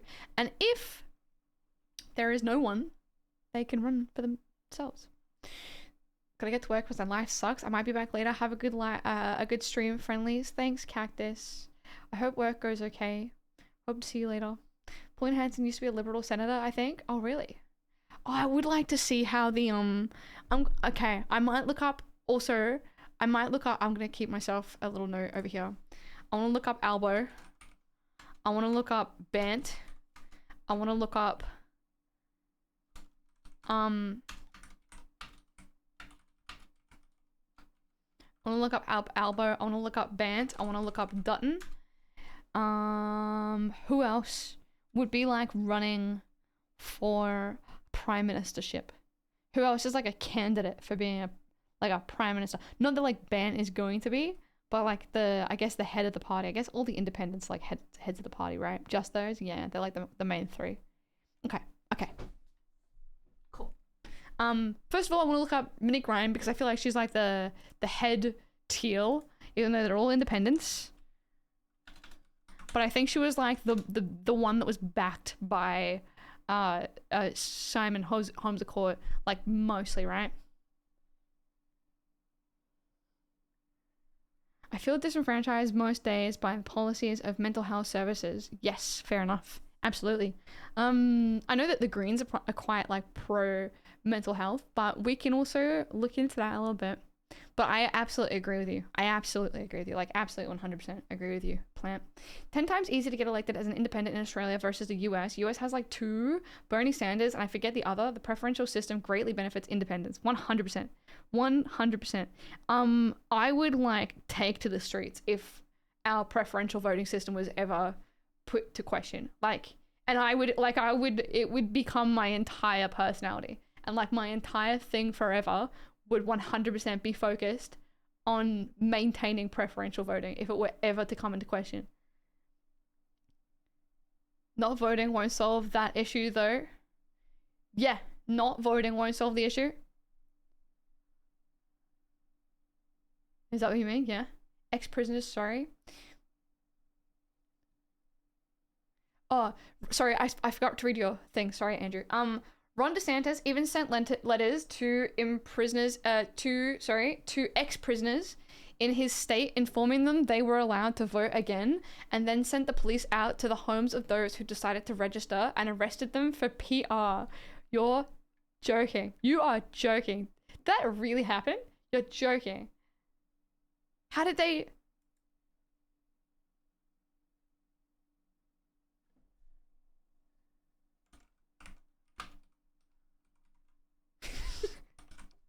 The only thing I've ever looked up to do with Ron DeSantis is Ron DeSantis heals.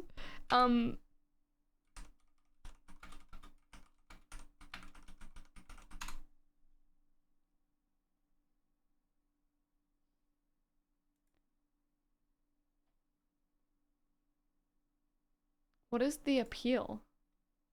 Not a rated site. I think one reason Kamala lost might have been because no preferences in the US. Yeah, that's fair. Yeah. Hanson joined the Liberal Party in Australia in 1995 and was pre-selected for the division of Oxley in Brisbane at the 1996 federal election.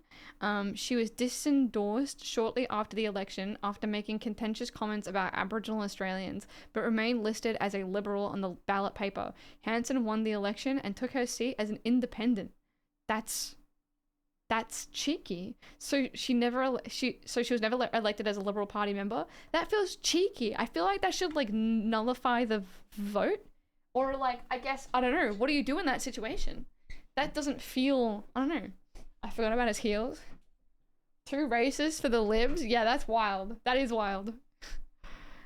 On 18th last year, this is 2023, Florida Governor Ron DeSantis held a press conference in Fort Lauderdale courthouse to announce his latest achievement, arresting 20 formerly incarcerated people for voting illegally. They did not go through any process. They did not get their rights restored, and yet they went ahead and voted anyways, he said. That is against the law, and now they're going to pay the price for it. The picture DeSantis painted at the podium featured sneaky former felons slipping into voting booths to subvert the democratic process. But as more details emerged, this image quickly began to decay.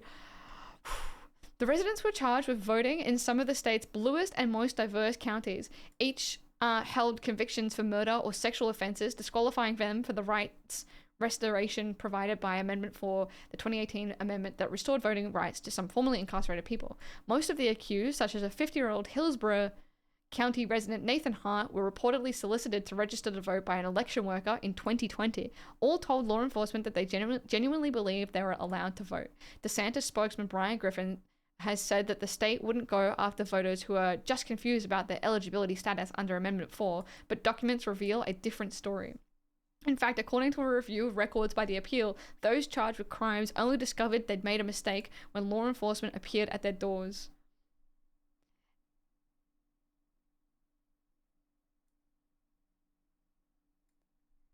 That's fucked up. That's so fucked up that that happened. He says that they wouldn't go after voters just because they're confused about their eligibility status. And then he like boasted about arresting 20 of them. Brian Griffin? Oh my god, that didn't even... That did...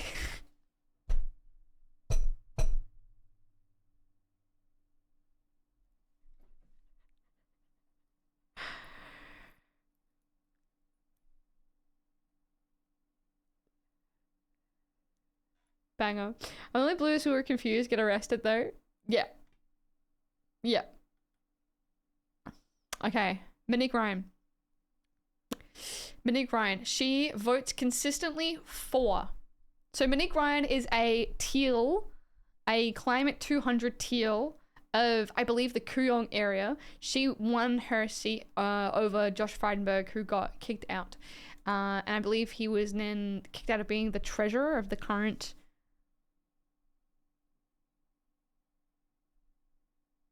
coalition because he lost his seat or whatever. Okay, anyway, she voted consistently for banning pay secrecy clauses. We like that. She voted for capping gas prices. So she wants to keep gas cheap for the consumer. They lost anyway, but yeah. Yeah, okay, yeah. But still. Humiliated them.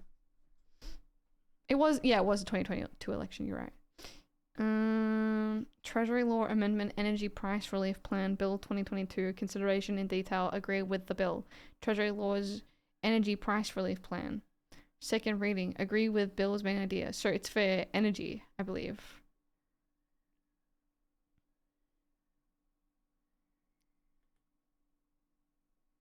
Gas prices for the home, I believe. Or yeah, gas is so cheap. All you gotta do is eat an onion. ACT petrol is crazy expensive compared to Vic. Really? What are like your sort of average prices? I feel like cheap petrol at the moment is like $1.74, and like expensive would be like $2.06. It's around 173 for me right now. I feel like that's kind of like the baseline cheap, and then like expensive is like sort of $2.06. Just heard about Queensland denying puberty blockers to under 18s, so that's fun. Christopher fucking over yet another group of kids.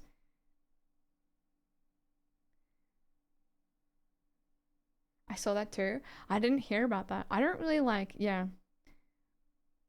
All under 18s are only trans kids. Trans kids, as far as I know.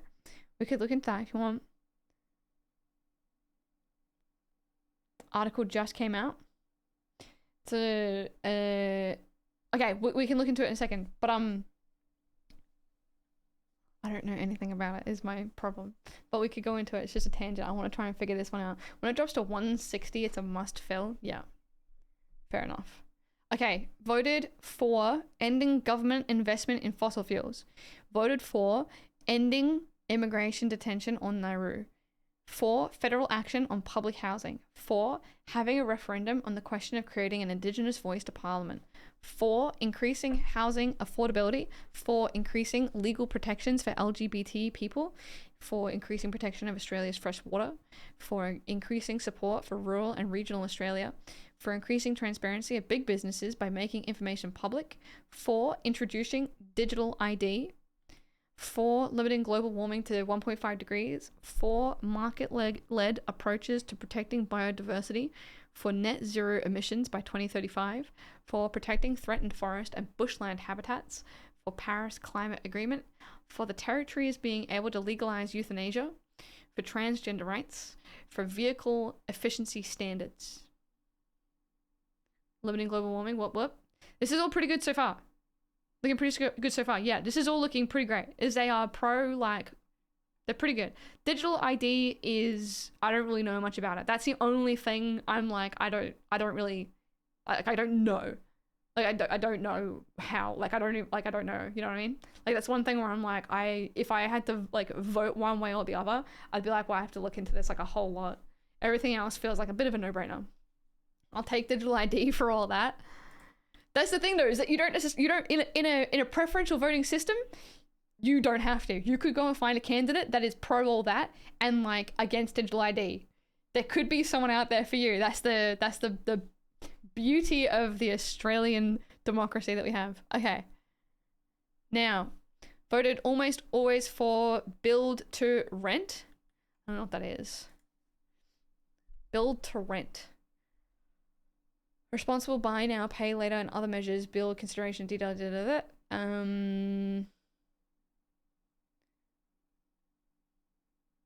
build to rent misuse tax. Buy now, pay later, and other measures.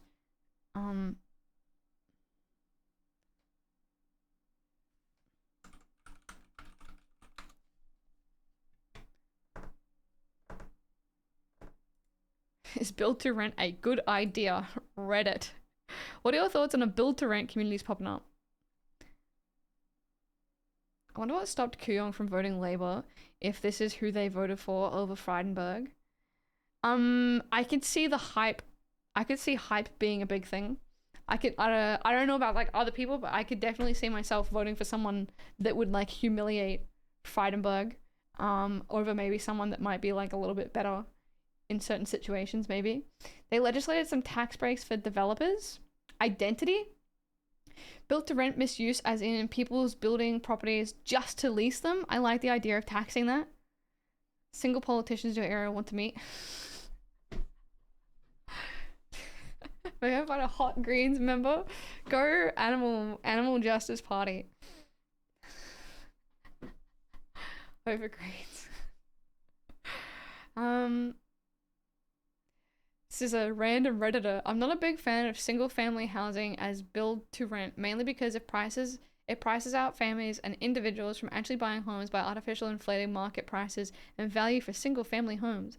I think that single family homes built solely for renting should be outlawed, but I doubt we'll ever see that. Too much money involved in it. On the other hand, I also think people should be able to do whatever they want with their land, and if that means building houses so they can rent it out, so be it. However, property management companies and corporations aren't people. The SC really fucked up with in making that case law. Complex where we live in, no easy answer.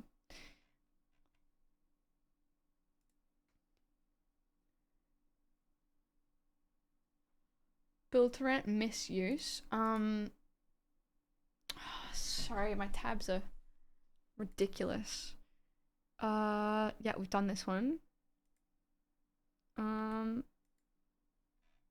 think this was with minimum mandatory sentencing. Yeah. Yep. Keep this one. Pauline Hanson. Teal. Keep. Alright, ditch rather.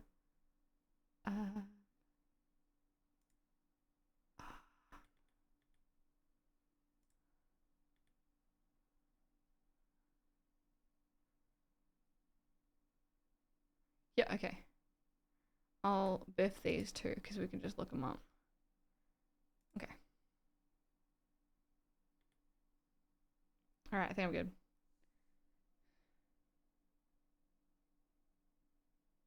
Labour has never won Kooyong.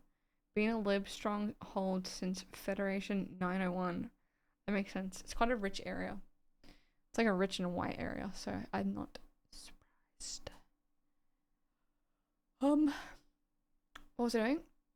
I lost my placing. Pauline. I'm way too haughty with my tabs. Digital ID.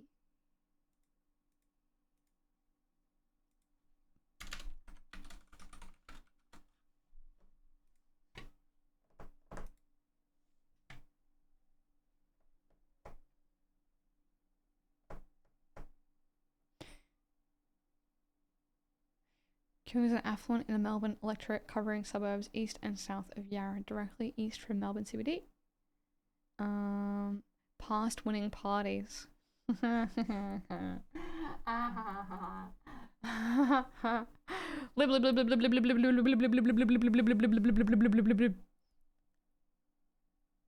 Teals. Ryan only won on preferences as well. What does that mean?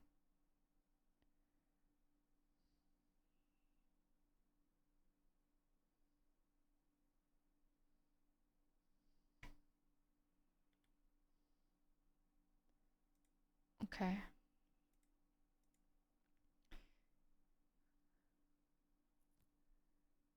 Always voted for build to rent. Okay, what is build to rent?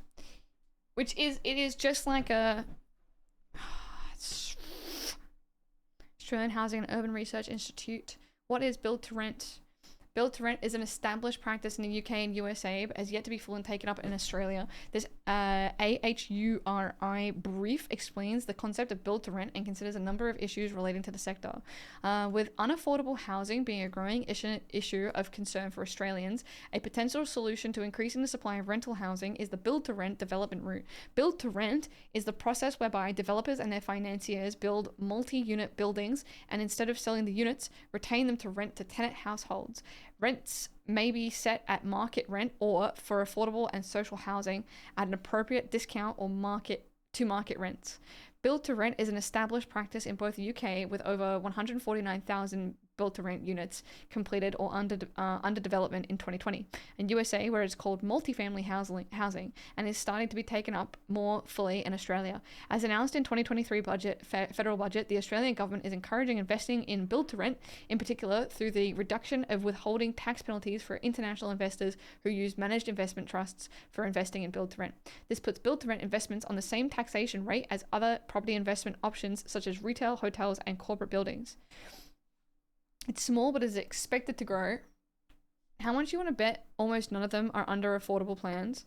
Well, that's the problem, right? Like, I understand the need to supply affordable housing, but like, what is going to guarantee that it's actually going to be affordable for people? Because I don't like it. It's sort of like that Reddit comment that we read before, which is, if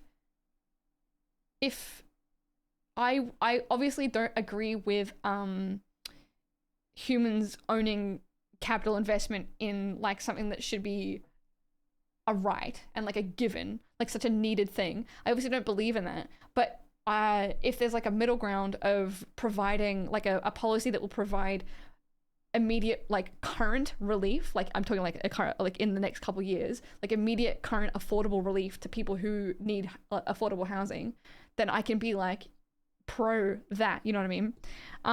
But what is going to guarantee that it does stay affordable and doesn't just become another means of private investment for your like little nest egg because you're a capitalist, greedy, evil, subhuman cunt. I don't see build to rent being affordable or available soon. Build to rent housing can provide more tenant friendly housing. The government would need to either own the property under the affordable scheme or make it actually profitable for the lessor to enter under the scheme with caveats and restrictions against price gains. It would be a tax subsidized system though, yeah. I see this could lead to slumlords. I agree. Also, hi Carmen. Especially since international developers are encouraged.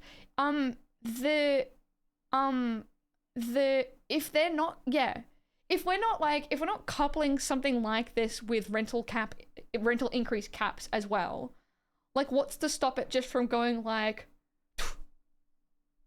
as like, I don't, you know, especially when foreign investors are buying it. Yeah, exactly. I'm not bitten through my sock.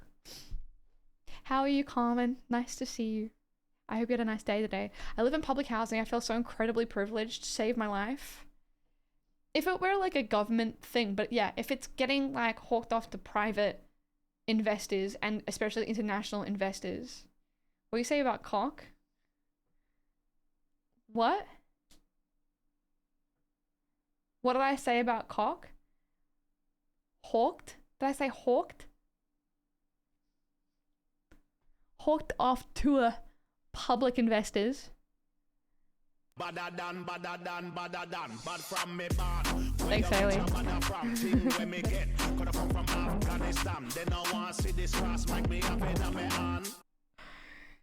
Thanks, Haley. Thank you, Haley, for the gift of sub to Carmen. Go here's what he wants to hear. No, moth ate your cock. Oh, I got bitten through my sock. I got bitten through my sock is what I said. I think a mosquito bit me through the back of my sock. Did everyone else hear what Goat heard? Or did you hear what I said? Elise decides to rent out her shed plus bird bath and not exploiting, then fine with that. If foreign investors are buying up everything purely for profit and getting big tax benefits on top of that, then it's something different. 100%. No, I heard sock. Validate me, someone. I heard it the normal way. Go to his, I don't know what to say. Misinformation at its finest. Goat's got deck on the brain. He does. Sorry, Goat. Even Carrot's against you. Cock brain, it's terminal. Rest in peace. 07's for Goat. Okay, yes, I agree. Yes, yes, I agree. So, build to rent, no good. Build to rent pro capitalizing on housing. Homie Monique Ryan believes in build to rent. That means she is the devil incarnate. Oh, I wish I lived in America. Only for freedom of speech. Hi Fugazi, how you doing? Didn't she vote to tax the build to rent schemes? I thought it was she voted for build to rent. Almost always voted for build to rent. Okay. How many Ryan voted compared to someone who agrees with the federal government should address the rental crisis by supporting build to rent with tax incentives so as to encourage the development of more multi-apartment buildings where the apartments are rented out, usually through a single management entity rather than sold. Most important divisions relevant to this. So she voted no on...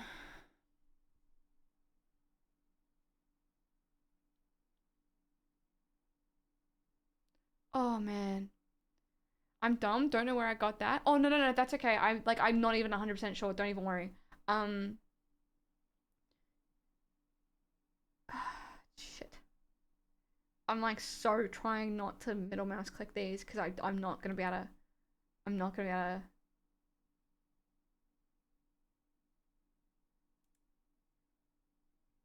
Build to rent involves multi-unit buildings where the units instead of being... Okay. We can do this. We can do this. Sounds like a roundabout way of saying we give up on owning a home, working class peasants. Pretty much basic, exactly. The Greens were resistant to the bill, but Labour got their support too. Is that the but like as in Labour got the Greens support? Is that what happened? How are you so clued in? Simply imagine the levels of self-actualization that would be possible if citizens were not struggling to shelter themselves. They gotta keep them down. Hope you're well, Basic. Nice to see you. You're not in like the 40-degree areas, are you? I hope Slug's okay. Dude, he's not. I guess his power went out, so he can't necessarily like charge to stay on Twitch, but I hope he's okay. Kurt is a secret Australian lives in Preston. The Preston.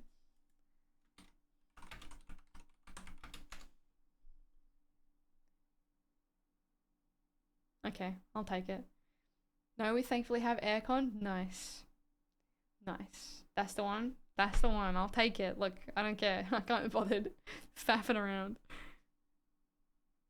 I assume you're home from work, Fugazi. Welcome home. Time to rest. Okay, what does this bill do? This is what she voted for. Build to rent involves multi-unit buildings where the units, instead of being sold, are typically rented out to a single-use management entity. That is fucked up, right? Okay. Build to rent tax incentives are designed to help increase housing supply for renters by encouraging investment in the build to rent sector. Schedule 1 to the Treasury Laws Amendment proposes the following build to rent tax incentives provided certain eligibility criteria are met, increasing the capital works. Oh shit.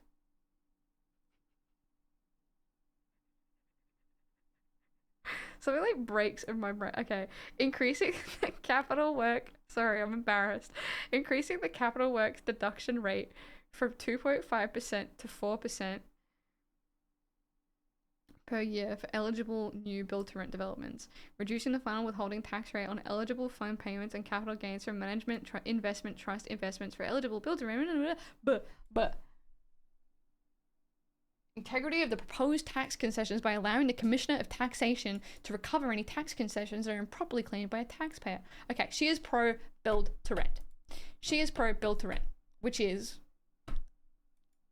kind of fucked up of her. Encouraging residential property to be owned by huge corporate conglomerates by extension, right? Like making it crazy hard for single investors to own. Yeah, like it's putting the yes, hello. car hole. Welcome in. It's putting it's putting future rentals into the hands of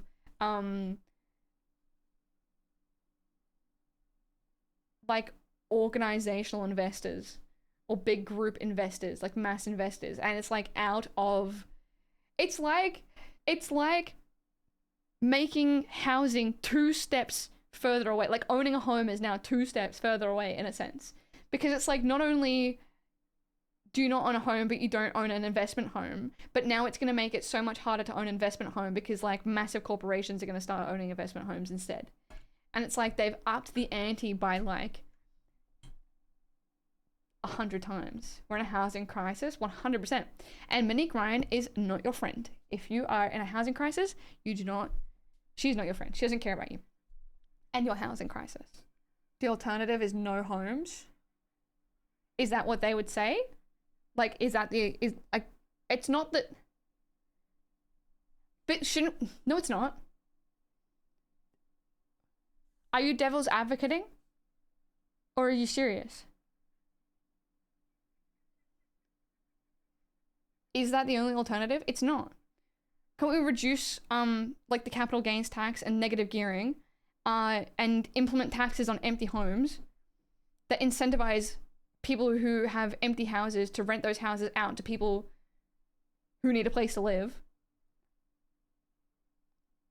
Bring down the cost of housing to make it accessible for people. Implement ways to make housing and owning a home accessible for people.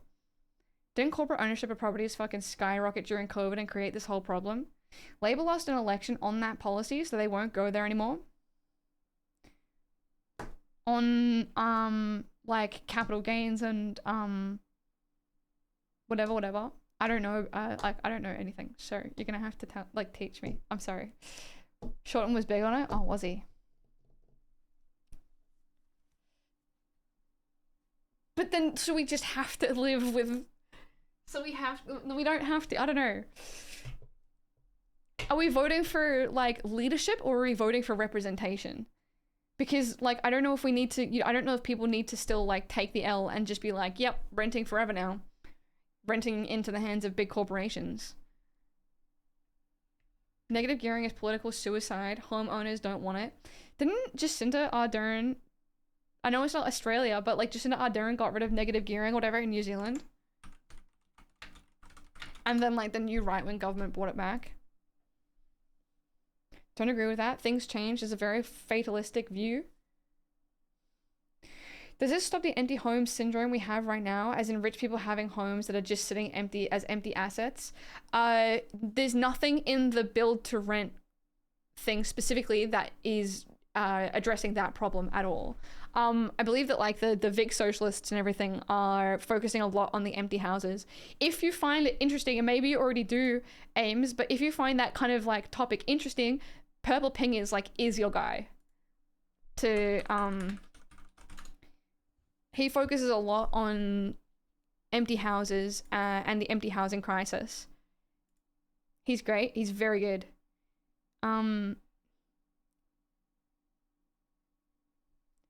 I'll just like link his whole channel, but he's got like some really good ones about the empty housing crisis in Australia in general. Really, have you seen Punter Politics? Good info on the government corruption. I Patreon to Punter Politics. I'm gonna be honest, I don't watch a lot of his content. Like, I will every so often, but I'm like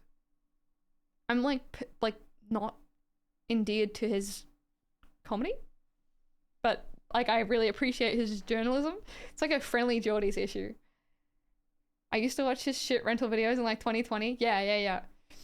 Same exactly. It's so hard to find someone who like charismatically aligns with what you want. But like I really like Punter Politics. He's more like, you got like Friendly Jordies, who is like Labour simp, amazing journalism. Then you've got like Punter Politics, who is like policy simp. He's like addressing the policy, people and policy, and like he's, rather than, his whole thing is like vote for policy, not party.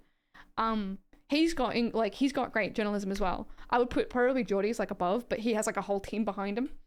And then I think you've got Purple Pingers, who is very much like focusing on the housing crisis. He's also running as well as a member. So I think he's having his debut into politics as an actual member, like as running. Punters is a teacher too. Yeah, he is good with like framing his stuff in an educational way. Literally the first video when you searched him.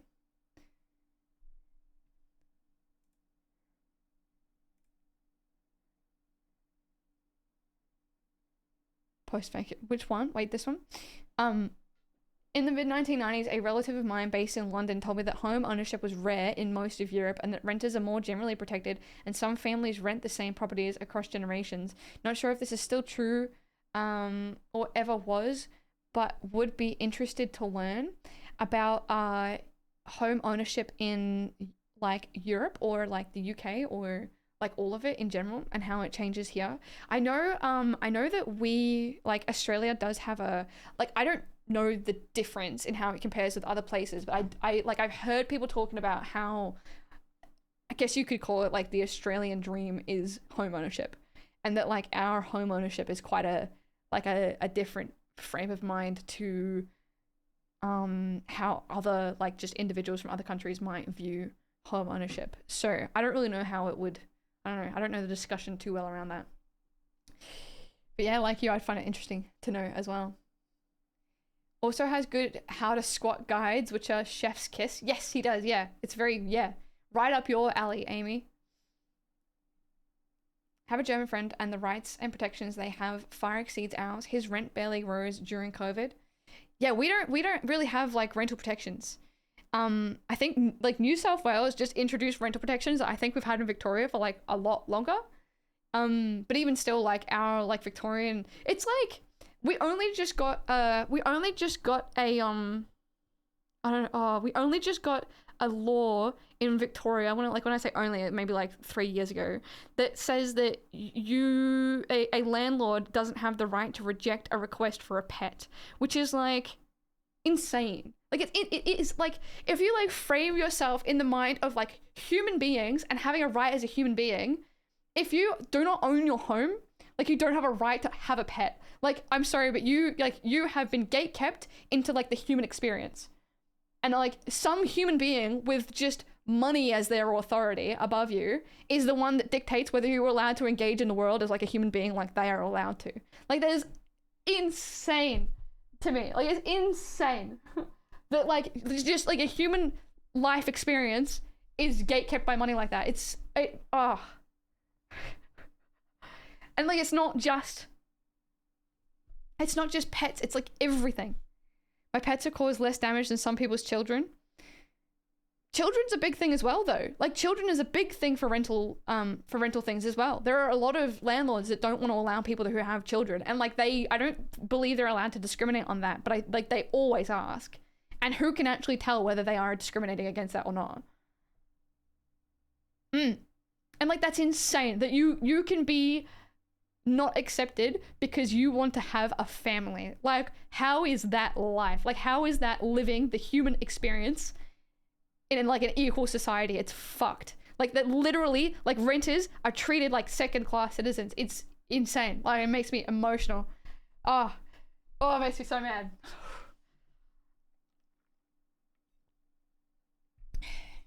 Human equality is so far beyond what we have right now in Australia. It's insane. Or if you get pregnant while renting, they can't kick you out for that. You wouldn't have to disclose, but they would be able to tell if you had like an inspection, right? And then they could just, I think they only just introduced no fault evictions. Slug, welcome back. I was so concerned for you. I've asked like 3 times. I'm like, is Slug okay? Welcome back. No more 30-second delay. I hope you're okay, Slug. I was so concerned. Okay, what was I saying? Oh yeah, because you have like 6 monthly inspections, and like any regular rental agency will inspect your house every 6 months. They come in, they take photos of like absolutely everything, complete invasion of privacy. If you had a baby, there's no way you could hide that from your rental agency, and they could just evict you for whatever reason they like. If they don't like the fact that you have a kid. I'm not saying that they can evict you for having a kid, but they could just make it up, you know. Landlords can still say no because of pets, but there has to be an insanely good reason why. I don't even know what that reason would be, but it's like, yeah. Like that only just came into effect, but it's like, even that experience of having to ask permission for, hey, can I have a pet, is so like, it's so second class. Like it is just that fundamental, the fact that there is another human being within your experience of life of being able to own a pet that has to tick off a permission slip is beyond fucked to me. It's beyond human experience.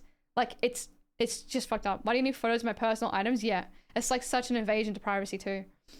I had remaking snide remarks about the tidiness of our house during an inspection while I had a newborn. I talked about this in the Discord, but there was one time when we had a rental agent leave a note about the dirty inside of the microwave. It's our fucking microwave. Insane. If the pet is unsuitable for the property, is likely the only reason I can think of, like a horse in a 3rd floor apartment. I think the law would still prohibit you from having a horse in a 3-story apartment, whether or not you were a renter or an owner. So I think, yeah. Why were they even looking?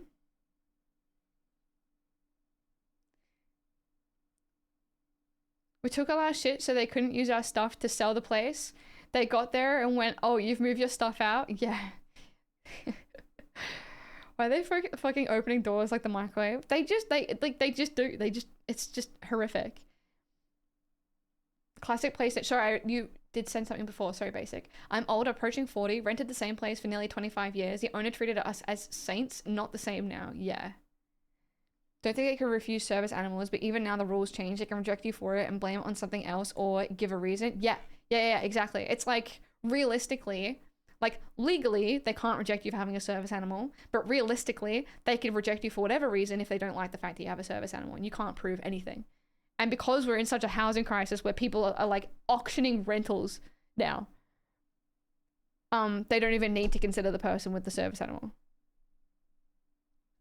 I've only ever had one good landlord and agent, and I miss him so much. Our new real estate has gone back to inspecting us every 6 months instead of 3. Freedom. Nice.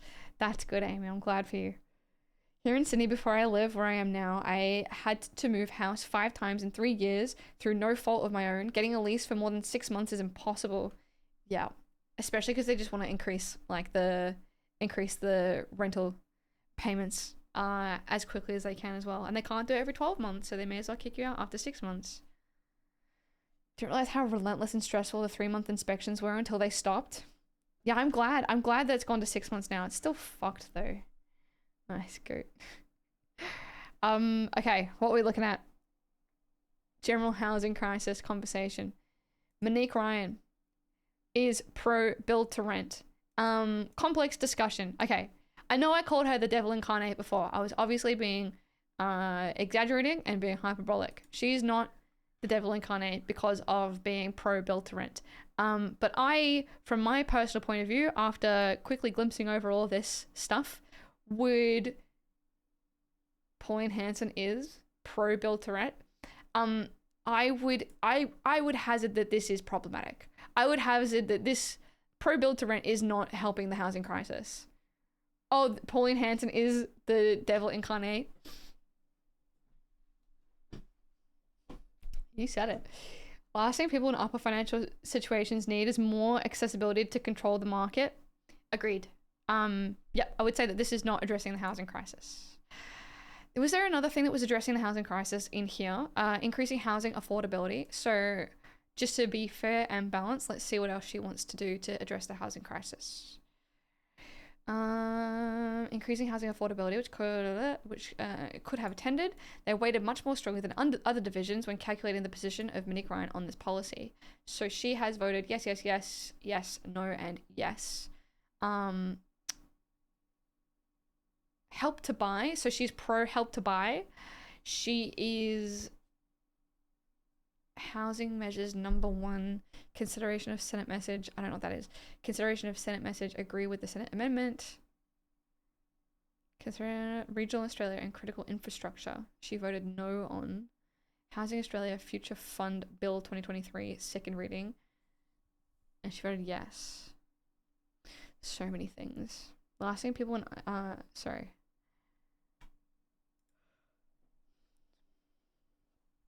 So, yeah, I don't know. She's generally in favor of housing affordability, and you could argue that build to rent is supplying more affordable rentals to people, but I would say that overall it doesn't seem to be addressing like the housing crisis. It's like a band-aid maybe, but I don't know. I'm unsure. She is almost always for letting all MP or senators speak in Parliament. She is almost always for net zero emissions by 2050. How can you be for net zero emissions by 2023, but almost always for net zero emissions by 2050? How does that work?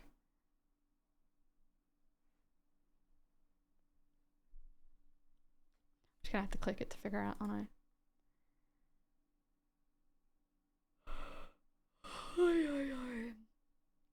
Decarbonisation. Oh, she was absent. She was absent. That's why. It's not that she voted no. Just a quirk of the way that they count things. Fair enough. Now I have to change the microwave time. Life is a prison. Voted generally for a transition plan for coal workers. Voted generally for encouraging Australian-based industry. Patriotic. Voted generally for no new fossil fuel projects. Voted generally for suspending the rules to allow a vote to happen. Voted a mixture on for and oh sorry, I'll click on this one to have a look. Transition the miners. She wants emissions to go up again for the lols. Transition the miners. She was absent and absent and absent and absent. So she's not voting no, but she's just absent. And her supporters would vote yes for these things. And so I want it, like, you can't get the information about whether she was absent because she didn't want to vote or absent because of whatever other reason. Every time the power goes out, my microwave reverts to military time, and I don't know how to fix that. If it reverts to military time, then surely you know how to fix that. Oh, you don't know how to fix it if the power goes out? You need like one of those, Is she just avoiding the question? We can't, like, we don't know is the problem. We don't know if she's avoiding the question. She could be. This website, when you look up avoided votes or whatever, being absent for the vote, it doesn't tell you, there's no way to tell whether they were like purposely absent or just like sick, cold and sick. I lost the manual. I'm sure you can look it up online. Google lends your microwave. These are government bills. You'd assume they pass the House.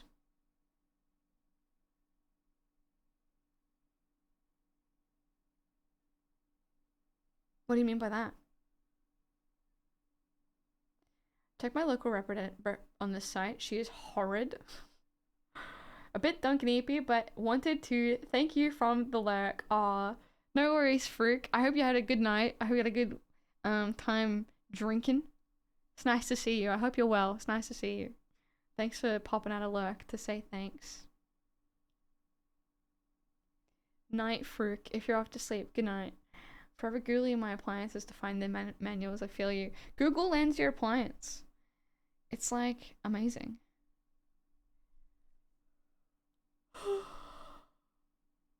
Net Zero Economy Authority Bill 2024. Net Zero Economy Authority Bill Second reading. Absent and absent. Agree with the main idea of the bill. Okay.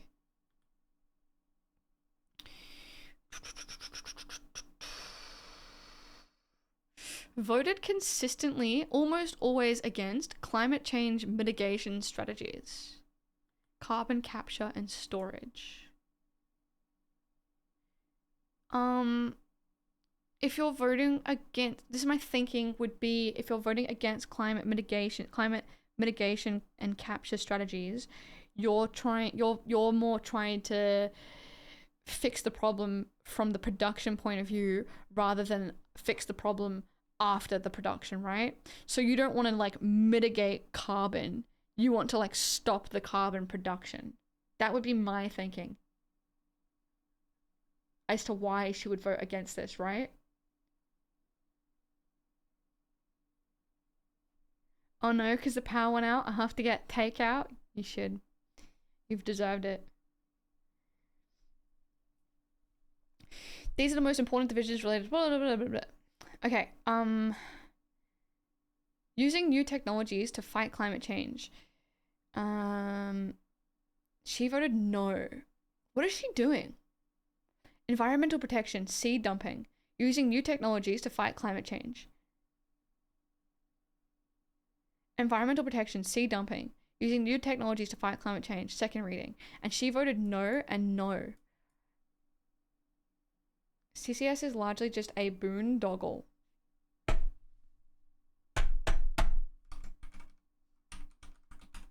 Can't be using words like that in here. What is going on? Boondoggle. I've searched this exact word before. An unnecessary, wasteful, or fraudulent project. Okay. So like my theory was kind of correct, right? Tonight is Lunar New Year. The drums and firecrackers be drumming and firecracking. Pray for my pets. I hope they're okay. What kind of pets do you have? Not necessarily black and white. Yeah. So like it's not like she's against like climate change mitigation, but it's more like she's against frivolous spending on carbon capture and I'm not necessarily saying this is what she is, but I'm like theorizing why this works. Not like she's against climate change mitigation strategies, but like she's against frivolous spending on trying to put a band-aid on the problem, and she wants that money to be put into changing into renewable energy rather than climate capture. Your theory sounds pretty accurate. Seems to be, without reading into like these bills, whatever. Okay. Morally consistent so far, Monique. An Australian building and constructing. She is against an Australian building and construction commission, against banning mobiles and other devices in immigration detention, against banning the sale of non-therapeutic vapes. So she wants vapes. You can give this kind of benefit of the doubt to a lot of these votes in general. Yeah, I think so. It is pretty like surface level that we're looking at, I guess. I don't know. That would be like why I would interpret she would do it. You can't like look at their reasoning. You could probably ask them. You could probably like look them up and actually see what they said about it, if they said anything about it. I think there are companies that capture carbon and convert it so that it can be used as a product. Names of bills without reading them and understanding the content. Yeah, like quite surface level, I would assume. Independent MP Monique Ryan expresses distress and disgust at CO2 seed dumping bill. Okay. This is like straight to the reasoning and the source. I love this. I rise to register my distress and disgust at this bill and my disappointment in the government which seeks to pass it. Deputy Speaker, the release of greenhouse gases such as carbon dioxide and methane from human activities such as the burning of fossil fuels contributes to climate change. In signing the Paris Agreement, Australia committed to reducing its greenhouse gas emissions. Our purpose in doing so was to contribute as a nation to global efforts to limit the progressive, scientifically documented increase in average temperature of our planet as it approaches 1.5 degrees Celsius above pre-industrial levels. Doing so demands urgent action to limit the release of greenhouse gases. While it is also appropriate to look at the rapid and extensive deployment of mitigation options to offset the activities of those industries where some release of greenhouse gases is at this point inevitable. The first and the primary focus of our efforts must be to decrease the extent to which we pollute our planet, not concentration on unproven and effortful attempts to claw back the harm that we have inflicted on our... Yeah, okay, yeah. So it's basically what I was saying is that she is, against the Band-Aid and wants an actual fix from the bottom up. What do you do to keep your fringe from getting oily? No, we're politicizing. No, you're okay. I get incredibly oily. Sorry, little sidetrack. I get incredibly oily. I don't know if you've noticed this, but I get like this shine on me. Sometimes I just gotta wipe off the shine. Other times I just use like a powder. I have like this. Me too. I use this and I just like dump it on my face. If I weren't streaming, I probably would be going like this. I like wiping my nose and like wiping my face, whatever. But I just like keep applying like powder to try and make it like, I don't know how to not make my fringe oily. I just have to wash my hair like every 3 days. Just use the bum soap. My fringe is, you can see like my fringe is like pulled really far from the back. Like this is my new haircut. It is pulling my fringe from like really far back. So I've got like a lot of hair going in my fringe. And I think it makes my fringe be like a lot closer together than it previously used to be. Mine gets spacey after a day. Yeah, mine used to as well. Like immediately spacey after a day. And I told my hairdresser and she was like, that's fine, we'll pull some more from the back. But now it does mean that I have to have like a really big fringe thing. And I can't have like a little cutie like, just on the front, please. I have to like pull it all from the back. So that's the compromise I have to make. But it seems to work nice. You're shiny? Never seen a shiny IRL. That's so rare. My fringe delta. Just on the front, yeah, I know, but I like my fringe. Just the compromise I gotta make, so I'm happy. It's okay. I use oil blot paper, but just regular hair washing. I'm a slick Rick. Same. Suits you well. Thanks, Haley. I'm really happy with it. Like I'm really happy with the full fringe. I wish I weren't oily. I'm the same. I'm the same. I just get so oily, but it's better than like being flaky and dry, I find. Worst combo is both. The fringe is great. Thanks. I'm glad you like it. I really like it. I'm like really happy with my current haircut. The plan's to like grow out my hair a bit. I miss my long hair and I might start doing dyeing. I don't know. I'll wait. I probably won't do dye. But I'm trying so hard to grow my damn fringe. Yours is cute as hell. Was a good hairdresser. Like genuinely is a good hairdresser. Otherwise, I don't know. I can't do it. Oily skin usually ages better. Hopefully. Oily skin will suit you well later, less wrinkles. Hopefully, I like just staying inside. Hopefully staying inside doesn't give me a wrinkly face when I get older, but oh well. Okay,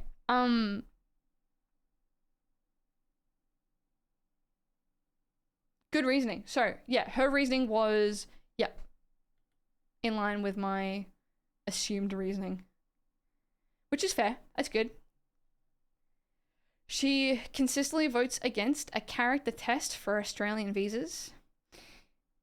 Have to face youth trifecta of oily skin, chubby cheeks, and an Asian mum. I still get carded now and then. I'm old enough to have an adult child.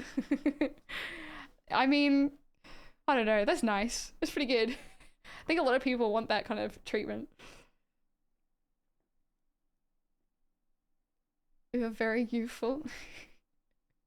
I have a friend who has like such a baby face that when we put the baby filter on him, it like doesn't change the way he looks. It's like that much of a baby face that it just doesn't change. It's quite funny. I'm a fucking child.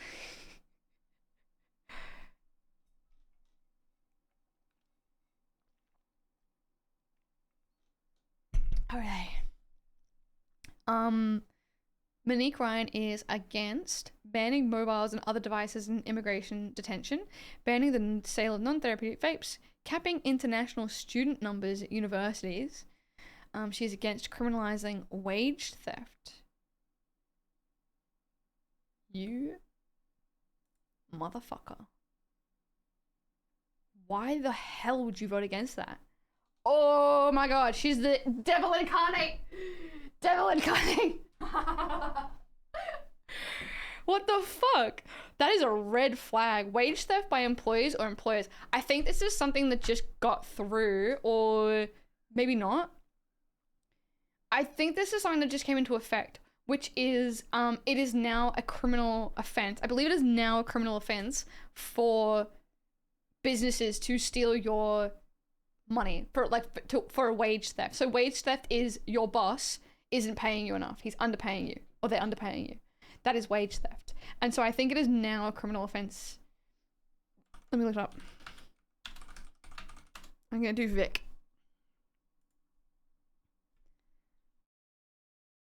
Fair Work Ombudsman is responsible for investigating alleged criminal wage theft offences as of the 1st of January 2025. Yeah, so it just came into effect. Wage theft as terminology, I think, refers to employers. Yeah. Yeah. Otherwise, it's just theft, right? You can't take the lib out of the lib. This is an insane thing to be against. I remember, Andrew and Dave, I'll read your messages in a second. I remember being underpaid in my, it wasn't even a minimum wage job. I was being underpaid in my, it was a minimum wage job, but I was getting underpaid. And after a year of work, not even a year of work, I had calculated that they owed me $5,000 in underpaid wages. I remember contacting Fair Work to be like, yo, this is my first experience in being underpaid. What should I do? And they were like, oh, you can try and make a deal, whatever, go talk to your boss, whatever. I wrote up a request of demand to my boss being like, you have underpaid me, you owe me $5,000, I am requesting the $5,000. They then offered to pay me $2,000. My boss was like, we can't afford the $5,000, but what about we give you $2,000? And I called Fair Work and I was like, they offered to pay me $2,000, what should I do? And then the Fair Work advice was that I should accept the deal, or I could accept the deal. They were like, you could accept the $2,000 if you like. And then I was like, okay, I'll go think about this. And then I made a Reddit post and I was like, whatever, being underpaid in my job, what should I do? Fair Work has said that I could accept the $2,000. And then Reddit got me on the right track. They were like, that's your fucking money. Don't accept anything less than what you are owed. And I was like, oh, of course. Snapped out of it. And I was like, oh, of course, that's my money. That is rightfully my money. If I were to steal, not even steal, if I were to take my money that I earned working for this business, if I were to take that out of the register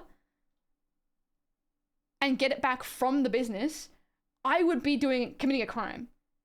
But them taking that money out of my pocket until the 1st of January 2025 was not a crime.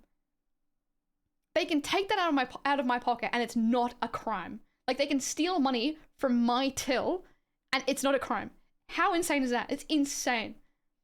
I ended up getting all my money back, which was good, but it was the worst. I got fired, and it was just one of the most stressful situations ever. But so now criminal wage theft is now criminal as of 1st of January 2025. I don't know where this goes from here in terms of how this actually looks in terms of criminally going after businesses that are committing wage theft. But Monique Ryan voted against criminalizing wage theft. That's insane.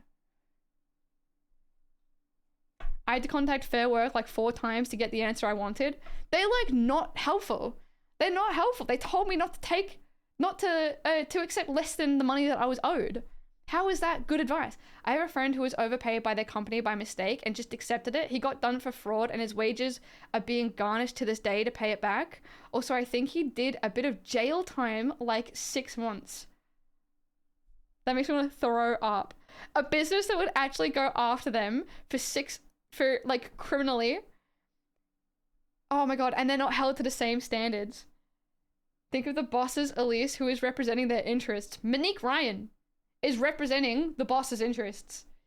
Maybe she's committing wage theft. Yeah, I know. We should look into her payments. I want to see some CEOs in prison.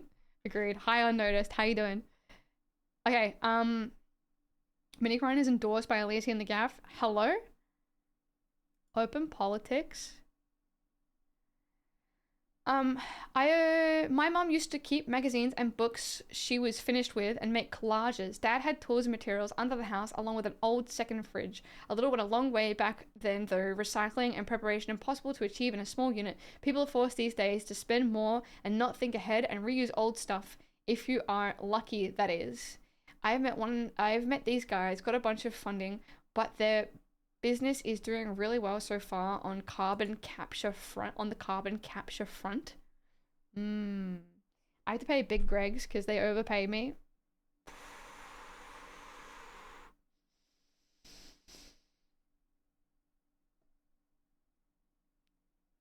That makes me like feral for you, Rob. That makes me feral.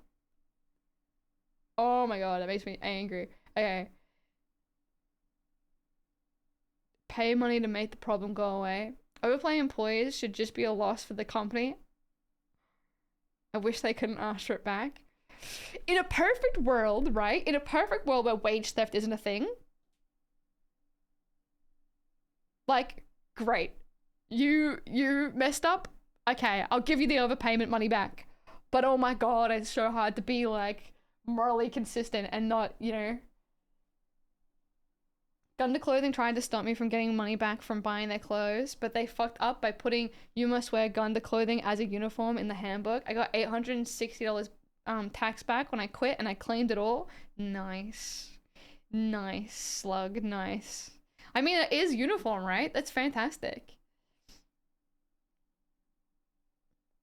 Kurt, why you have to pay in Greg's back?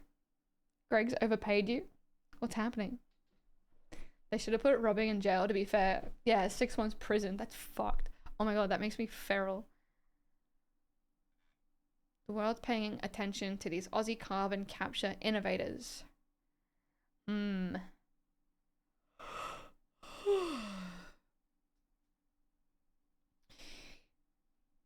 Big Tangent is trying to understand the efficacy of carbon capture and whether it's actually worthwhile. I also don't know if it would be like a fix on all of the issues from fossil fuel production, right? Isn't fracking like just the worst thing for the environment? Not even in terms of climate, but like just environment existing. Caused a whole thing because everyone claimed it back. All the kids were like, oh, I didn't know. I mean, yeah, it's technically uniform. Yeah, of course you can. I got overpaid once, both 2 months of pay at once, so didn't get paid my next pay. Getting paid monthly with that mistake was pretty brutal. Oh, it would be. That's pretty rough. I was saving up change that people gave me at my job as a cashier because I wanted to throw a pizza party for my co-workers. My boss came down and snatched the change I was given because they use it for something else. That should be criminal.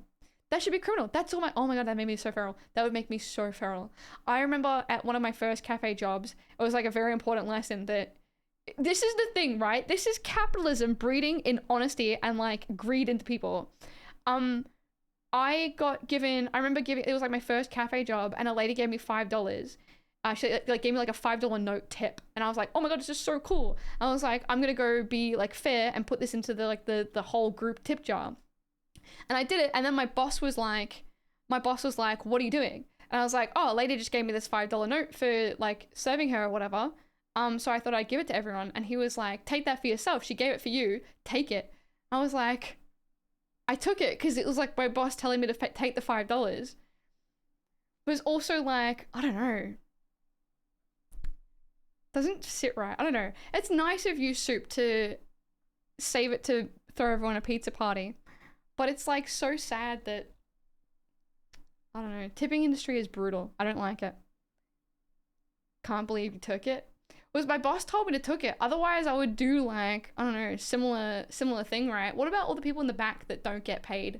That don't get the option to be front of house to work and get tips too?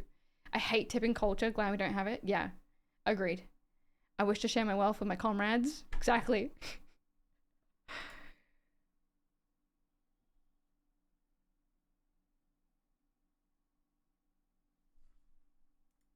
Take it. It's yours.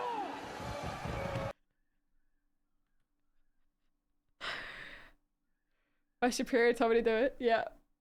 Isn't that fossil fuel industry in its current state not even competitive with renewables for power? No idea. I heard of a cool carbon capture technology. It's called trees. Also algae. We love algae. Trees aren't renewable. Can't grow trees. One customer told me keep the change and it was a whole $10 and we're like, how are we 10 over? Meant to keep it, goose. My sister got messed over with maternity leave payments, so she said she could say when she wanted it, so she wanted it in a few weeks in the new tax year as she wouldn't be working much the next year. The company said it was fine and that they would do that. Then they dumped it all on her at once right away and she ended up taking a big tax hit on it because of that. I think a few thousand didn't go to the company, just to ATO. And wait, and so she had to then, that's rough. I don't know how maternity leave would work. I don't know. Rights? Leave? Payments? Who told you about these trees? Became my boost juice fund. Nice. In game. I always tell people to keep the change after I blast them away with a Tommy gun. What are your thoughts on nuclear energy, by the way? I don't have thoughts. I don't know enough about anything. I think we looked into it once upon a time. Hold up. Okay. It's going in.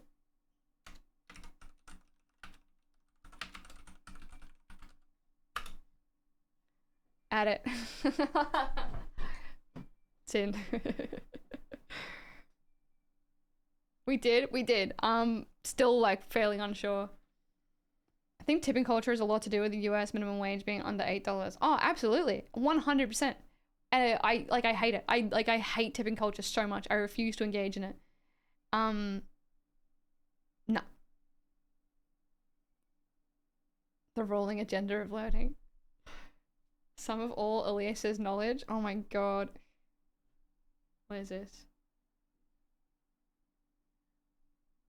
Nuclear. It's pronounced nuclear. Whatever. Nuclear. Nuclear. Some get paid as little as $2 an hour. It's criminal. Is the minimum age still under $3 for tipping industries? In America? No idea. What the fuck is that? Okay.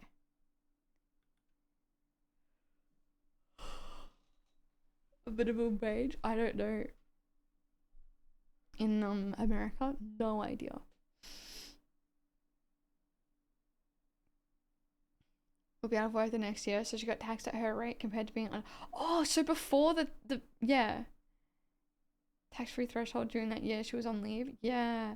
Irrationally so annoyed when people say nuclear. Nuclear. It's pronounced nuclear. Okay, what were we up to? Wage theft rant. My wage theft rant. Okay, hold on. Can I close? Alright, I'm going to make a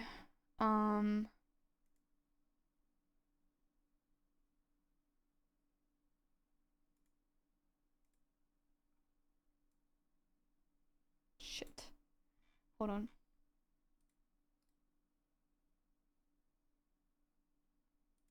Can I make a freaking sub tab? How do I make a sub tab? How the... Am I blind?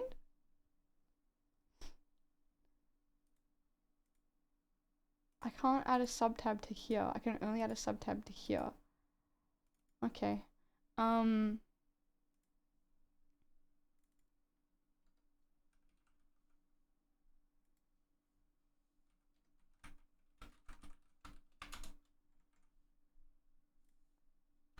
Okay. I'm using it as my my workbook. It's like 6K per annum without tips. No wonder they practically rip the tips out of your hand. I actually had a really enlightening convo with a friend about nuclear stuff. Yeah. Are you pro? What would you say that like you came out the other end? Pro or no?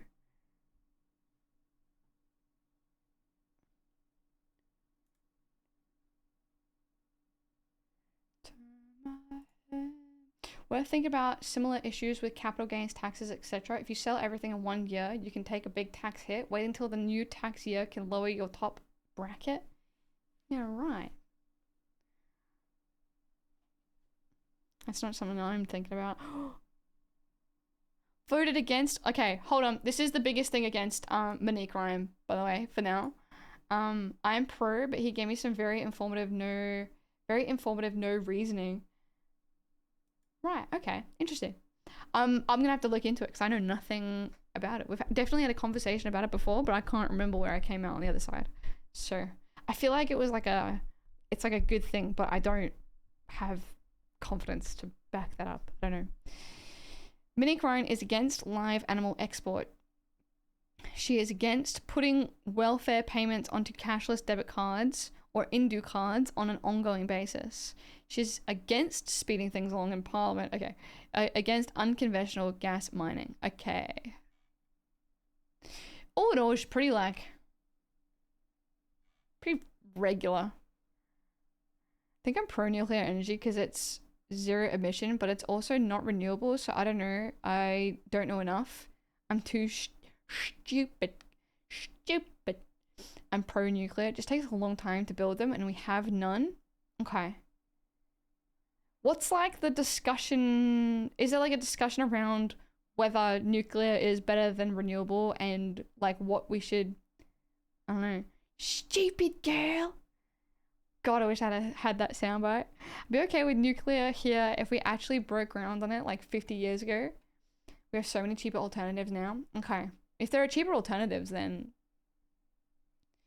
we'll have to pay at a premium for offshore enrichment and bringing in foreign specialists and patents. Thought we had one here. Only a research capacity, not nearly big enough for power generation. Till we can actually deal with the waste, I'm against nuclear and pro-renewable sources. We can actually deal with the waste. I'm against nuclear, pro-renewable sources. Yeah, because doesn't it make like permanent waste? Sorry, I'm being a monkey. I'm like, renewables are a good industry now. It's definitely beats out fossil fuels, but renewables are more cost efficient right now, I believe. Analysis of lifetime cost per gigawatt per hour per plant. So what would the, like, what is the, if the, I don't know. So renewables are better, are a better investment for like the long term, but then renewables, yeah, no, I don't understand. Sorry. Solar and wind are getting cheaper and cheaper. We should put freshly retired athletes in hamster wheels and have them run infinitely to create energy. I heard a story from an Aussie woman in America who went for a drink and a bite to eat in a venue. They gave her a really bad service. She left not leaving a tip and was harassed and pursued down the street by an abusive employee.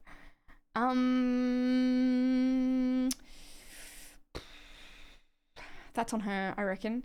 Unfortunately, I think you have to.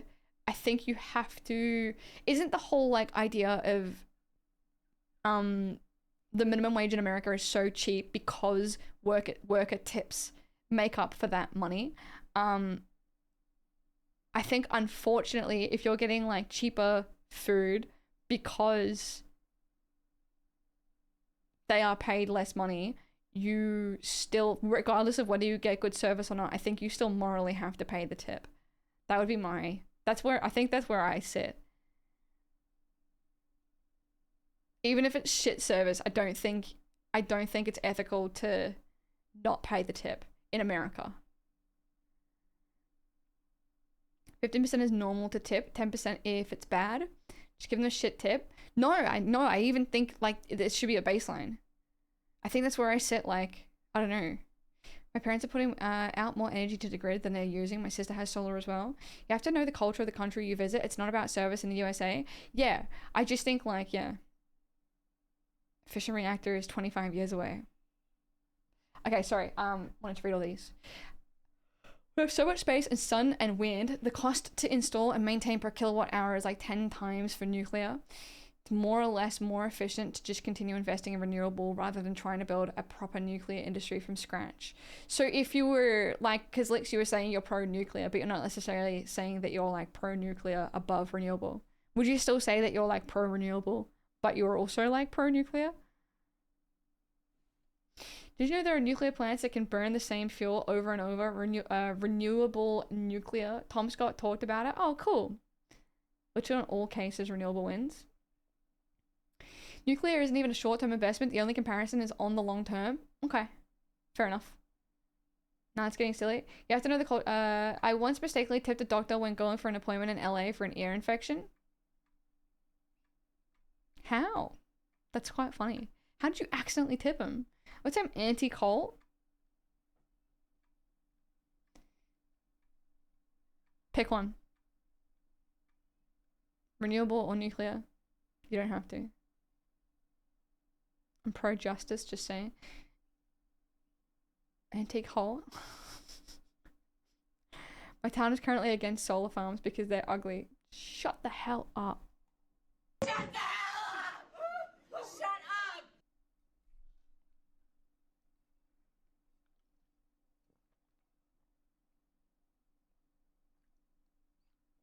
Doctor was like, thankfully I am quite well paid. He turned it away. I'm Australian, I don't know what to tip for. That's good, okay. A decent solar system is crazy expensive in the USA. Nothing like here.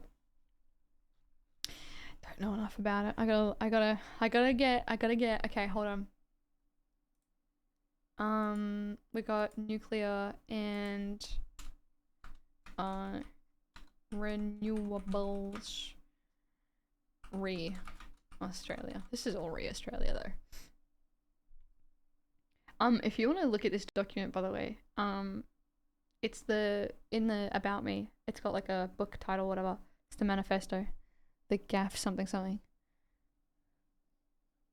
gonna try and use it to keep track of the things that I'm learning about. Literally nothing more annoying than the town rejecting something objectively good because it's ugly to see from the road. Yeah, agreed. I don't even think they look ugly. I don't know. Maybe I'm biased about them, but yeah, I don't know. I trust Cahill's take. Cahill's not even here right now, but fair. Oh wait, yes he is. There he is. Sorry, I really wish I had the patience, but anti-nuclear folks are beyond me. Okay, sorry, I didn't see Cahill. I was like scrolled up to try and find him. Yes, I also trust Cahill's take. My solar system wasn't that bad. 14k and then minus 3k with tax credits. Nice. I gotta have a look. I gotta have a look and see if I can do solar panels. I don't know though, because the shape of our house is like potentially not conducive to solar panels. Not sure. I don't think they're ugly either. I don't know how I'd feel if there was like one out there. Maybe I would hate it. I don't know. Wouldn't be as good as it could be. That's a problem with it too. Trees make it pretty rough up here. Yeah, as well. It's very tall trees. We've got the second tallest tree in the world. Second tallest tree in the world. Tallest flowering tree in the world. All around here. Consumer solar is not that expensive in the US and it pays for itself in a few years. You could also consider getting a big windmill. Too many trees for the wind. My ROI is like 4 years. What does that mean? I learned some wind farms are built where they kill threatened species and all the companies have to do is pay more for each bird killed by a mill, and it's killed my soul.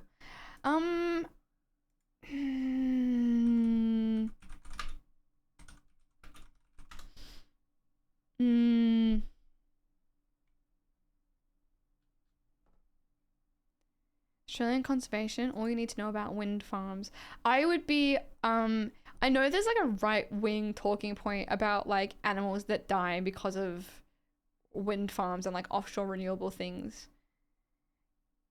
So I would be interested in looking into that before I make a judgment. So I definitely heard it from like right-wing people and it always makes me a bit like, But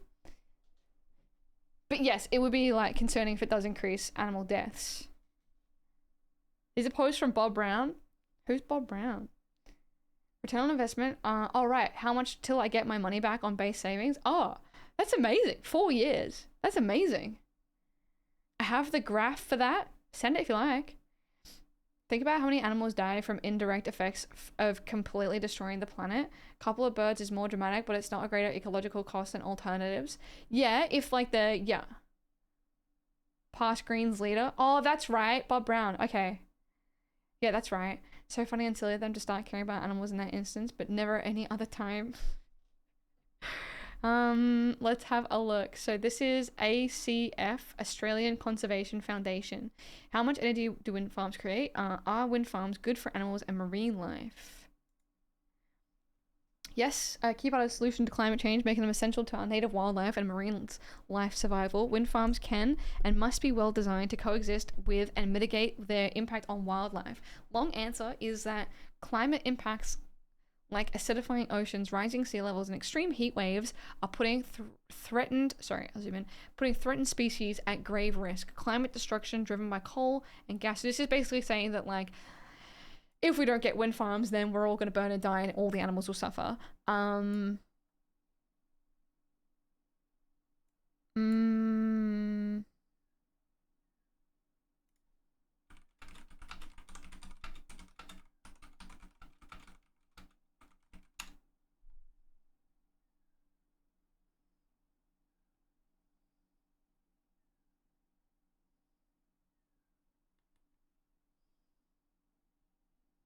Climate portal.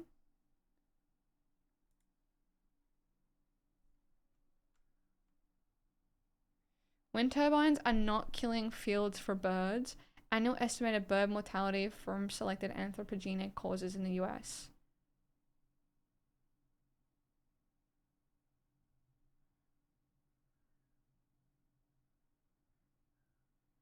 I think I've seen this before. GG.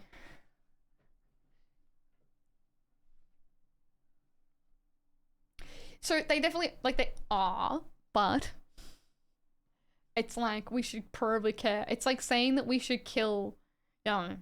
They are killing them, but we should care more about other things. Problem with wind and solar is we're in a weird middle ground between keeping the coal plants on and using solar during the day. Did I learn that here last time? Potentially, yeah. Didn't you know they're killing the whales? Something like that. Yeah, I remember that. The killing the whales thing. I think we were talking about that last time, actually.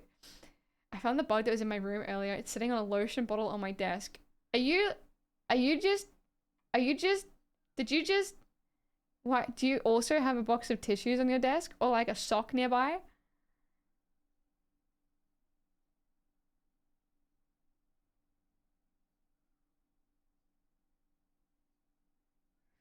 Anyway.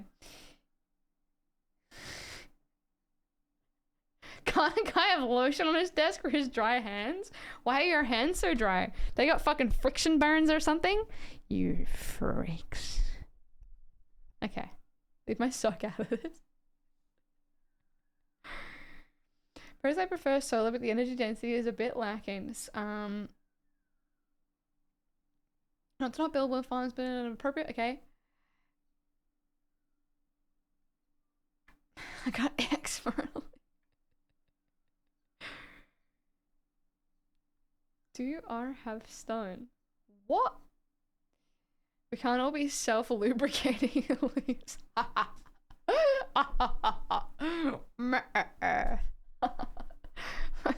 My face is oily and my hands are dry.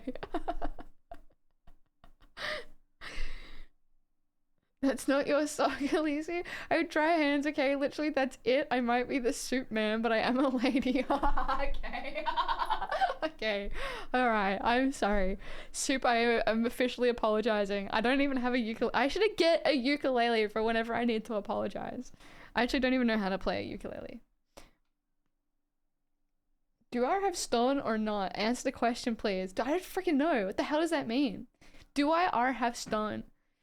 Do I have stone? What do you mean? Answer the question. I don't know. Do I have stone? I don't know what that means. Can you please clarify? Guzarino, can you please clarify? You'd learn it easy, I reckon. If I have stone. Dare we say it goes on the list of ukulele? I don't even own a ukulele. Answer the question. Didn't Goat give you a stone once, or at least a picture of one? Yeah, I think I have it in my, what the hell is that? I think I have it in my drawer. Hold on.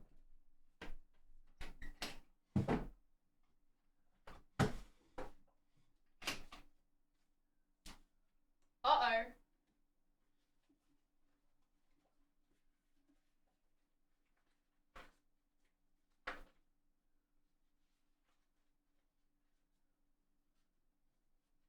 Uh-oh.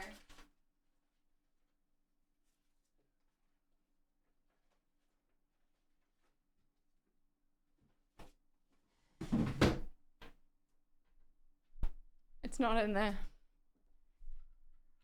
I lied, I'm sorry. I have Elise mementos in my drawer. I got a lot of stream mementos in that drawer, but I think some of them must be up in the house. I didn't bring them all down. I'm getting the bug with my lint roller. Good luck.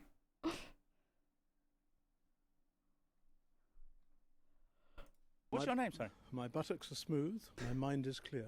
Vote UKIP. But if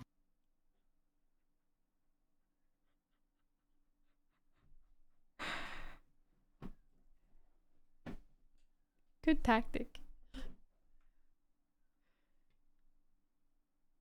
You get one for Kmart for 16 bucks. Wait, a stone? Wait, I can get a stone? Hi, Dip. UKIP is right wing. Why did he save that? Why did he say that then? Ominous message to join stream too. Did he just flex his smooth buttocks? Yeah, and his clear mind. Send him to prison? You're okay, Soup. I'm glad you got it all under control. Alright, sorry, let me scroll back before we got distracted by you are have stun. And smooth buttocks, clear mind. And lotion on the desk. Far out. The problem with wind and solar is we're in a weird middle ground between keeping coal plants and okay. Cats are so high because owners don't keep them indoors. They kill thousands of native species too. We should build wind farms in the right areas is my point. Yep, absolutely agree. Totally agree. I think that the placement of wind farms is definitely like an important thing for humans to be able to live properly and for birds and wildlife to be able to live properly too. Yeah. It's a good chart though. Collisions with building glass is this cat one is just don't know, man. I think I'm anti-cat. Outdoor cats is what I mean. I'm anti-outdoor cat. I don't even think I'm anti-outdoor cat. I am anti-outdoor cat. That's gonna be on my policy. I'm anti-outdoor cat. Cattos should be inside, period. Yeah. Some cats are lazy as fuck. If only it was all of them. Surely the glass can stop that amount of deaths. Surely there's glass that can stop that amount of deaths. Not invisible glass. Even like, dude, even a bird flew into my door the other day. My cats are all indoors. That's good. I keep my cats indoors. Thank God, I was about to throw hands. Kill your cats outside. You're a bad owner and I judge you. Don't care. It's catastrophic. Alright. Ding ding ding ding. I let my cat outside because she's trained on a leash and she stays by my side. I mean, yeah, if you're gonna have your cat on a leash, I think it's fine. I think that's fine. My cat needs to be an inside cat because she will roast to a crisp. If she wasn't naked, she'd still be inside. We got 2 naked cat owners in here. Tara and Haley have bubble boy cats. Yeah, we got 2 naked cat owners in here. I feel like this is an overrepresentation of naked cat owners. You guys are naked?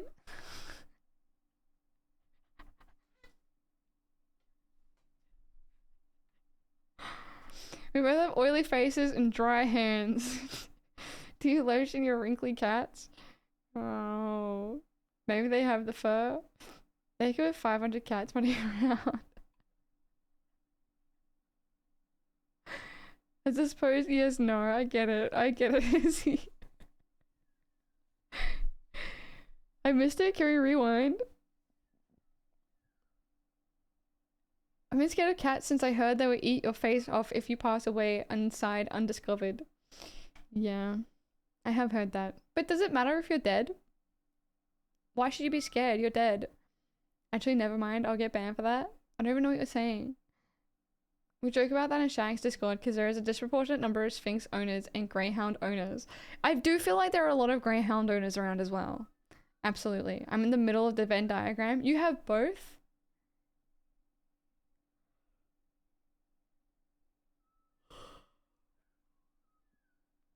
My neighbors are smoking bongs. I can smell it through my window. Good on them. How can you tell there's multiple? I just feel like I know that there's a whole bunch of people in here that own Greyhounds. Alright. Back to what I was doing. It's so hard to live.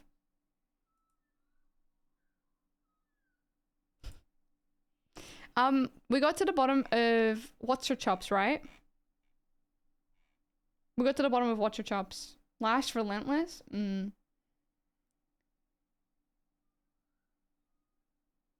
hard to live. Life is a prison. Agreed. Agreed. Oh, you can go and look at her speeches in Parliament. Cool. This website's really good. You should use this to look up your... I might even actually save this website. It's so slow though. Every time I try and use it, it's so slow. My old neighbors used to smoke all the time. Whoever makes it smell nice deserves to be a billionaire. But like, it's a smell you gotta get used to though as well, right? You're born, life sucks, then you die. Here you go. I'm also gonna add this to this guy. We got politics, resources. This one. There was also a website that Toke sent earlier. This one, Open Politics. Ooh, this looks fascinating. Open Politics, holding power to account. Monique Ryan, member for Kooyong.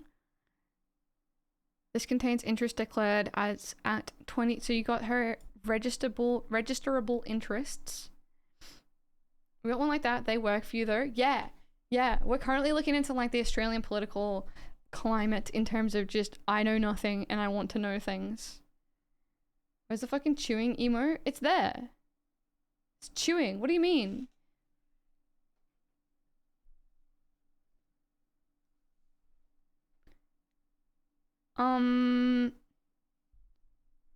This is so doxy. This is so doxy. Okay, so she's got real estate 1, so she owns a house. Directorship, which means, what does directorship mean? Registered directorships of companies. Oh, because she runs her like political party, then she is a registered directorship of her political party. Is that right? Other assets. It's got a car. Oh my god, this is so doxy.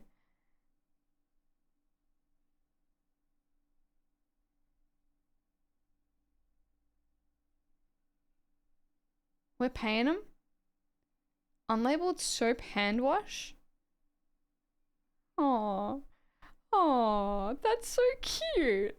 Aww, that's like adorable. Okay. The more things we know, the better. I spent my 20s and most of my 30s woefully ignorant of politics. Yeah, I'm like incredibly ignorant of everything that's going on, and I have like a lot of doom about America because it's a lot easier to consume their politics because people make it very accessible in terms of like being charismatic YouTube entertainers. I watch a lot of American politics stuff, and it's made me be like a little bit disheartened about my lack of Australian politics knowledge. And also the lack of people who make it accessible to try and understand politics. So I was kind of trying to draw a bridge, and I don't know, streaming is like entertaining for me. Like this is like a form of entertainment for me. Is like, I don't want to be weird about it, but like like the chat is like my entertainment. And like maybe like watching this stream is entertainment for you, but like having the chat is like my entertainment. And so if I can like learn about a thing whilst also making it entertaining for me by having chat come along and like help and query and whatever, then I can like mingle those things. Because doing this on my own is like it's impossible for me to like sit down and pay attention enough to kind of do this on my own. Like I have to have the entertainment there to do it. If you're not paying, you are the product. I feel that. And so I just like, I have to, yeah. Gotten so much knitting done during your streams thus far. I'm glad. I'm very glad. What are you knitting? I finally got my first, are you sure you want to send that? The circle jerk of entertainment. Nice, let's go. Oh, to chat? Exactly, you are the product. I am the consumer and you are the entertainer. You're all content creators. How do you feel about that, huh? You should apply for a content creator pass for the next PAX. I'll vouch for you. Knitting a hooded scarf thing I saw on TikTok. Cute. That's cool. That's very cool. I never learned how to knit. It's like so not me. I feel like I should know how to knit.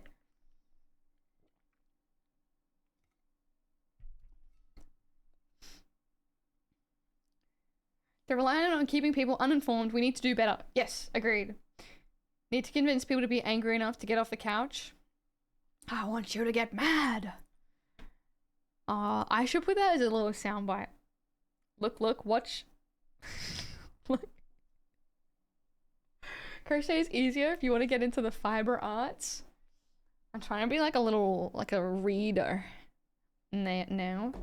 But it's hard. It's very hard. I miss knowing how to knit. Isn't knowing how to knit like riding a bike? Like you don't forget? I used to love knitting as a kid. Okay. Thinking about also making a VOD channel, by the way. Instead of just like letting my VODs go to waste. I was thinking about posting VODs, but I don't know. I'll see. I'll let you know. If anyone's interested in that. Like on YouTube? Yeah, just as like a place to archive them. I want to get French about all this. We need to be starting fires in Minecraft on WoW. Agreed. VOD channel would be really good. I love when people do that. Might as well. It's really easy. Yeah. Okay. I'll do it. You've given me the confidence. It doesn't take a lot. It does. I don't need a lot, but I do need a couple of affirming words. Repetitive hand motion hobbies are pretty boring for us train brainers. Yeah. Mine's the Rubik's Cube. That's my one, is the Rubik's Cube. But I don't get like a cool sweater or like a sock out of it, you know? I've never gotten a sock from doing Rubik's Cubes over and over and over. You just need a couple little hype girls. Exactly, Tara. Exactly. Thank you. Thanks, Essie. Lots of adults fail at riding bicycles due to decades of neglecting the skill and putting on weight in various places. Oh, really? A little myth debunking. Wow. I mean, that makes sense. If Shags can do it, you can do it, Elise. Wait, has Shags made a VOD channel? Has he really? I gotta get on this. Alright. What are we doing? Okay, I was gonna move on to... I do like this website where you can view the assets that people have. I kind of want to add this into this guy here too. How politicians vote. This one is assets owned by politicians.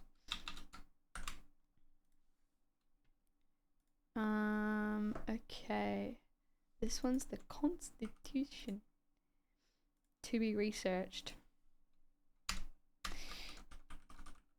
We're gonna read through the entire Constitution on stream, I've decided.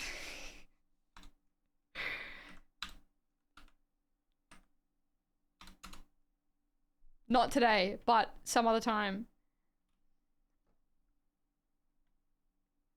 I associate the cat time emote with vagina pineapple.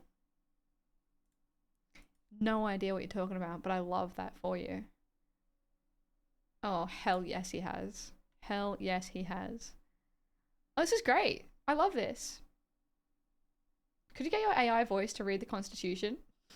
Probably, I think so. It might cost me a little bit of money if it's like too many words, but like, yeah, I could do that. That'd be pretty fun. The MAGA voice. I don't know if you could get it to like put on, if you like getting it to read out a script, I don't know if you can get it to like improv, but hi Jello. Also, hi Jack. What is vagina apple? I couldn't tell you. There's no bottom to this rabbit hole. Brother, what in the ever living frick are we doing? Jack, we are doxing politicians and their policies. We're getting woke, etc. I have a pen, I have an apple. Pretty sure the MAGA voice thinks the Constitution is make-believe, which is true in a sense. In the eyes of the MAGA voice, yes. But I could get it like in my voice to read it out, but then that's not really like studying it, is it? You should read the Statutory Interpretation Act, Commonwealth first, super fun. I love that you add super fun on the end. Statutory Interpretation Act. Is there like a national one or it's...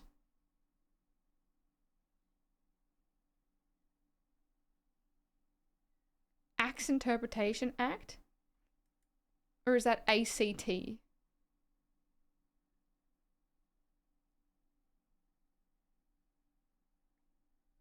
We're slashing Monique Ryan's tires for betraying the working class.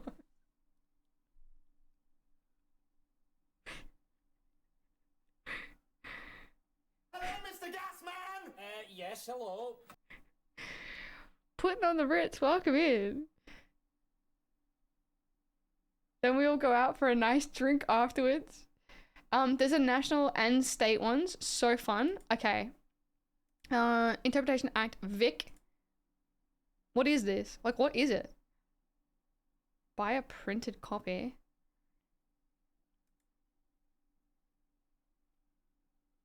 What even is it?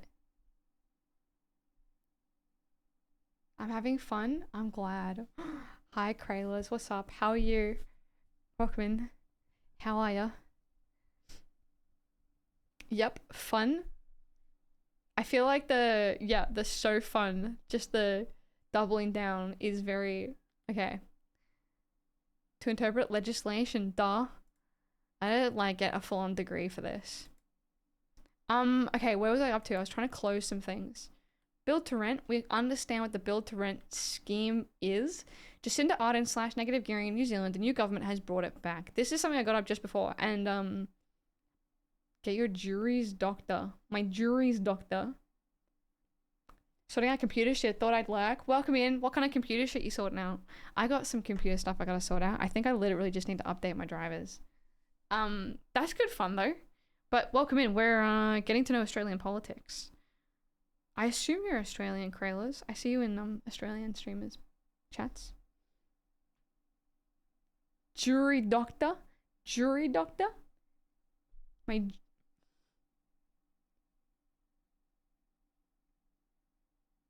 Juris?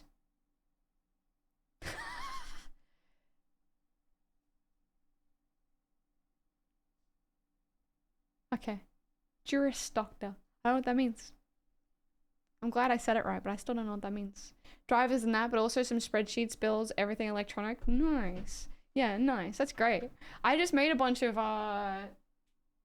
you know what? It's not even interesting. Don't even worry. I was just about to tell you some folders that I made in my email. It's not interesting. It's not fun. Fuck Luxon? Who's Luxon? Anyway, it's a law degree. I thought about trying to do something like political in terms of furthering my education, but I'm not too sure because there's a bunch of like free TAFE things at the moment. I have sought a free TAFE thing in the past, so I don't know if I'd be eligible. But I would just love to like further my education. You'd be so good for that. Oh, thank you. I would just love to like make myself a bit more like knowledgeable in an official sense, as well as like just generally learning about things. I don't know. Thinking about it. Okay.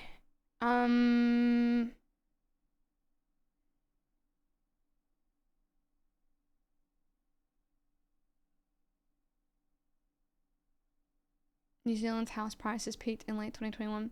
This was about the getting rid of the capital gains tax. This is when we was talking about what we could do in Australia to try and better the housing crisis rather than building rentals. University of Twitch chat. Yeah, you could do some uni study. The free TAFE courses are free for anyone. Don't you like? Can't you only take like a certain amount of free TAFE courses before? You like, because you can't do all of them, right? Like, surely you can only do a certain amount. I don't think so. Because I think I accessed like a free certificate in mental health, which I dropped out of because I found it like to be a bit bullshitty. I'm in the process of buying an apartment. Really? We'll have a pre-approval from the bank soon, but the process is kind of nerve-wracking. Feels so adulty. That's huge. Jack, that's massive. That is insane. That's very, very, very cool. Congratulations. I feel like I want to say it's like it's going to be like the most stressful time of your life. But like also the most exciting. I don't know. That's very huge. Congratulations. That's really, really cool. Pre-approval is like, that's very big. We'll have pre-approval from the bank soon. That's very exciting. Congratulations. Especially if you haven't finished, it's fine. I thought that even if I accessed it though, you could do a Bachelor of Laws and focus on public law. I did the Deakin Law School exam and I got in. I assume it's still the same. Less immigration, less demand of the need for housing. Is that your argument for housing, whatever, is to reduce immigration?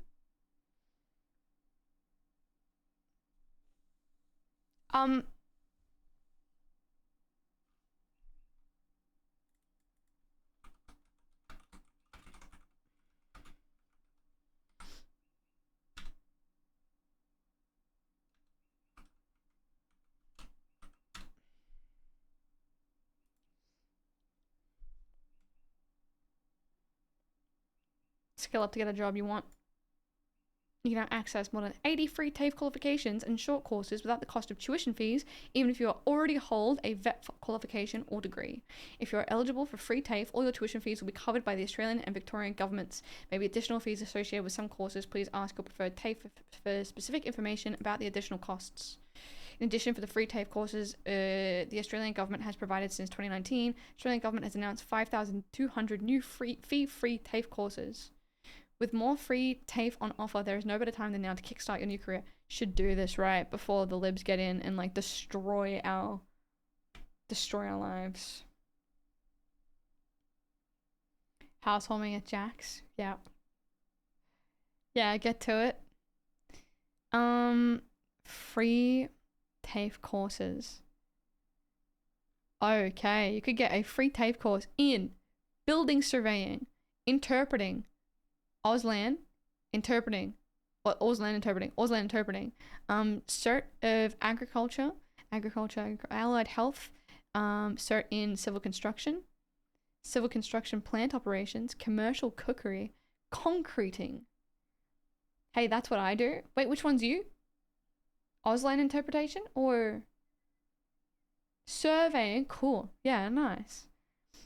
I always have it in my head that I'll go back and do this cert and that cert while it's free. Forgot the election might change that. Yeah. I mean, probably a good time to be looking into it. They could change it. We'll come and visit during PAX. Not building specific, but I can do it. That's pretty cool. Hate it though. You could go do a free TAFE course and change your career. Concreters are the dumbest trade by far. I'm gonna wait until Goat like does his own concreting and he's like, I need an official concreter. When's the state election? Isn't it meant to be called?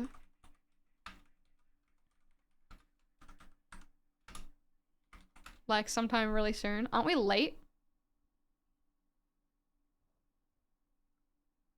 Maybe it's not. It's federal election, isn't it?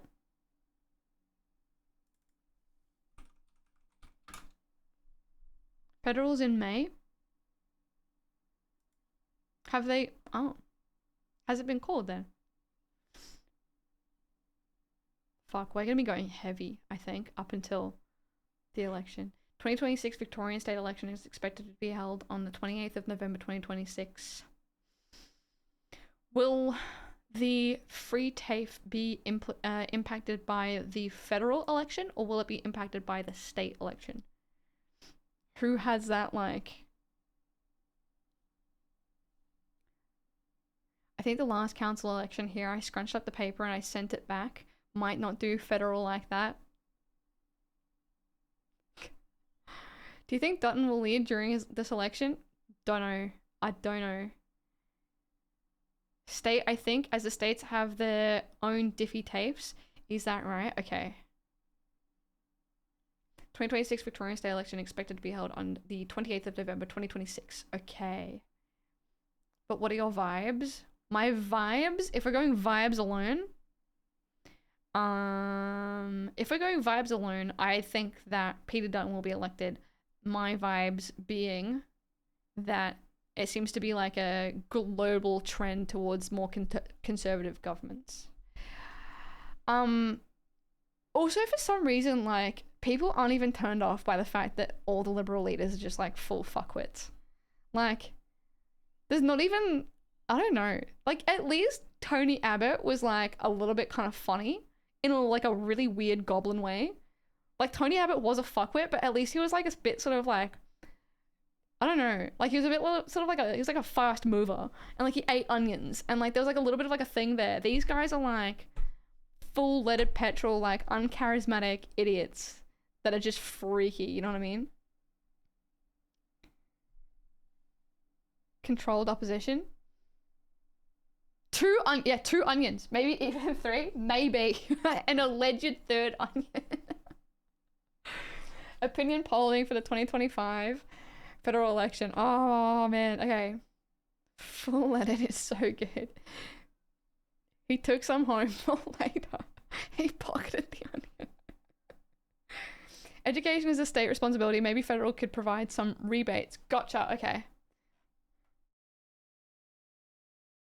Sorry. Okay. I don't know how to read graphs. I'm like graph illiterate.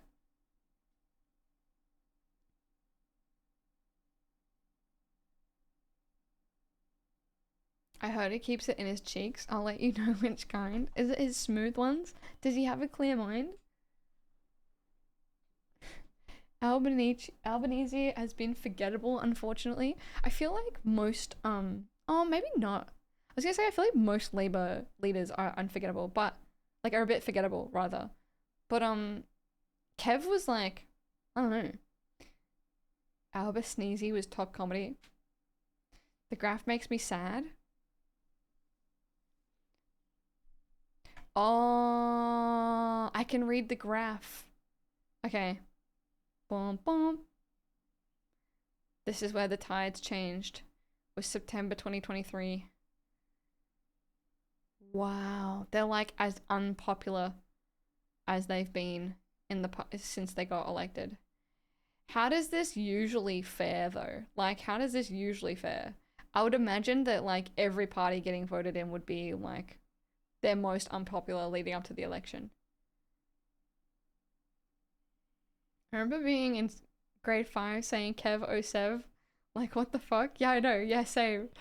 Kevin 07 was top tier marketing. Julie was our best leader, but the majority don't agree. I don't actually know about like anything. To be honest. Don't even want to pretend like I do. Add it to the list. Just understanding Julia Gillard. Just like general. Okay. I'll do like general political history. Like the Gillard and the Rudd government. It's honestly, it's gonna go all the way back to like, I don't know, when do you stop? Things start to become like historical, right? Historically relevant. But then like there's also a lot of history which is probably like currently relevant too.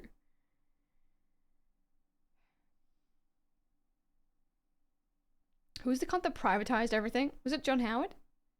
I don't know.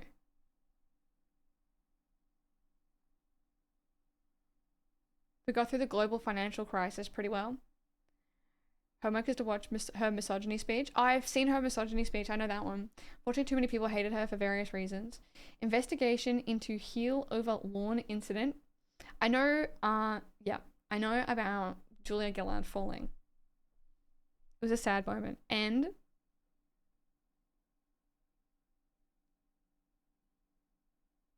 her speech was fantastic. Margaret Thatcher. Should I know about Margaret Thatcher? Should I add her to the list? Far out. Are we doing, is this like Australian? Or we got Australian history and it's gonna be like general world history that I want to know about as well. Which is like,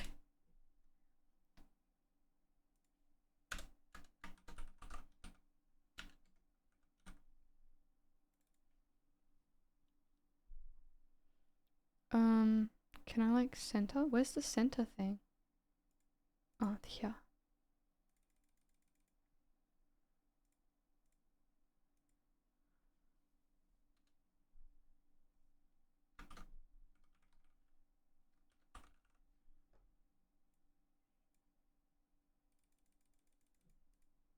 Is it consistently sized? Who knows? Not me. Looks like it.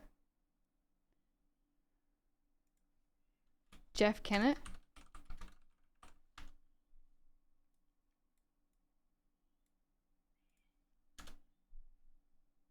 How deep into the rabbit hole do you want to go?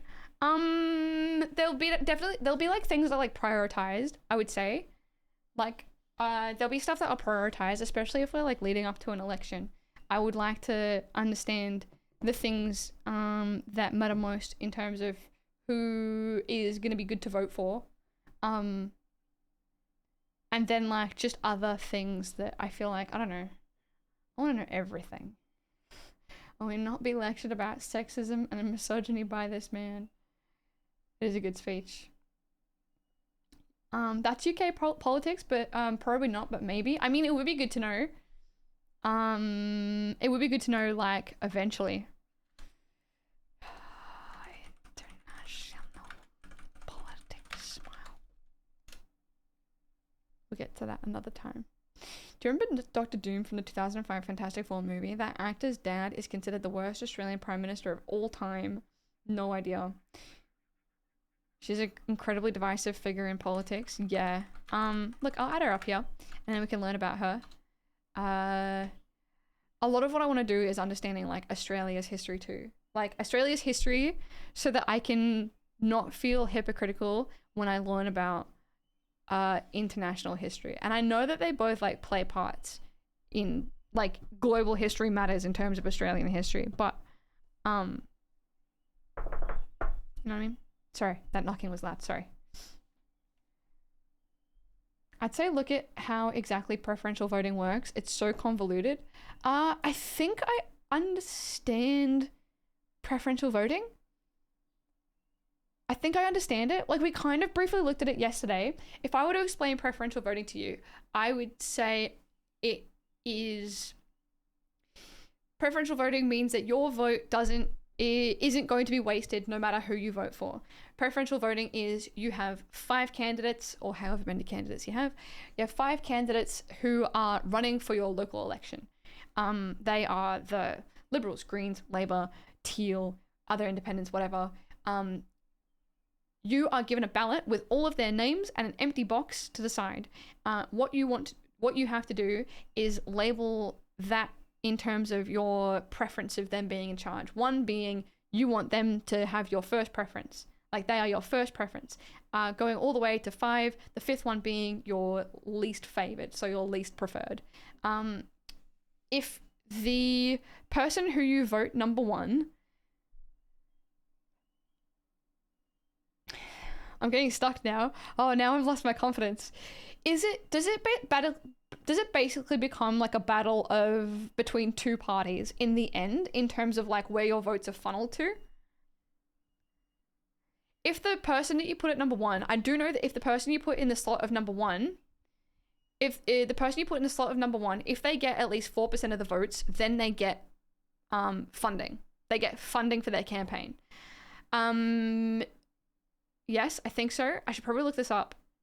You vote for who you want the most, and then you get rank the other 4 below how you think they smell. If they don't get enough votes to be put in power, then your vote will go to number 2. Okay, I have to look it up. Sorry, I want to try and like, I feel like I do.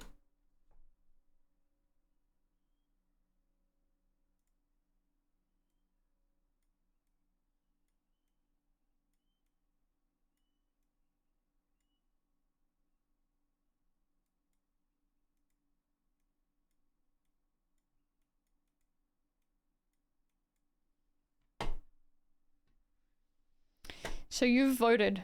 These are your preferences. You voted 1, 2, 3, 4, and 5, each for these 5 candidates. Your preference would go to this person in the first box. If they don't get enough votes, if they get like what, 4% of the votes, if they get what, 5% of the votes, your vote just keeps shifting through until it can't anymore. If they get 5% of the votes, they still get some money, but your vote will now go towards this person at number 2. Until it reaches someone who will get like, I guess, 50% of the votes or like 47% of the votes or whatever. And then maybe like the person who actually wins gets like 53% of the votes. Is that right? Yeah?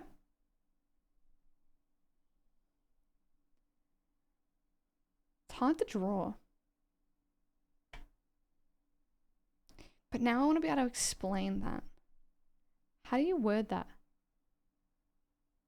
It always leads to Libs and Labour. Yeah, because we have like the two main parties. You've got the Libs and you've got the Labour. It's like Lib and Labour. If you're gonna vote for like Greens, you would probably want to put your Greens at like number 2 before you number Labour like number 3, because you know that your vote's probably gonna go to Labour. All you gotta do is put Labour above Liberal. So you just want to make sure that Labour are gonna be number 3, and then Liberal, I guess, are gonna be like number 4. Because then your vote is gonna be guaranteed to go to Labour before it goes to Liberal. It could also stop at number 2. Base ranking choice and joys. Yeah. Recommend Elise volunteers for the upcoming election, then she can see and participate in the process. Do you reckon it's too late? I'll do that. That'd be pretty cool. Greens votes automatically vote to Labour. The Senate is more complicated, I think, as there are so many more choices.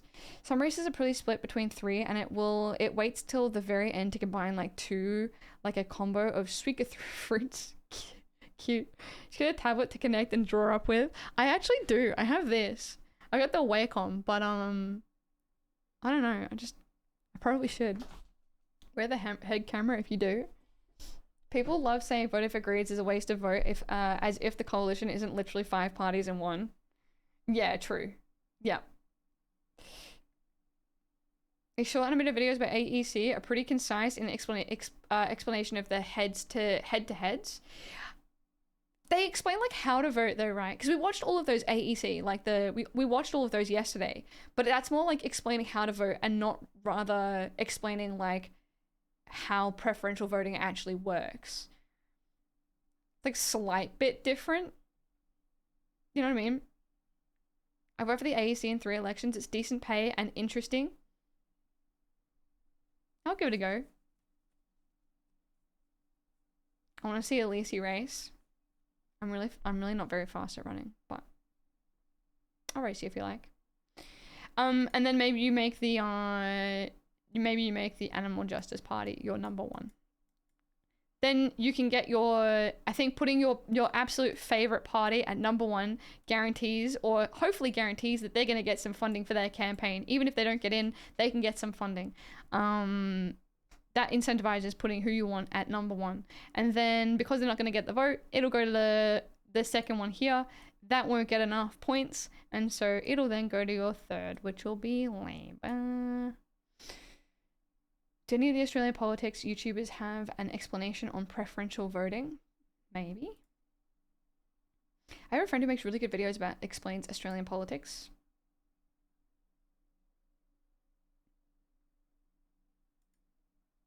I love a good... These are very intense thumbnails, but I love a good, I'll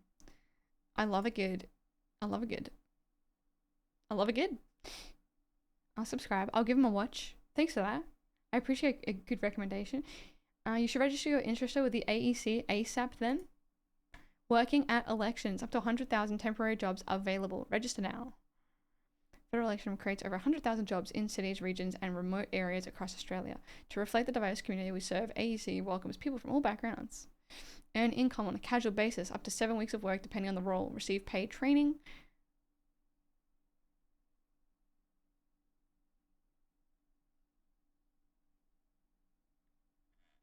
Okay. I'll keep this and I'll have a look after stream, and I'll see how that might work with my work life. But I don't want to disappear because I'm overloaded. Preferential voting is also slightly different for the Senate. You have to be unbiased.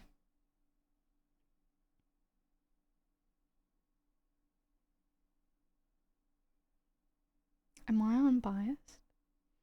Is calling someone a devil incarnate unbiased? If it's hyperbole? Nobody is unbiased. I obviously don't believe that anyone is the devil incarnate because I don't believe in the devil. I think you're data driven, which is perfectly fine. Okay. You have to perform your role in an unbiased way. I mean, that's easy, right? That's totally easy. I'm like incredibly pro-democracy. If that means that Pauline Hanson wins, that means that Pauline Hanson wins. We're all the devil if you try hard enough. You have to be unbiased to work with the AEC.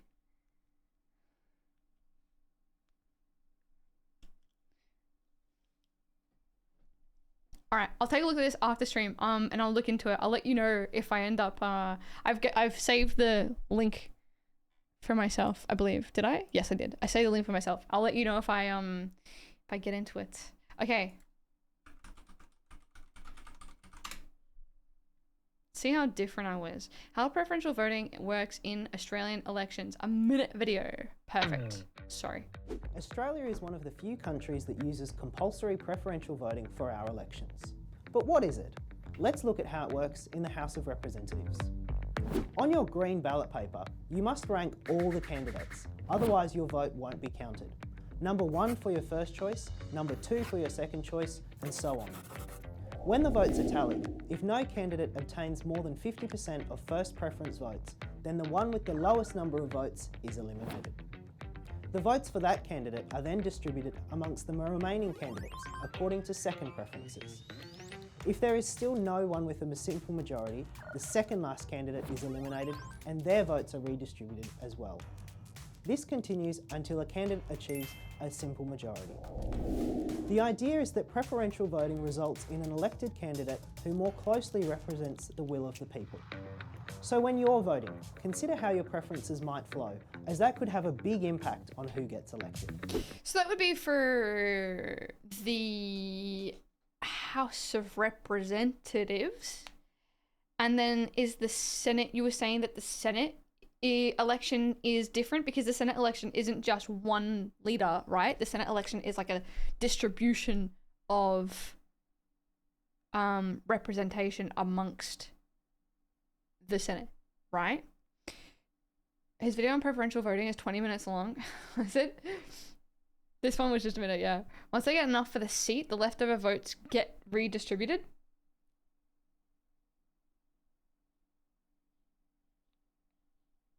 Is it all from the one?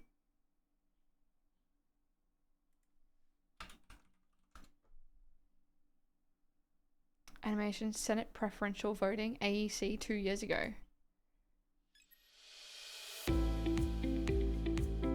The Senate ballot paper can be a bit daunting, but it is relatively simple. Follow the instructions to vote for either parties and groups or for individual candidates. You can follow the instructions specifically, or you can keep numbering as many boxes as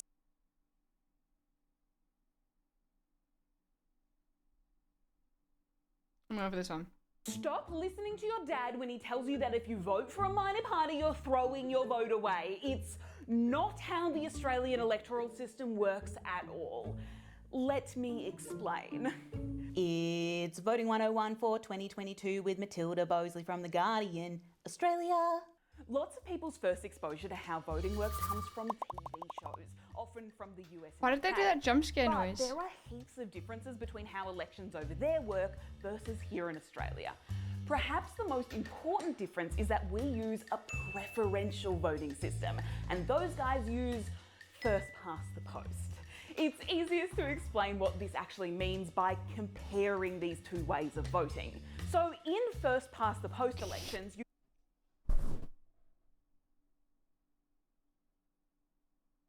I just want to understand. I'm still stuck on the hair.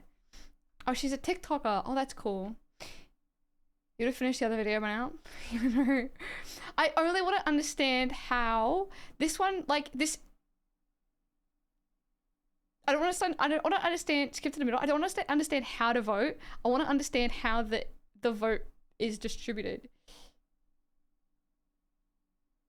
Skip to the middle of this one or this one? The first one or the second one? The first one? Okay. Number 2. It always follows your numbers. How many of your preferences are used depends on how the count is going. If your preferred candidate gets more votes than they need to be elected and there are vacancies remaining, the value of the extra votes will get redistributed. That's Again, fascinating. according to how you've numbered your ballot paper. That's so fascinating too. 4-minute video, that's way too long. No. It was more like I wanted to understand exactly how it worked and not like I didn't want to understand about first past the post.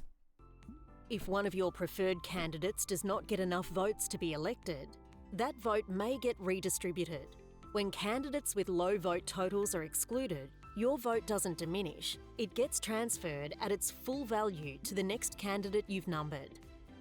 Like your House of Representatives vote, you don't have to overthink it.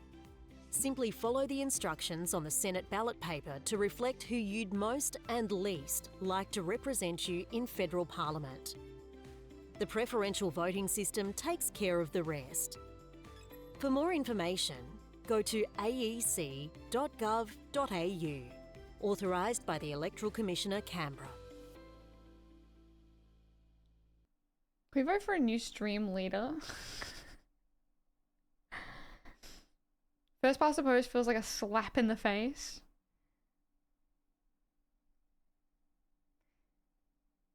Number in the boxes from highest to lowest based on who I hate the most.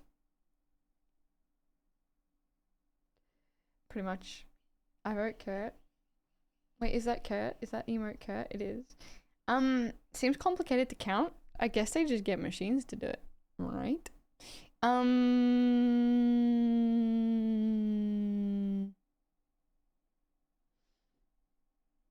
Are people voting, like, are people voting independents just like in America, like fully wasting their vote? Like fully wasting their vote? I know they are, but like, how can they just make that? Yes, fully. How can they just do that? How are people okay with that?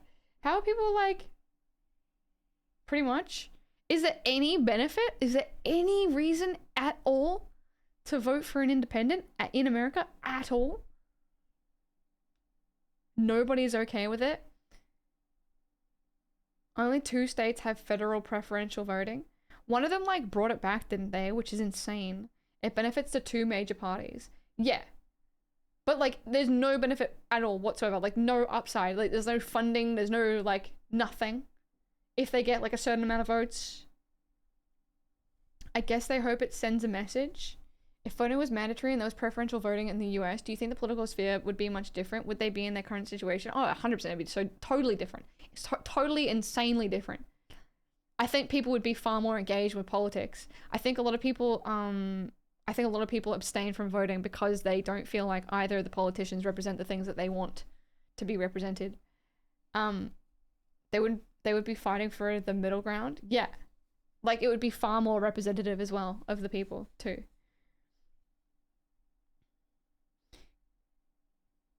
Your voice is heard, but a third party has never won.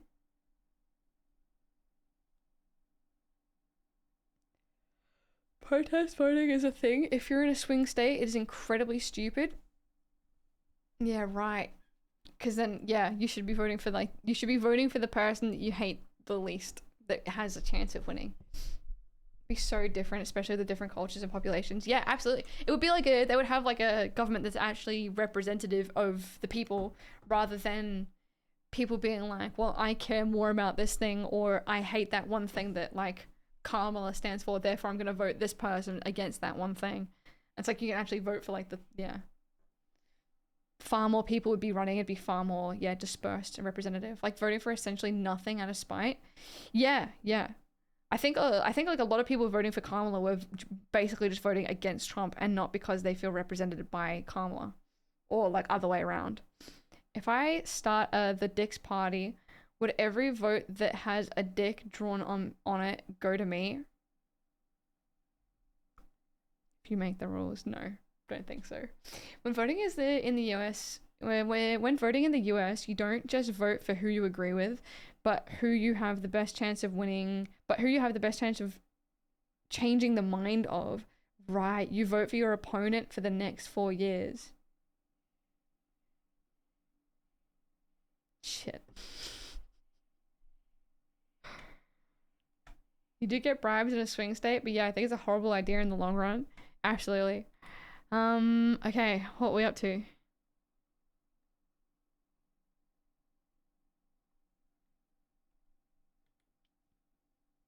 I wanted to look up the okay, Constitution. I saved that one.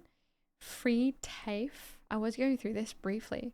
Dental, childhood, early childhood, health services, horticulture, production horticulture, hospitality, individual support, information, school aging, cybersecurity, engineering, leisure and health, mental health, outdoor leadership, school-based education, training and assessment, vet,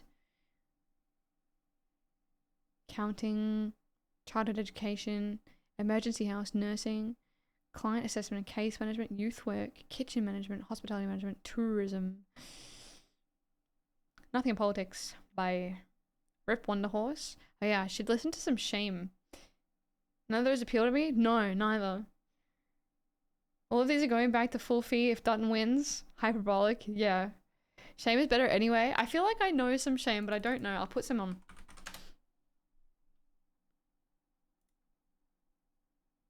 Yeah, I've got a whole bunch saved actually. Like a whole bunch.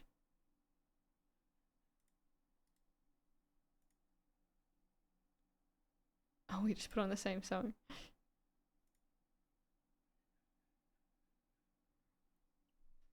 Love it when the party/person I want to vote for bundles in a bunch of policies I hate. Been telling you to listen to them for years. Yeah, I did listen to them. Because you told me to listen to them.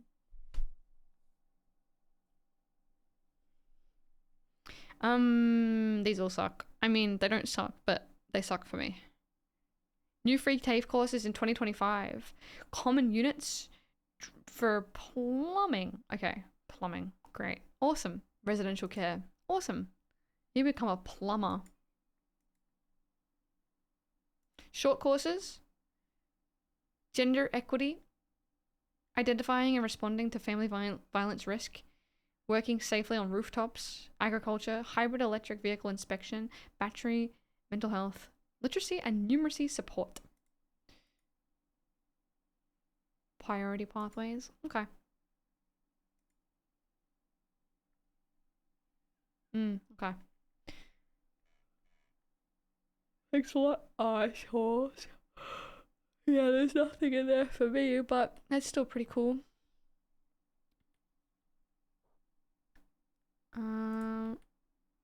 Yeah.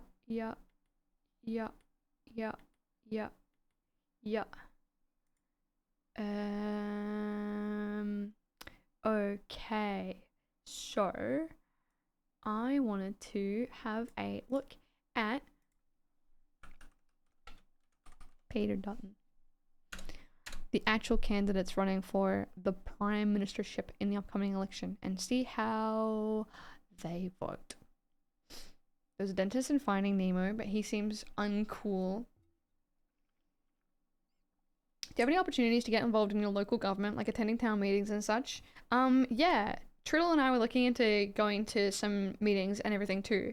It's just a matter of like being proactive about it and actually looking things up and remembering to go and caring to go and not just being like, oh, well, I could stream instead, which is something I do. So I should.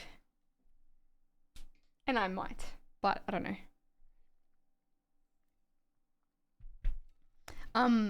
I'll be looking up my local people on this, probably in my like private time, I guess, because it's not that interesting for you. But that's what I'm gonna do too. He was looking okay when he was younger. What the hell happened? You can work your way up through the local government and become mayor somewhere. I don't know if I have the what it takes to know how to operate a good town. Also, I don't know if I could stand boomers yelling at me. I think I'd snap. I think I may go postal. What an arc though. Can you imagine Twitch streamer becomes mayor? Alright. Peter Dutton votes consistently for a citizenship test, a plebiscite on a carbon pricing mechanism, a same-sex marriage plebiscite, an Australian Building and Construction Commission, an emission reduction fund, charging postgraduate research students fees. He wants to, charge people fees for postgraduate research. No, for postgraduate, like studies. If it's any consolation, you've got people sitting here learning and paying attention to things they may not be otherwise learning about. Me. Yeah, I like that. I like that. That was sort of like the thing, right? I feel like it hits so many different things. Like, I feel like it ticks so many different boxes. Like, I learn because I can't learn on my own. And then also other people learn because I'm learning. And it's like it's really cool. Same postgrads who get paid almost nothing to do their research. Yeah. I guess so. Yeah. Charge them fees. Get that money back. Do you have sash or some medallions? You could be a mayor. Do I have a sash? Like I could... No, I only have a blanket. Or my glasses cleaner. Thank you. I'd like to thank Max.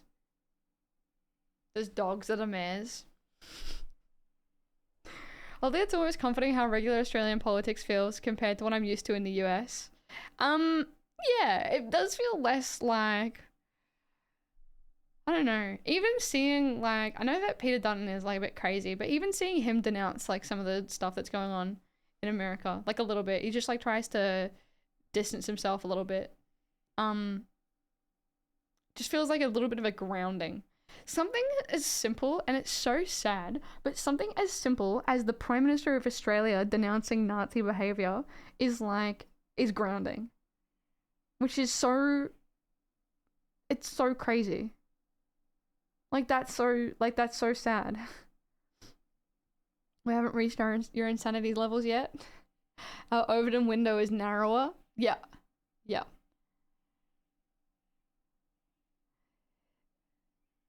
So, okay, he has voted for civil celebrants having the right to refuse to marry same-sex couples. Okay, I mean,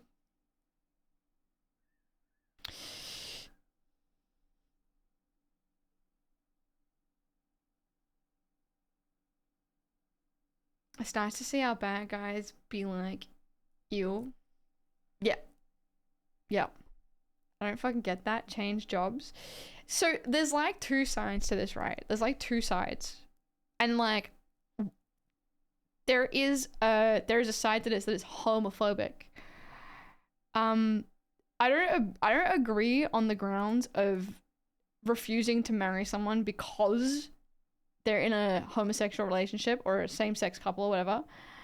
But I do believe that like a civil celebrant should be able to refuse, like, you know, like refuse the right of service or whatever for whatever reason they like.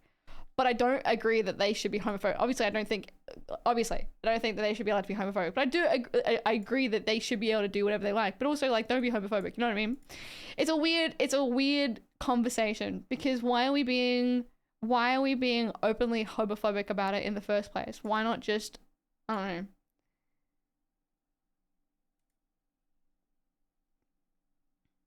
Not only denounces it to avoid backlash, that dog would be all for it if it gave him votes. Yeah, fair.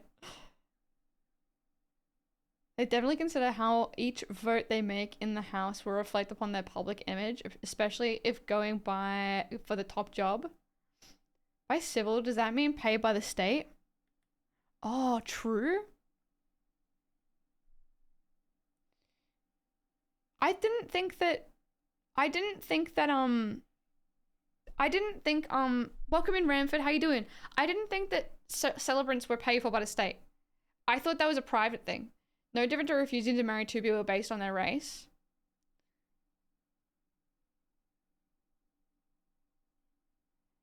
I'm just thinking of like the freedom. I mean like the freedom to perform your job. Like I feel like they should have the freedom to perform their job for whoever like they choose to perform their job for. Obviously I don't agree with like homophobia and like racism, whatever. But what was my point? Sorry. I don't know, it depends. I don't know if like a civil, I don't know, civil.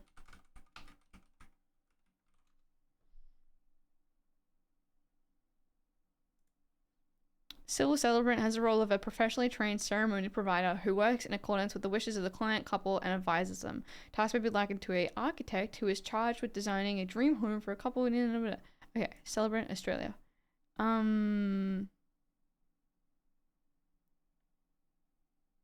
It would just be like a private payment, right?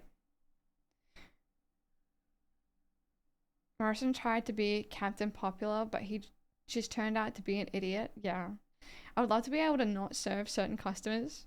Should someone who runs a shop be able to refuse service to whoever they want, say for example black people? No, so I don't agree on I don't agree on the basis of refusal for like just like literal just discrimination. To be like, I don't serve black people, or I don't serve gay people, or I don't serve white people. Like absolutely do not agree with that. This is a non-issue. They can just go somewhere else or ask first.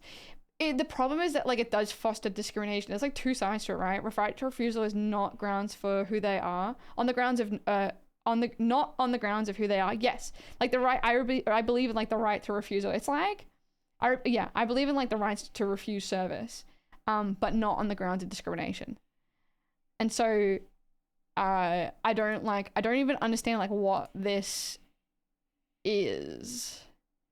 I don't even know why this is like a conversation. You know what I mean? Consideration in detail, religion and right to refuse. Oh, okay. So I see the other side of it, which is the if you are in a same-sex couple and you are wanting to get married and you are also religious, and you are wanting to have a religious ceremony and you are seeking a civil celebrant who is religious, they shouldn't be allowed to refuse to perform that ceremony on the grounds of your sexuality, which obviously I believe in. I don't think that anyone should be allowed to refuse you a service on the grounds of your sexuality. I can just see how that would be, yeah, I don't know, cake maker may refuse to bake you a cake. I don't know, it's such a weird thing to prove. Like, I in this context, I don't know who is... That was the wildest argument ever. I don't know who is, like, finding out that someone is, like, a same-sex relationship and then being like, oh, you're gay? Nah. Like, nah, I'm not doing that. I just can't, like, I don't even, like, imagine the situation. It's so hard to imagine it. Obviously, it's fucked up. Like, I don't even know why it's a topic of conversation. I don't know. I can't put myself there. It's, like, just confusing me so much. Can you imagine a pastor getting forced into wedding two gay people and being passive-aggressive for the entire ceremony, though? Surely it'd be better to be refused and find somebody actually willing to do it. But like the pastor shouldn't be allowed to refuse because of it's like such a specific situation. The pastor should absolutely not be allowed to refuse on the grounds of homophobia. Like absolutely not, because that's just discrimination. I don't agree with that. That being said, I can't imagine someone would pursue a servant, like a celebrant, who would be passive aggressive in the first place, you know what I mean? It's like, I don't know how the law is going to force someone to conduct it in like a nice way. Like you can't, like the law could be like, yeah, you have to do it. But then like, I don't know why like someone would continue to go through with that. I don't know. It's like so confusing. The dollars are too gay. Enable ministers of religions, religious marriage celebrants, chaplains, and bodies established for religious purposes to refuse to solemnize or provide facilities, goods, and services for marriages on religious grounds, and make amendments to provide that a refusal by a minister of religion, religious marriage celebrant, or chaplain to solemnize marriage in prescribed circumstances does not constitute unlawful discrimination. Can I like look up something to like try and find like the argument? Because I just can't even like imagine. Same-sex marriage civil celebrant refusal. That's from the actual bill. Do you take this, woman, to be your lawfully wedded wife? Yeah, I know. They're like, do you take this, woman, to be your lawfully wedded wife? Like, it's just like the most aggressive thing. Freedom for religion, please, enshrine it in the Constitution. You may kiss the bride. Eye roll, yeah. Okay, news. Marriage equality in Australia.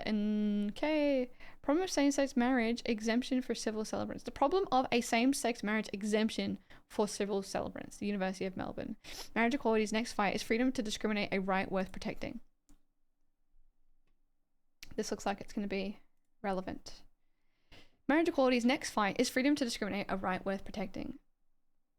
Should a civil marriage celebrant who holds an orthodox Islamic view opposing same-sex marriage have the right to refuse to officiate at a wedding between two men? Should an atheist... It's like... Yeah. Should an atheist baker whose opinion is that marriage should only be between a man and a woman be required to bake a wedding cake for a same-sex couple? What about a chauffeur booked to transport a couple to a church? Or a Catholic hotel owner? Could a hotel... Yeah, it goes deeper. It goes deeper. It lost, by the way. Yeah, it goes so much deeper. And like, absolutely, yeah, no, they should not be allowed to. They should not be allowed to. I was too close-minded just about like the civil celebrant. But yeah, it goes so much deeper, absolutely. The cake thing was an actual US Supreme Court case.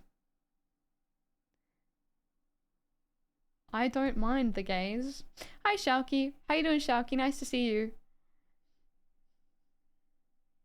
Who are you gonna vote for in the upcoming election, Ramford? Two blokes walked in the front door. What do I do? Or to rent a honeymoon suite to married women. Australia's tortuous same-sex marriage debate has come down to a squabbling about bakers and florists, but at heart, it's about this: the tension between the rights of LGBT Australians to have their marriages treated the same as anyone else's once same-sex marriage is legal, and the right of the religious not only to hold a traditional view of marriage, but to discriminate against gay and lesbian people owing to their faith or conscience. When the results of the same-sex marriage survey are released on Wednesday today, which bill? Okay, so this was like when this whole thing was going down. Hi, Not God. Not whatever is going on over there in the States. How you doing, not God? Who are you voting for? I'll vote for them.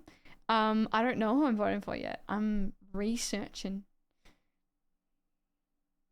At what point do you just go down to the courthouse and get the certificate and then throw a party? Who wants a bigot to officiate their marriage? Yeah. I have a mutual on TikTok whose specialist doctor appointment was removed from the schedule by a receptionist who had the right to discriminate against them. That's so fucked.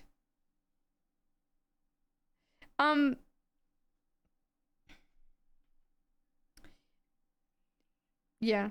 Well, point blank, I definitely don't believe in the right to discriminate, and I do not think that people should have the right to discriminate. I'm voting for who Shanks is voting for. Geordie Shanks. You're voting Labour. Yeah, same. Shanks W. Hi, Cactus. Welcome back. How was work? Hello. Poopy, poopy. Bring him in. Where is he? It's so quiet.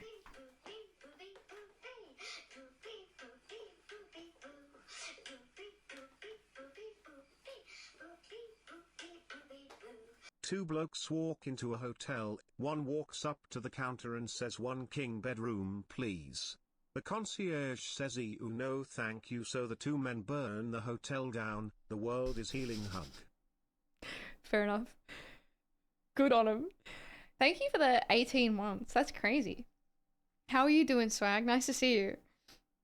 I'm wearing that t-shirt right now. Nice. I would have so many wedding parties, beach, barnyard, OA, flash mob.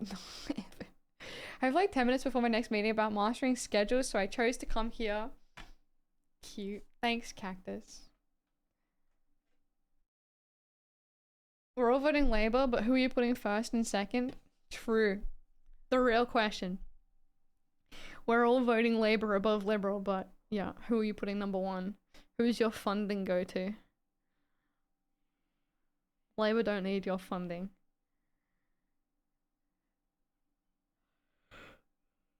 Hypothetical question. Thanks again for the 18 months and the Prime. Good morning. What are you up to today, Swag? Hypothetical question.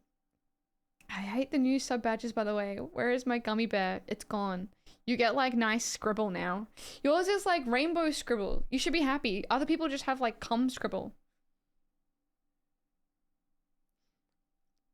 We've had same-sex marriage for a while now. Have there been many instances of businesses refusing or attempting to refuse in Australia? I think I remember a story of a single bakery in the US refusing to do a gay wedding cake, but that's about it. I wouldn't be surprised that there are lots of cases of same-sex discrimination Australia. I wouldn't be surprised if there is a shit ton more than just the one cake. Because that's like the one story that you've heard about, right?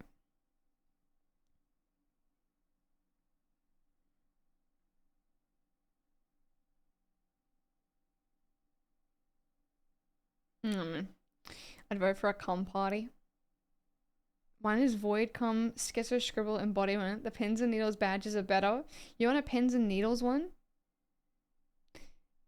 Where is my cum? 6 months away. I love rainbow scribble. I'm glad you like it. My Tim Tams are eaten?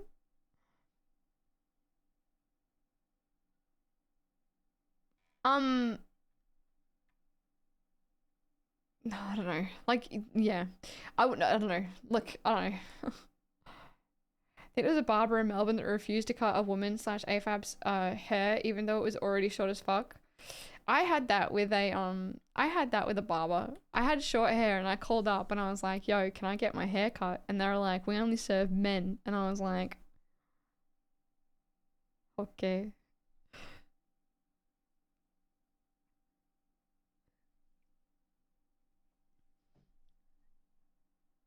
That makes me an ally now.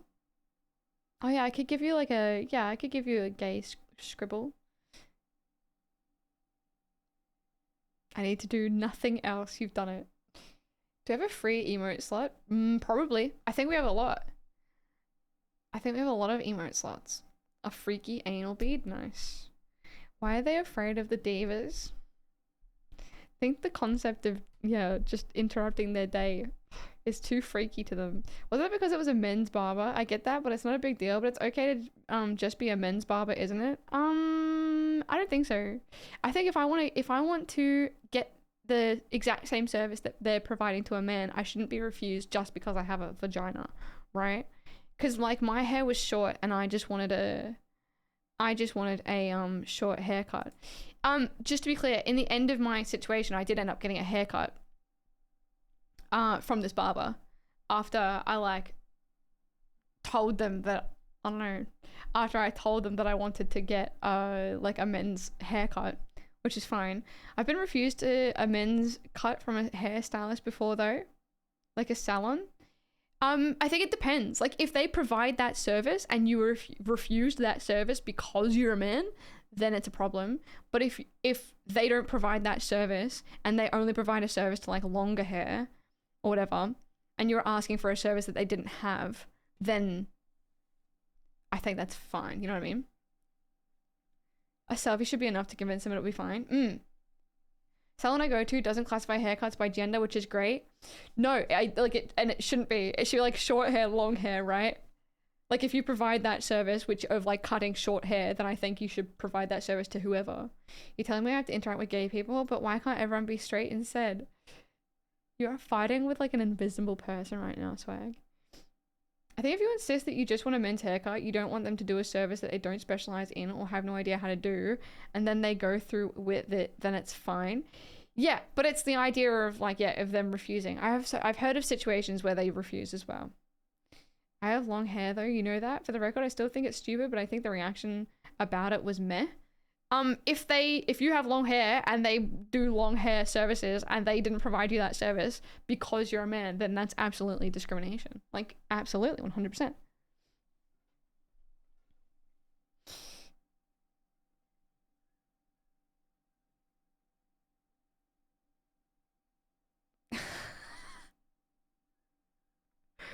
Look at my funny. My penis. MP is my penis. Is that what you did? Oh, you did. Sorry, I missed it. Suz. It's goat. It is. Jesscats always refuse to give a good haircut to all customers. I have no recollection of this. I think that was done in here. I thought that was done in here. It says it's a monk emote rip. I don't know why I've gone to just cuts twice. The price tag. The price tag is too alluring. And you always go, it can't be that bad. A hairdressing salon cannot be that bad. And it is. It always is.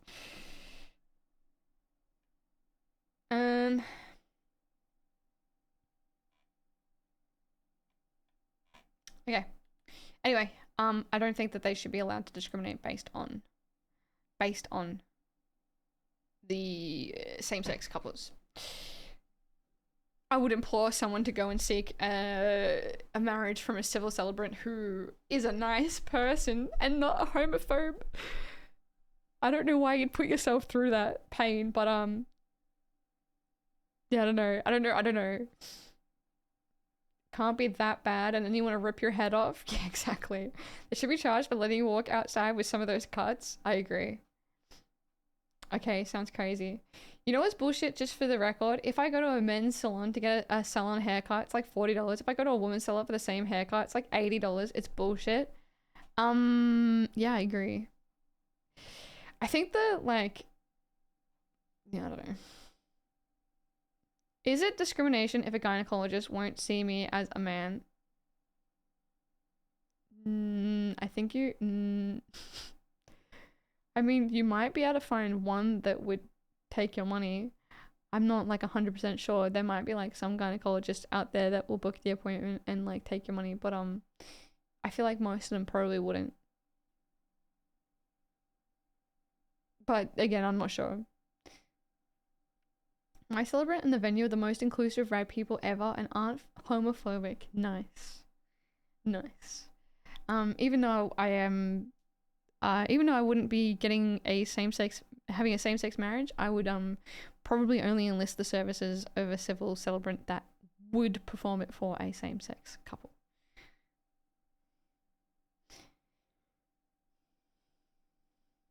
I fear I'm underqualified. I'm gonna go get Goat to be my celebrant. You could become a celebrant. I heard it's pretty easy. You could do it. You're saying it's a gay person's fault for wanting a marriage somewhere? Kind of cooked. Is it discrimination that only rich men can get pegged for free? Disgust.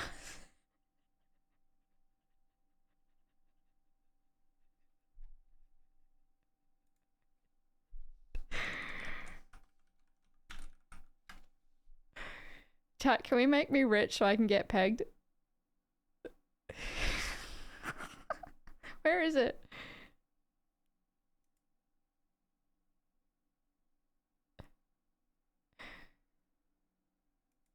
Please. Please. Please. $5? I identify as rich.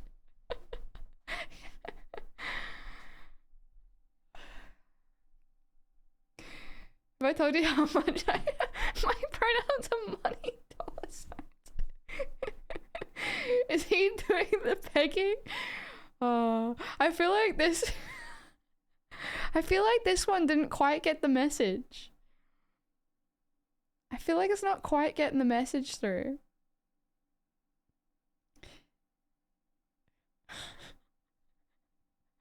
Maybe he aspires to be rich, like secretly. I think it's fine. I do like this. I do like this.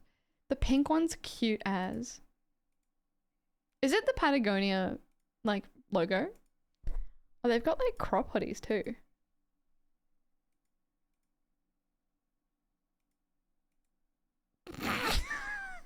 Sorry, I don't know why I zoomed in so much.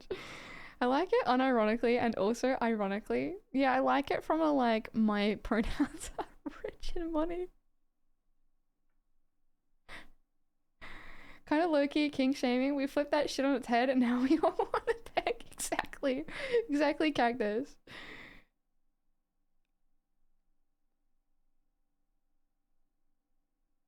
Just like Gunda has propaganda. I don't get it. I know what pegging is, but am I missing something? The idea is like he is saying peg the rich, and because he's purple pingers, we can infer that he doesn't like the rich, which means in this context, it's like he's trying to inflict a punishment upon the rich. But he is saying that inflict this punishment on the rich. He's saying that pegging is a punishment, and we're trying to say that pegging is not a punishment because doing it up the bum is not, like, you're king shaming. You know what I mean? Can you explain with puppets? I'm so sorry. I did not.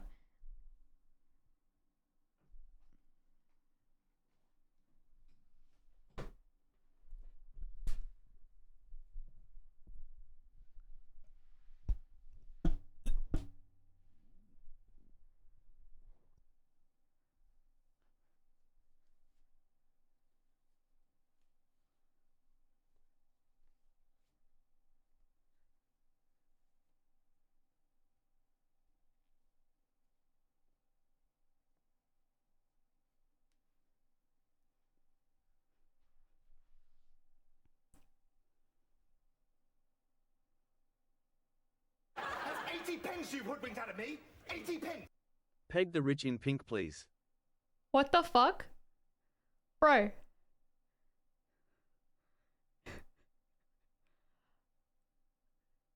I was just about to...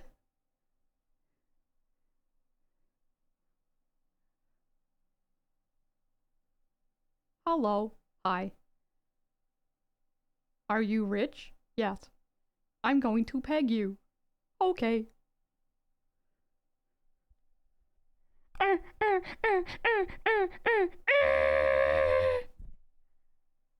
Alright. You've confused me.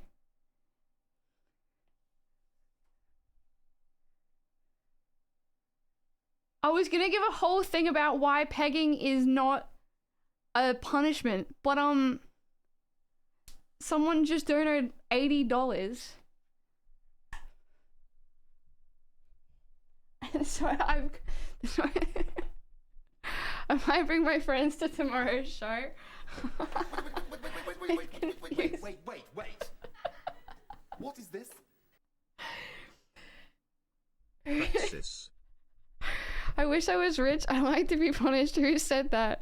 I think you're reading into it too much. Peg the rich in pink, please.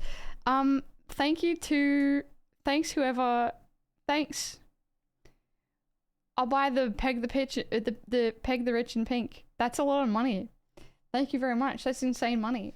Thank you. I will do that. I will buy they have my size too.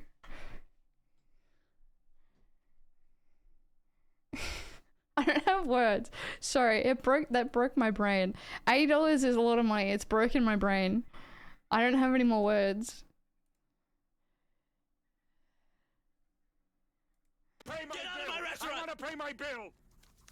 Here's your bill.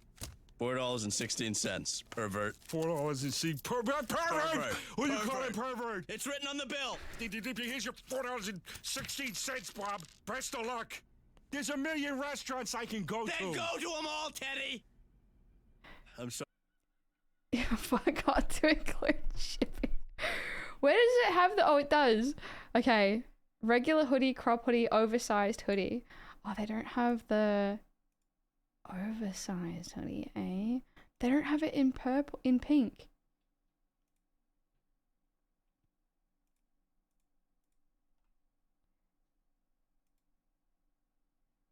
Oversized hoodie in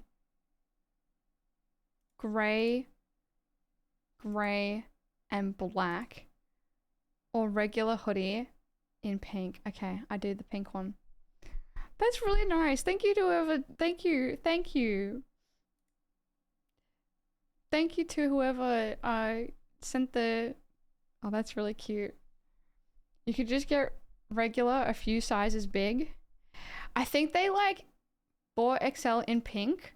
I think they like oversized hoodie and like regular hoodie in a different size. Like you see, they have like a different construction. And it's like... Oh yes, I'm an eccentric millionaire, you know.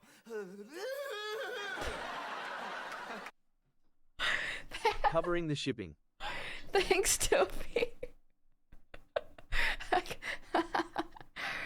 Oversized is wider. I think so. It's not like a click and drag. Thank you, Tilby. Thanks for the shipping.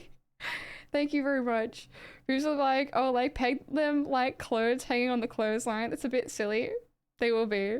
At least explain it to everybody with sock pockets. Hobbits will see. So worth it. When it arrives. Okay. Oversized hoodie. Can we see what is Purple Ping is wearing? Can we see him as the model wearing the... But there's only one picture. I think Purple Pingers would be fine with any color.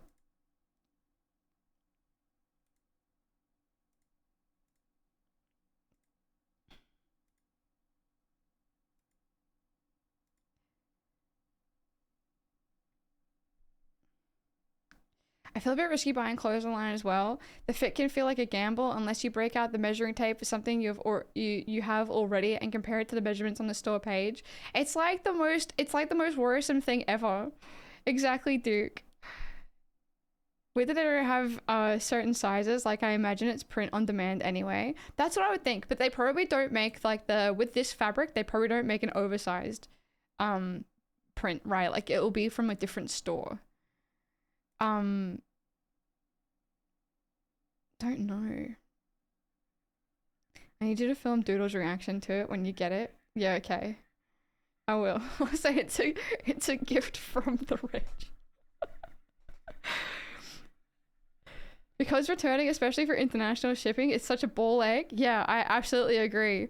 Thank you to okay, hold on. Thank you to whoever sent me the money to buy the Peg the Rich hoodie. I am incredibly excited to buy this, and I will buy this. I'm not gonna do it right now because I don't have my like payment info on this thing, but I've sent myself the link and I'll do it first thing when I finish stream. If it's too big, give it to Treadle and get really offended when he refuses. Wear this out to Crown Casino and see what happens. Do you reckon they have to let me in? I like this one. Going places. This is a cute one. Oh, that's a cute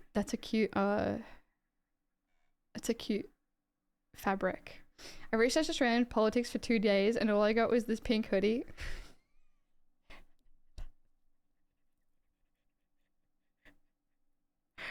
Is there a Peg Landlords one? Landlords are the rich by virtue of wear it to the next Greens meeting. They'll kick me out for rebel voting. For rebel attire. Alright, where were we? I've saved the hoodie. Thank you again. I can't thank enough. Sorry, I go like a little bit weird when that happens. Thank you. Crown is a top shelf place to test dodgy fits because the people dressed nice make the funniest faces. I can't wait to test my friend's shirt from Offensive Swag there after Supernova. That sounds good. Get it together, Elise. I'm sorry. Okay. We were talking about Peter Dutton. Grow up. Compensating victims of overseas terrorism since the September 11 attack. Is this something that Australia gives funding to? What even? This is like, I've never even heard of this in Australia. They have a housing as a human right tee. Yeah, there's like a whole bunch of, there was a, what is it? Where would I go? There was a whole bunch of not the Fuck Murdoch, sorry. I like that Fuck Murdoch shirt. Big fan. Purple Pingers, Peg the Rich hoodie, and there was also like a really nice, I think it was this one that I liked. Pingers for Parliament's like a really cute idea. This one here. Sorry, really cute style. No homes without people while there are people without homes. It's all very like, Purple Pingers, if you don't know, is the Victorian Socialists, is running for the Victorian Socialists seat or whatever. Oh, it's his. I was pissing during this segment. Oh yeah, it is his. Purple Fingers. Unpolitical, but I love the Healthy Harold shirt. Yeah, that one was cute. I like that one too. Maybe it's a commentary on Foucault's theory of governmentality. It is roughly equivalent to the French conception of puissance, power. Maybe it's a meta commentary on the Bussy/puissance dialect. Could you do puppets again? I already sat on the floor. I took my socks off, my sweaty socks, and put them on my hands, and then I freaked out when someone donated $80, and then I pegged my sock puppets. You're a mentor? Nice. He's eloquent. I'm engaged. He's eloquent. He's an active and engaging member in this conversation. Audio Pie, welcome in. Did the socks give consent? Do it again? I can't. My feet are so much more sweaty now. Please stop asking to see the sweaty socks. Now your foot sweat is on your mouse and keyboard. Tara!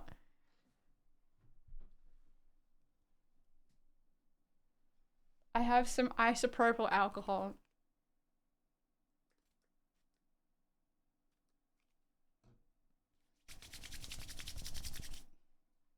Done. Smells like alcohol. Yeah, the good shit. The real good shit. Spray the socks. Why peg? I will say this in my sleep. Why peg? Do it again.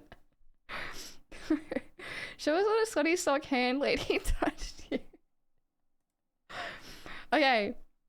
Peter Dutton voted for...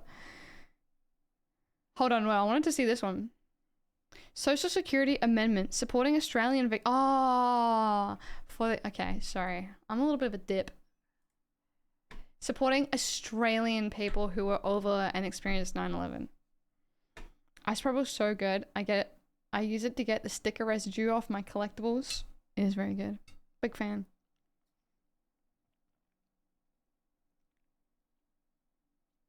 When will you be doing the puppets? Also, hello, Jax. Nice to see you. Sorry, I know you've been here for ages, but I didn't say hi, so hello. Do you voted for decreasing availability of welfare payments? So voted for decreasing welfare payments. Voted for deregulating undergraduate university fees. Voted for drug testing welfare recipients. Voted for getting rid of Sunday and public holiday penalty rates. Oh my god. Voted for getting rid of Sunday and public holiday penalty rates. That is literal monster behavior. Peter Dutton. Oh man, fuck this cunt. No penalty rates. That's pure evil. Getting rid of Sunday and public holiday penalty rates. The real ogre. Government voted for government administered paid parental leave. Why is Sunday significant? I believe for casual workers, Sunday is like the best paid day, other than like public holiday. So I think it would be like Sunday rates would now be just Saturday rates. So Saturday rates are good, Sunday rates are better, in terms of like casual best rates. Yeah, that's what we get for not going to church. This is the reason he won't become prime minister. I mean, hopefully. Voted for greater control over items brought into immigration detention centres. Voted for having a referendum on the question of creating an Indigenous voice to Parliament. Voted for increasing eligibility. Voted for having a referendum on the question of creating an Indigenous voice to Parliament. Voted for increasing eligibility. Does that mean? Sorry. The wording is really weird. What? The voice wording? Weird? No.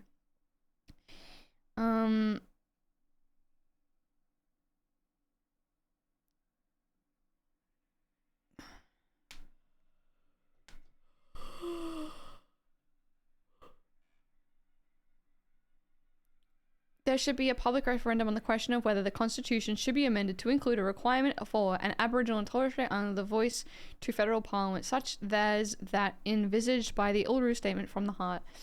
So he voted for the referendum to happen. Okay, I was confused. Sunday payments making working weeks worthwhile. They're the reason I'm able to maintain my comic collection. Don't vote for Peter Dutton then, if you want to maintain your public holiday rates. 45 seconds of sass.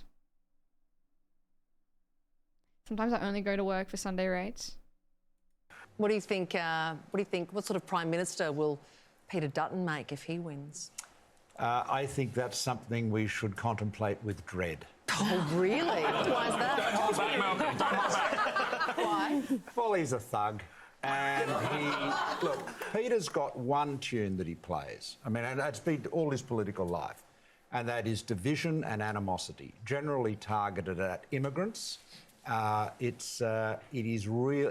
I couldn't think of anyone less suited to be Prime Minister of a multicultural society like Australia. No Christmas card. I mean, you know, look, I mean, there's no point pulling my punches. It's an important question. I've given you an honest answer. What did he get up to? Turnbull was spineless when he was PM. Yeah, I know. And then when he stopped, he went all like Labour-fied. Had no control over the majority of the party. Why do they exist though? I've always been Monday to Friday, to compensate people for working on the weekends. Pretty much. It's like, oh, you're working on the weekends, you're working on the day that everyone's meant to have off, we'll give you some compensation. Because people usually don't want to, and so that's how they, you know. Because if you got paid the same on a Wednesday as you did for a Saturday, everyone would opt to work on the Wednesday and no one would want to work on the Saturday. He was spineless, or was he just limp from being paid?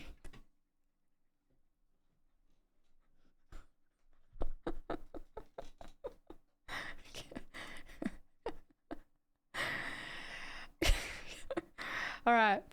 I voted in favor of... He had Riz. Should we tier list the Australian? Oh, we were going to tier list the fucking American Constitution. And we never did. We never did. I tried to, and we only got to like number 2, and I was like, what the fuck is this? And then I got sidetracked, and it got too hot to live. He was a poor fit for the Liberal Party. He also didn't really fit in with Labour either. Two centrists, rather. Voted for increasing eligibility requirements for Australian citizenship, so making it harder for Australian citizenship. Increasing funding for road infrastructure. Increasing indexation of HEX help debts. You eat my literal asshole. He voted for increasing indexation of HEX help debts. Might I remind you, rather. Hi, Dirk. How you doing, Dirk? Nice to see you.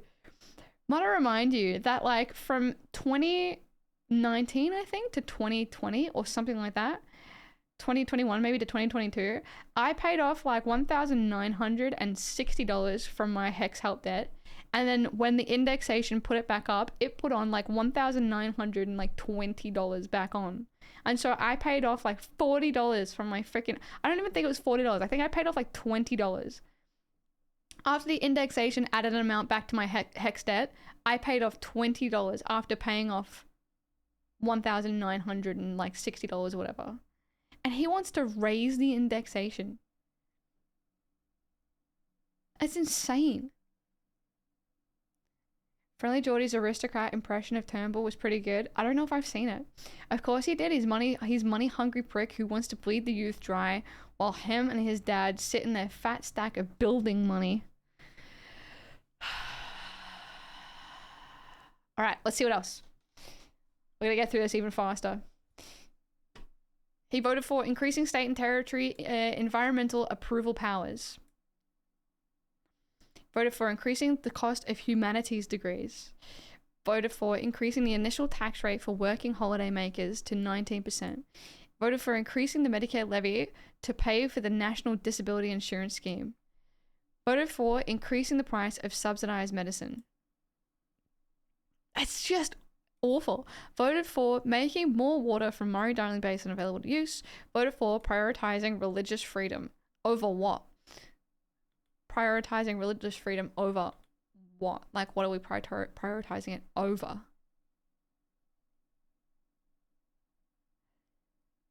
Religious discrimination. Over the rest of us? Like, over other freedoms? I don't know. Of course he did. Sorry, I read that one. Peter can suck my dick from the back. This is Turnbull's soul. Over other freedoms? Like prioritizing religion's freedoms over everything else?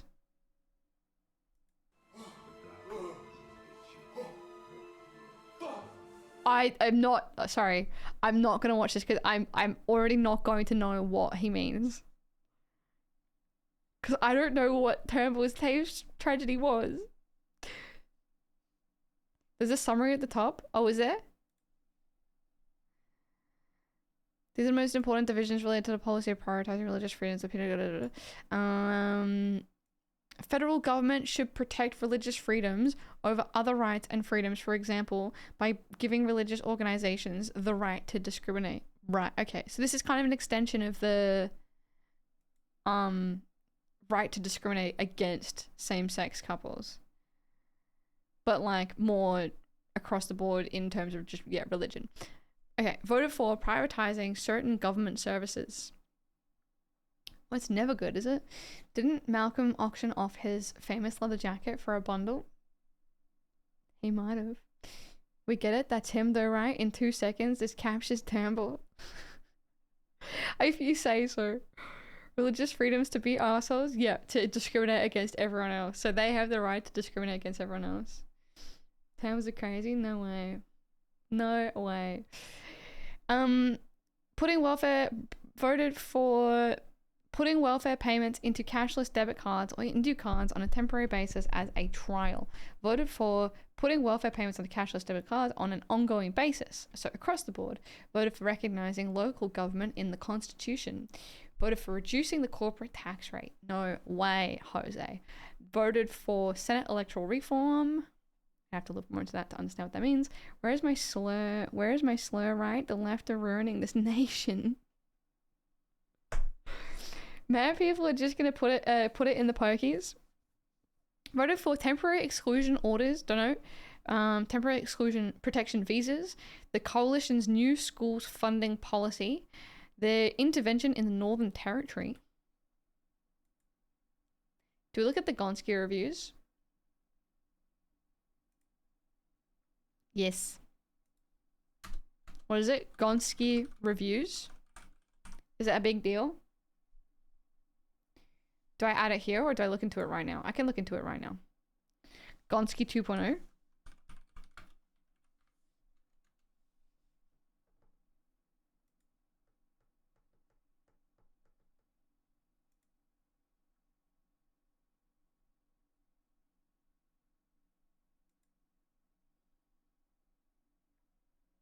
Have you ever heard someone say he's gone skiers and he's gone? Yeah, I have.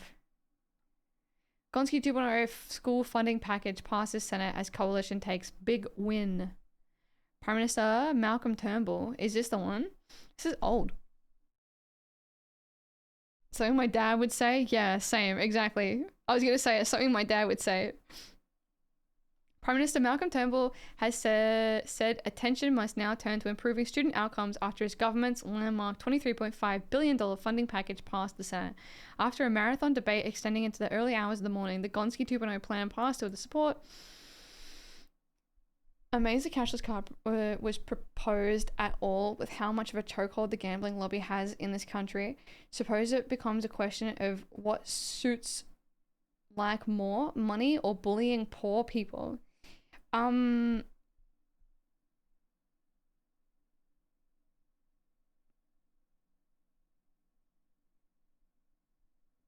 guess it's about like, yeah, I don't know. Yeah, fair enough. I don't even know what I was thinking. Sorry, I got lost in thought there.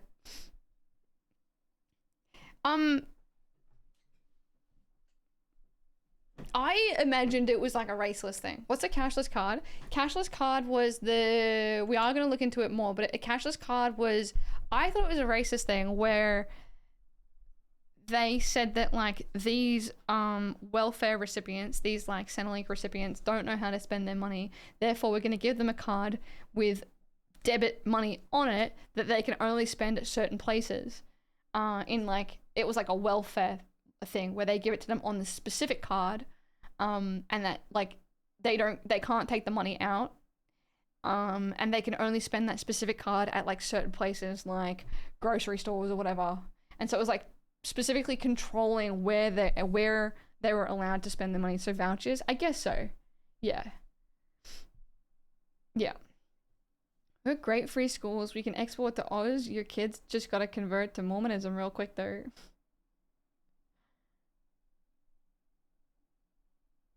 But yeah, roundabout voucher, I guess. I'm gonna go back to this one because it looked more accessible. The results of the long-awaited... Breaking down Gonski 2.0. Has Gonski missed the mark with needs-based funding? Oh, this is big. My link is the original Gonski review.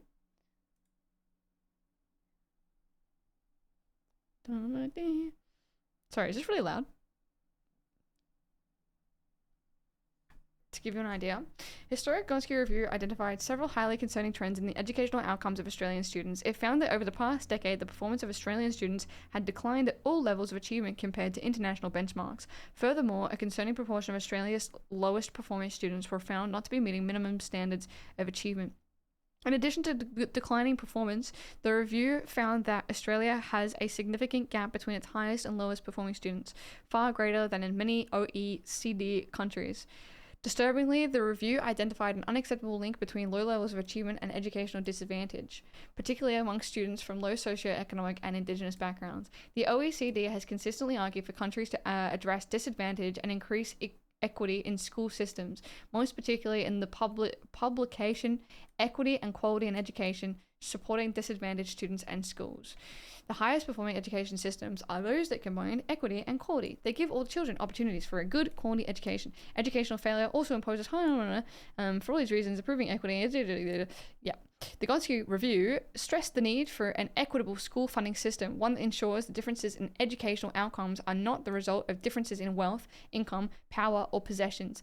To address the current imbalances, the review recommended a national needs-based and sector-blind school funding model. The new funding model would provide a level of base funding to all schools and additional targeted funding to disadvantaged schools in order to remove inequities and minimize the identified performance gap. This all sounds pretty good, right? This all sounds pretty good. My knowledge of like the American schooling system, obviously I have more to read, I understand it. My understanding of the American schooling system is that like a majority of the public school funding is taken from the taxes on the local housing. And so it's like the amount of funding the local public school gets is directly correlated with like the cost or like the price or like the wealth of the local area, which is like fucked up. Like super, super, super fucked up. And the fact that like that statistic alone isn't enough to like convince anyone that there is systemic like racism and classism is baffling. Like, it is insane that is like the case. It is something like public school funding USA. Public school funding in the United States. The largest source, where is that? The largest source of funding for elementary and secondary education comes from state government aid, followed by local contributions. The public education system provides the classes and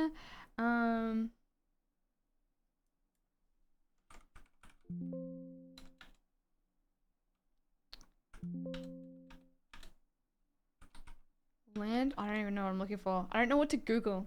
Google scares me now. I always want to ask ChatGPT. Living close to good schools is more expensive. When you don't want poor people to be getting a good education, then they'd no longer be poor. Which would be bad, apparently. Yeah, for them. Apparently. I just want a prime minister who is in long enough to actually make changes instead of having the first 2 years being undoing the previous PM's work. Would you vote for what is it called? Because I think they all want I think they all want to sit for like 4 years, but they currently sit for 3 years, right? You're poor, stay poor. Yeah, exactly. The Department of Education was established to help alleviate that disparity. Fixed term, is that right? They want to extend like the fixed term length or whatever. We were reading it the other day, they had a referendum and everyone voted no. We're reading that like a couple weeks ago, I believe. Submissions to the committee inquiry noted that the strong consensus that was developed through the Gonski process across the public, Catholic, and independent schooling sectors. The previous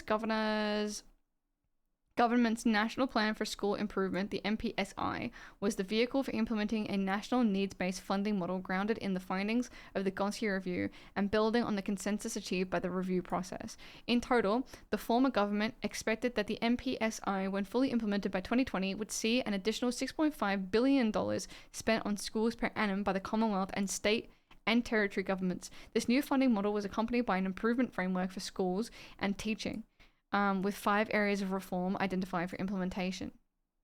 I think it should be 4-year terms, then re-election. So you'd vote for it for 4-year terms if we had like a referendum. I believe you need a referendum for that. However, following the 2013 federal election and despite promises of a unity ticket on education policy, the Abbott government has begun to effectively unpick the overwhelming consensus built during the Gonski Review and NPSI negotiations. Although for the first 4 years, funding will remain as set out under the Australian Education Act 2013, after 2017, funding will be indexed to CPI plus enrolment growth. by the Abbott government's own projections, this will result in a $30 billion cut to the education sector over the medium term. Such significant cuts jeopardize the widespread improvement in student outcomes that were to flow from a strategically funded needs-based model. As a result, the quality of education provided to those Australian school children most in need of additional support will remain inferior, and we will continue to fail to realize the full potential of our latent human capital. Assessing evidence from around Australia. I'm done with work. Celebrate with me. Oh, GG Cactus. Nice. Very nice. Welcome. Welcome back. Huge. Massive.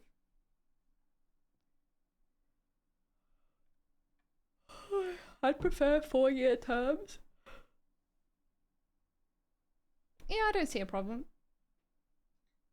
Unless Liberal will get in. Then I want 3 the committee identified a number of themes. Sorry, where am I going? The committee conducted public hearings in 6 states and heard the views of a wide range of stakeholders, public, Catholic, and independent school associations, parent, teachers, principals unions, and in some cases, state and territory governments. In addition to the public hearings, the committee received over 3,400 submissions over the course of the inquiry. The evidence collected through the committee's inquiry clearly shows the complexity of previous pre-Gonski funding arrangements, the groundbreaking consensus achieved by the Gonski report, the agreement and goodwill achieved amongst jurisdictions covering approximately 80%. Elkley, welcome in. Hello. Good morning, I had a little nap. Good morning, Haley. In parliamentary systems, I'd say 4 years works best, mostly because it tends to take a while for stuff to happen compared to presidential systems. Yeah, that's fair. That makes sense. I'm being super melodramatic about my 2 hours of work today, aren't I? It's okay.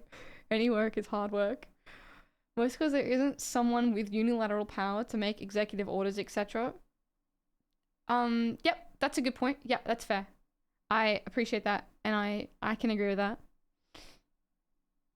You gotta work to get the rich to get the peg. You dig? I dig.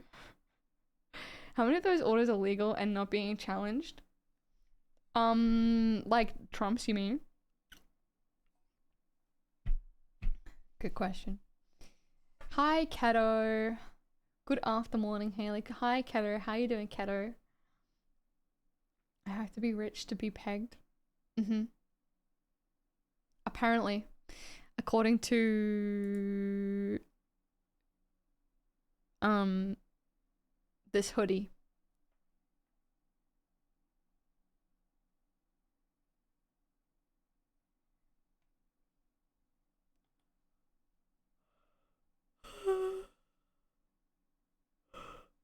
Structure confusion, which has resulted from the change from the SPI to the Students' First funding arrangements.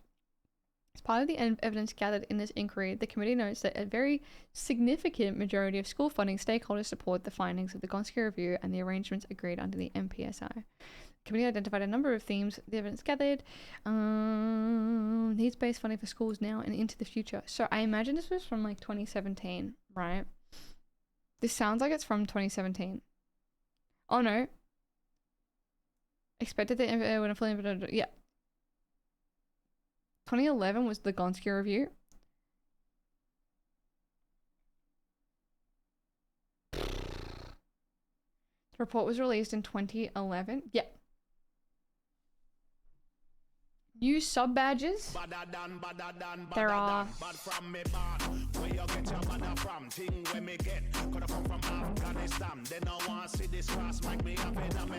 Cactus, thank you very much for gifting Keto a sub. Thank you very much, Cactus. That's very kind. Keto, do you have an iPhone? This goes out to anyone in the chat, by the way. If you have an iPhone and you are subscribed via the Twitch app on your iPhone, unsubscribe right now. From literally anyone you're subscribed to. Unsubscribe right now from anyone you're subscribed to. Get onto either the desktop, a desktop computer, or the open up like Safari and go to Twitch via your browser, because the app store charges like an extra like 30% or something for your sub, and you are getting charged for that. It's mobile grift, but thank you. It's mobile in general, isn't it? I think it's the Apple Store.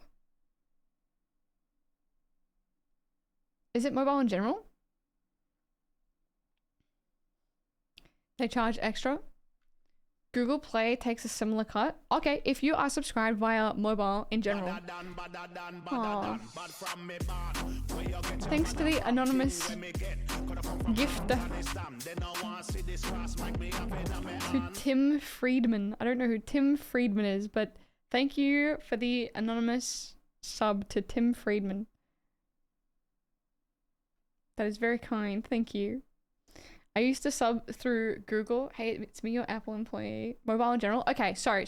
If you're subscribed via the mobile app, unsubscribe from everyone you're subscribed to and resubscribe via your PC or desktop on like either like Chrome or whatever on your phone. You can like go to Chrome, go to Twitch on Chrome on your phone, and you can resubscribe that way.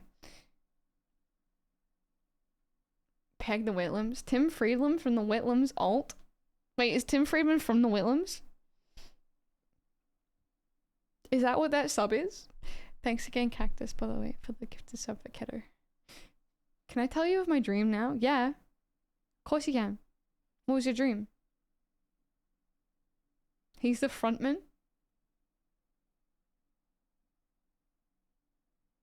It's the bug penance, Elias. How many left? How many left? How many are you paying off?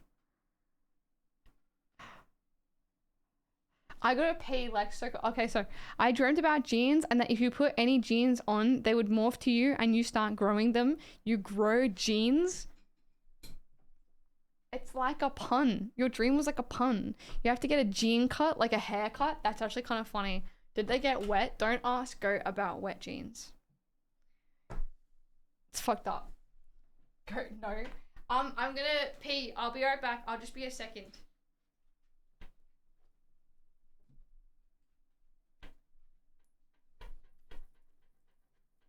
Okay, be right back.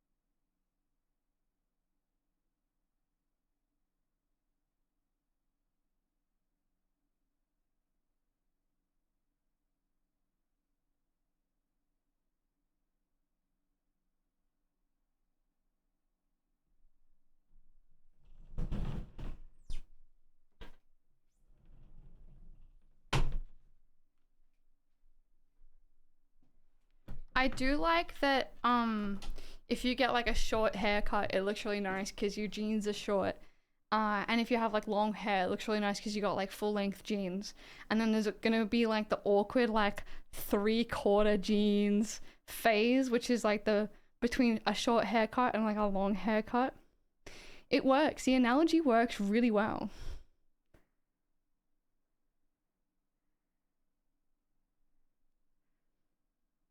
If I was a fabric, I would be a flannel.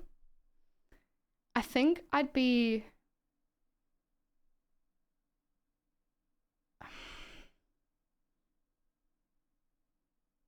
was gonna say linen, but I don't think so. I think I'd be like a thick, either a thick jersey or like a waxy canvas. I'd be distressed cotton. Be polyester? Don't you dare call me polyester. What if your gums grew like nails and you had to get your gums shaved down? I think some people do.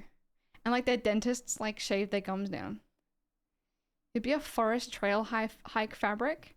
Like a breezy waxy canvas seems plausible. That's why I was thinking waxy canvas. I think I might be a waxy canvas. Absolute bloodbath.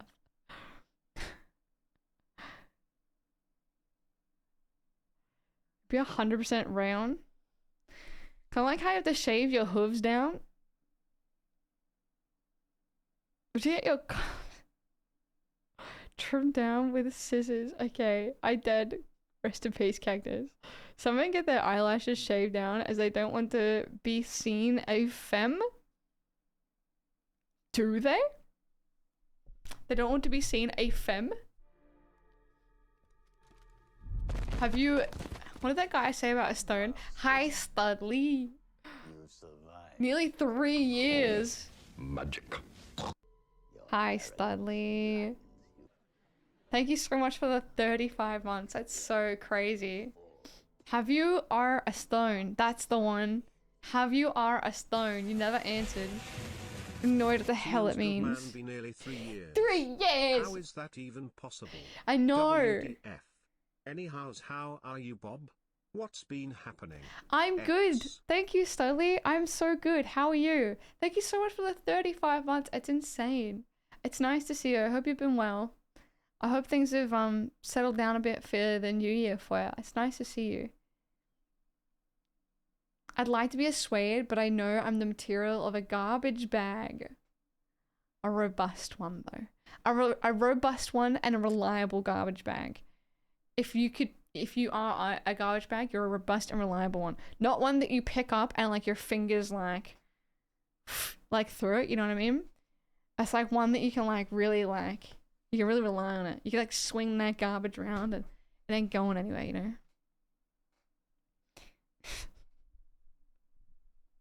The real questions, Tara. You have to explain that. Wait, what? Bamboo seems like a scam. I don't think it is. Not too bad. It's in a row too. I kept it up. I'm glad you're doing well. It's a cheap marketing trick. Bamboo is like, I think it's as breathable as cotton and better for the environment because it like needs less water and it grows like faster, I think. What's the difference between a duck? One leg is smooth. Wait, sorry. One leg is both the same. Hold on. Sorry. I think my brain's getting tired. What does that mean? What is the difference between a duck?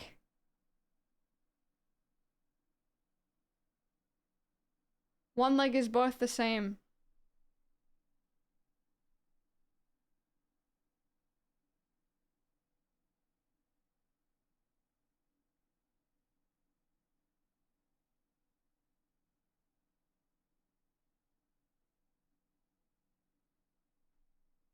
Does that mean something? My underwear is made of pandas. Bamboo is not real. It's the same as birds. Have I gone crazy? I feel like I've gone crazy. What's happening? Do you have stone? One leg is both the same.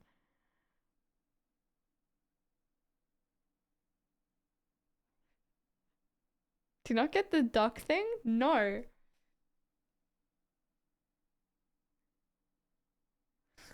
Please help free me. LeMayo? Okay, bye. I'm going back. I don't know. You're all crazy. You're all crazy. I'm over it. Crazy? I was crazy once. Come on. Peck the crazies.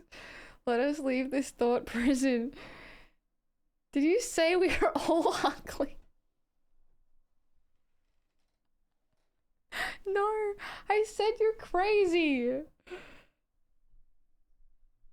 Nobody better mention any fucking rubber rooms. I think Klon already did.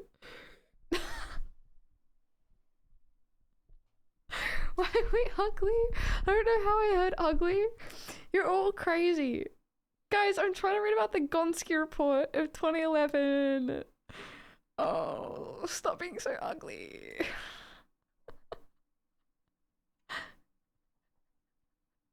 Ugly and crazy. Class. Ugly talking about cock socks. What's going on? It was a reference to the fact that fucking Soup said, before I knew that Soup was a girl, Soup said that they had a bottle of lotion on their desk, and I said, you got a bottle of lotion on your desk, huh? Do you have a sock too? Referencing to the fact that people allegedly come into socks, okay? Oh wait, you were talking about when a mosquito bit my ankle. The fuck is the Gonski report? We have bigger fish to fry. What is duck leg? He said, I'm off your cock. Give me a clip or it didn't happen. Give me one clip or it didn't happen. You ever wear rose socks?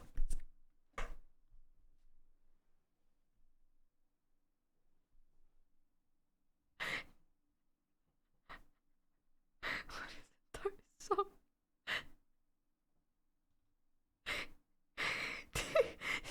If someone's like smoking weed watching this, if Niles is like here on his edibles, it makes no sense. Like literally not a single thing said in like the past 5 minutes makes actual like comprehensive sense. We're typing words and the words are weird. Keto, don't you fire up. Sometimes you're like the only one acting like this in the chat room. I don't know if anyone's ever been here for like Keto's like crazy posting. Do you all have stone?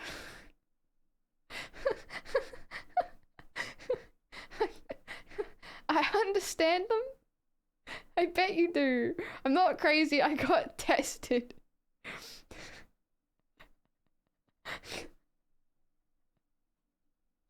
Coming in a sock is a power thing. We can't align with that. Read the standing orders. Read them and understand them.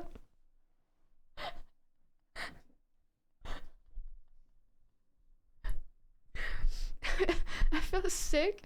Dude, I don't know what's going on. The Keto K-hole is real. I don't want to blood. Keto has been like live posting from a K-hole in here before. Like guaranteed. Oh, coming in someone else's sock is a power thing. Yeah, you have no authority here. Okay, only if they're wearing it.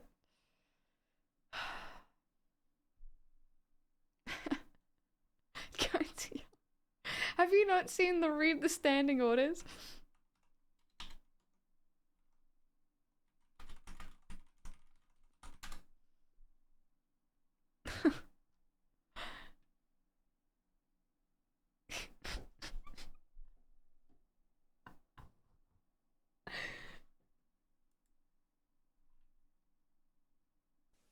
Hello again. Hello again. I thought I wasn't going to get in then. This video single-handedly prepared me for that one time I volunteered to work on my local council. When do we plan to start? I think we could start any moment, Chairman. I think it's perhaps helpful just to go through the same things as we went through before, which is just to encourage people to switch off their microphones, because it does reduce the background. Can we be assured that we won't be thrown out of the meeting like we were last time? As long as we have reasonable behaviour from everyone, no one would be excluded from the meeting. I was thrown out of the meeting. So was Quite Councillor rightly. Birthill, so was Councillor Brewerton. Please let the chairman Mrs. Weaver, speak. If you disrupt this meeting, I will have to remove you from it. You can't. It's only the chairman who can remove people from a meeting. You have no authority here, Jackie Weaver. No authority at all. She's just kicked him out. Right. Just a minute. No, she's kicked him out. Don't. She's kicked him out. Don't. This is a meeting called by 2 councillors. Illegally? They now elect a chairman. No, they can't because the vice chair's here. I take charge. Read the standing orders. Read them and understand them. Where's the chairman? Read the standing orders. It now reverts to me. Where's the chairman gone? I'd like to elect a chairman for this meeting. You don't have to elect a chairman. There's a chairman already installed. The chairman of the council. Councillor Burkle, we've been through this. What are you talking about? You don't know what you're talking about. Could I ask you to be respectful to Jackie Weaver, please? Jackie Weaver, I find that the person on Alec Bruton's Zoom is being very disrespectful to everybody. Oh, coming from you, from Birkenhead, that sounds good. Wow. Thank God for that. Can I propose John Smith, please? Yeah. I'll second it. Thank you. Okay. My first point is to apologise to Jackie, but welcome to Handforth. Indeed, it's nothing if not lively in Handforth. Yes, but what I would say is that it was a very good example of bullying within Cheshire East and the environs. The chairman simply declared himself clerk and notified everybody of the case, and the remaining members, quite correctly, have refused to recognise that position. But as Councillor Smith says, I'm afraid there's no way of stopping him calling himself clerk. Okay. Please refer to me as Britney Spears from now on. What the fuck are they even talking about? Oh, I love that video so much. Jackie Weaver had no authority after all. I genuinely feel like we've gone down this rabbit hole before and I love it. Jackie's power hungry. Jackie Weaver had no authority after all, investigations find. A year after the chaotic Handforth Parish Council Zoom call, reports find meeting facilitator was in the wrong. I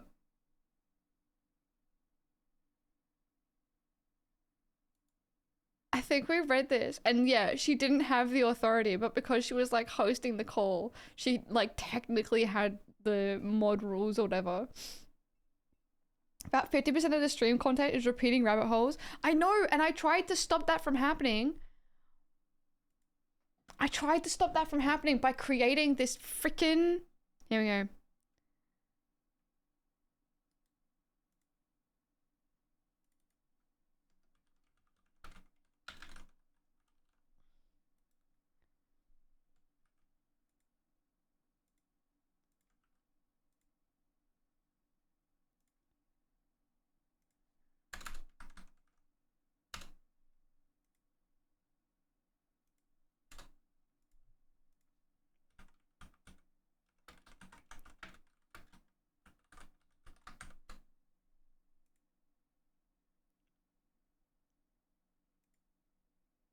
Oh, how do I... Oh, shit. Can I, like, paste the... Oh, whatever. Okay. Done. Done. Oh. Sorry. Can we loop back to cults? You can do that on your own time. That one's in here. It's here. Where is it? 3 miles north of Malcolm. Go for it. You can do this one in your own time. I'm so happy with this. The only thing I could have done better is turned it into GIFs. Toady farts after getting shot. That one's in here too. Toady farts after getting shot is in here as well. Toady, here. All the screenshots, all the links that you could ever do. We've even got a goat lube mentioned down here too. All yours. We've got the Bridget shit. We've got some Cotton Law. Wasn't even fucking me. It was your account. We got some Dot Cotton Law. We got some Shapoopy links. This one's just empty. We've got some OA bullshit.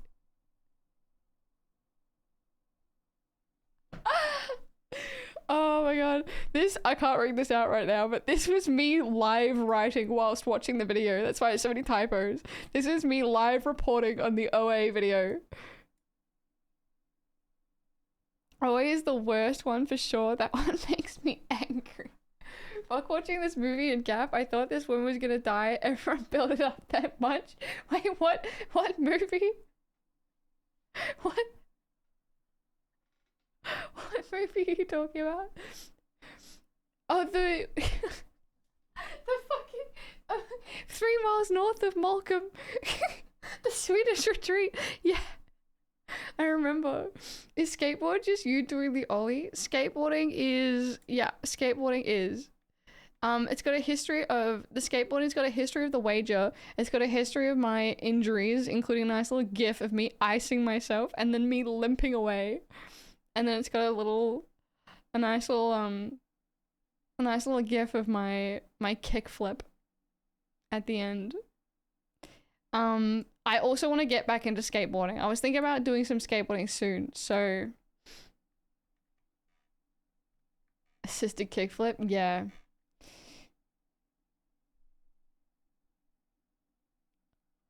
I work at the Sydney Theatre Company for more than a decade. Jackie Weaver was one of the nicest people I ever met. Wait, did you meet Jackie Weaver? Yeah, I'm thinking about it, Kurt. Do it. That'd be so fun. I just want to try and do like a kickflip again. I did not enjoy. We've got some Her Diamonds lore in here. If you want to read the if anyone wants to read this, there's like I think it's the manifesto command. This is open to the public, so if you want to go through it in your own time, feel free. When Goat said Jackie Weaver, to be honest, I thought of Jackie Kennedy. I don't know why. That's crazy. You actually met Jackie Weaver. What a personal tie-in.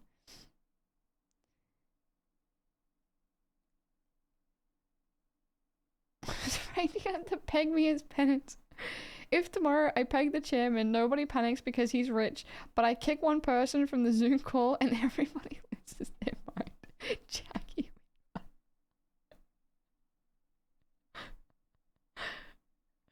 Who is the most famous person you've ever met? Ooh.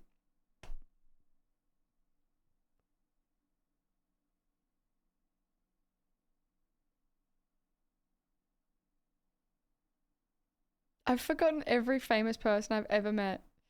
One time I crossed the road with Coxie from Coxie's Big Break. That is not nearly the most famous person I've ever met, but Buddy Franklin? I wouldn't even say. Tony Hawk? Tony Hawk? Oh, Tyler the Creator. Probably up there. I hung out with Tyler the Creator for a little while. I didn't know. Is there a Javert law? I haven't put the Javert law in. I actually need the Javert links to be able to put the Javert law in because I feel like there's a lot of Javert links. Carl said you have to watch this. Tony Hawk Tour kick flip on that thing.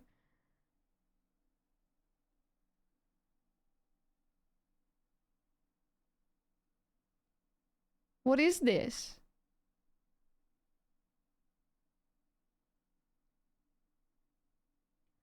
I went to school with the kid from The Matrix who says there is no spoon.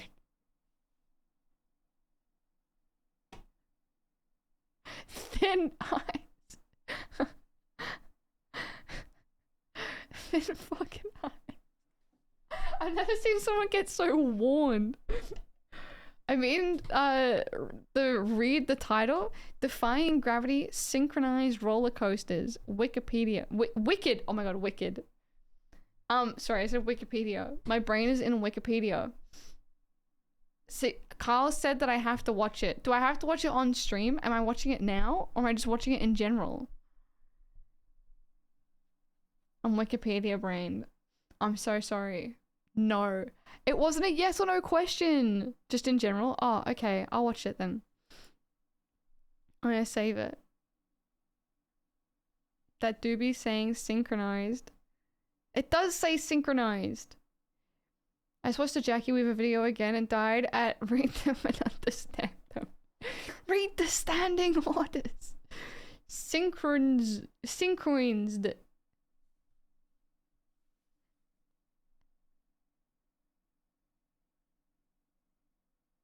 What's wrong with you all? What's going on? Elise, the answer is no. What's happening? Synchronized. It says synchronized. What are you saying? Synchronized. Yeah. Why are you saying synchronized? Oh, it says synchronized. Thanking you. Thanking you. No.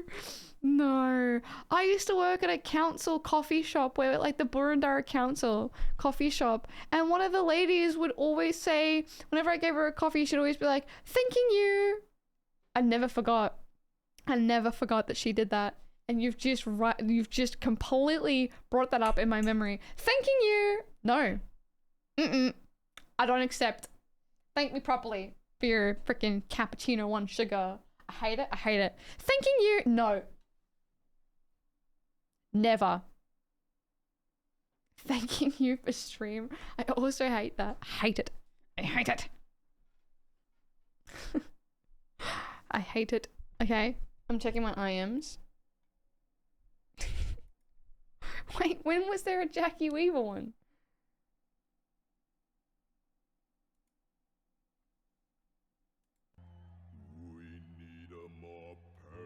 It's so quiet.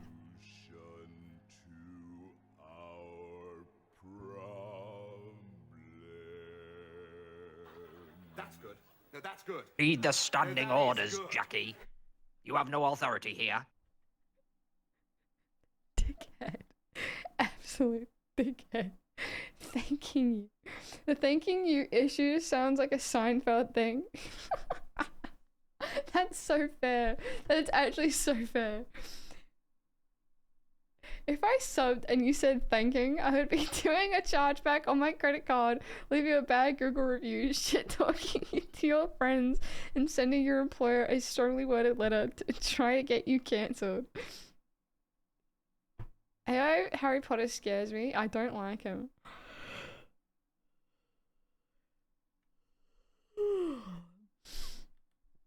Okay. Alright. I'll watch this. I'll watch Synchronized. Could we please have a breather? We have a breather. Is it okay? Sounds like the kind of bitch that would order a coffee extra hot. I hate it. I hate people that order their coffees extra hot. And they complain about it. If you never forgot it, how was it goat that put it in your brain? It brought the memory back up. Tilby pointed it out. Nothing is my fault. Wait, pointed out what? Oh, synchronized. I was wondering why you were saying synchronized over and over and over. This is my favorite. Synced groins.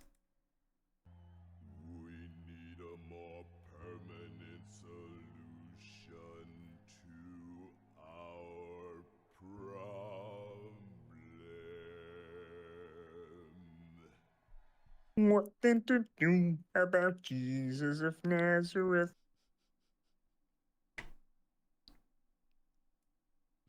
Oh my god, 1 year since I commented on this. It's only got 4 views. And the only comment and the only like is me.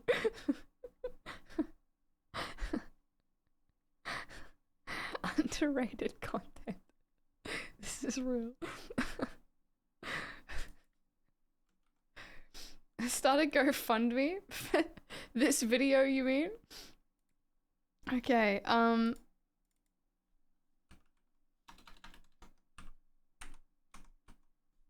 Jesus Christ Superstar. I will do Jesus of Nazareth.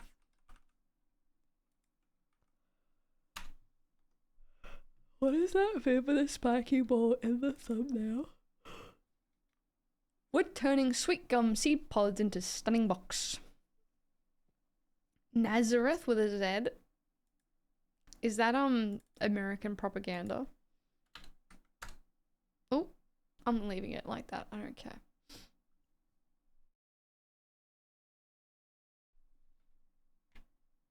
That's coming to Melbourne this year, I think too. Yeah, I think I saw that. I think I heard that. I might go, I don't know.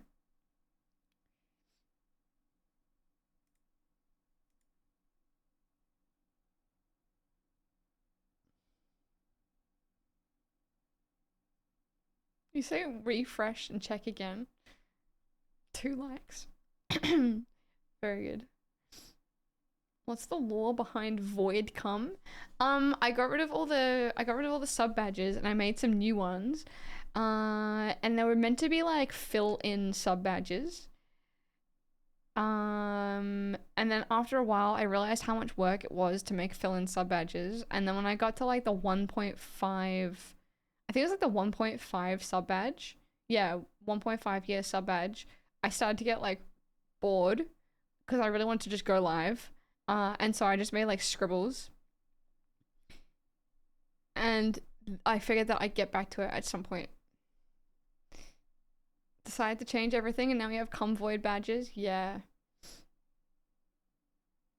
We're gonna have one for 3-year sub badge. Yeah, eventually. I'll make some proper ones. So yeah, eventually. That's the law. Come scribbles. Exactly. Okay.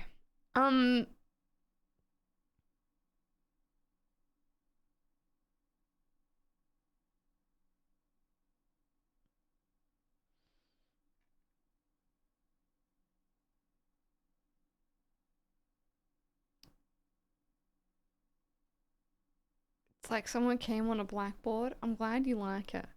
I forgot I made one that's nearly 15 minutes. A Jesus of Nazareth one, you mean? Do you say about Bill Burr and Billy Corgan? No, I didn't. Do you squirt or do you dribble? Good night.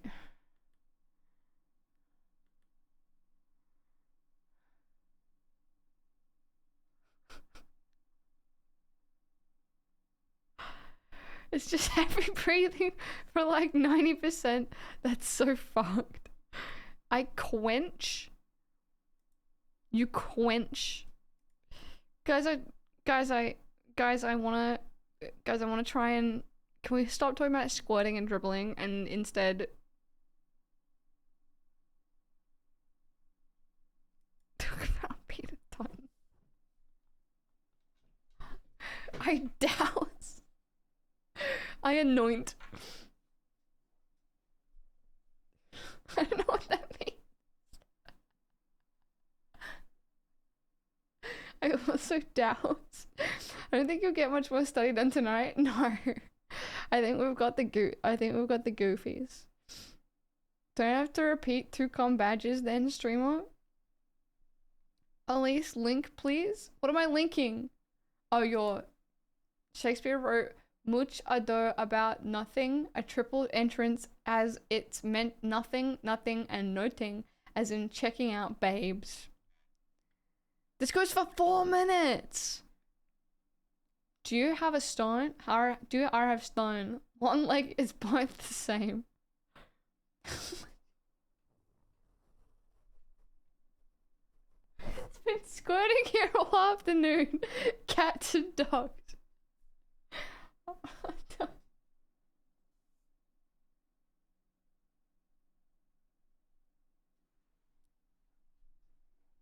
I have no idea why it was saying squirting pussies, no way. Oh no. Oh no.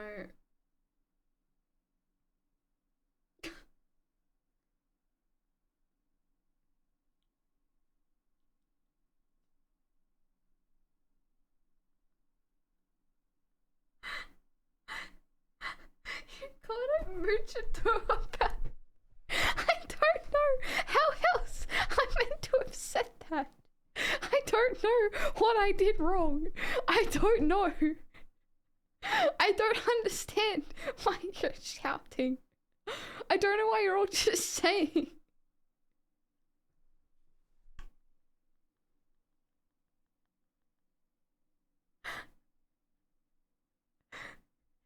Why are you saying I do? I genuinely don't know what's going on. I feel like I'm getting gaslit.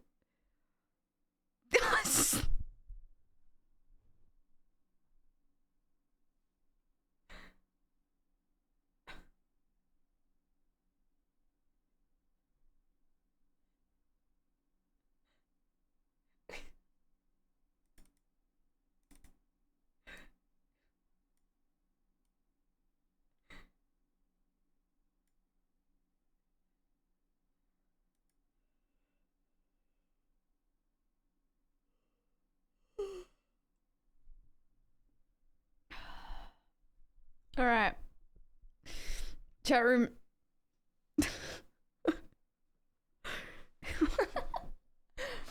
Goats on his color red 20. What is it like to know peace? I wonder. I don't know. If you find out, if you find him, let me know. I didn't understand. Imagine having pussy gout. I swear I experienced gout like one time. And I thought that it was like gonna be a recurring thing, but my toes started hurting. Was it gout? I don't know. Maybe. Never came back, so.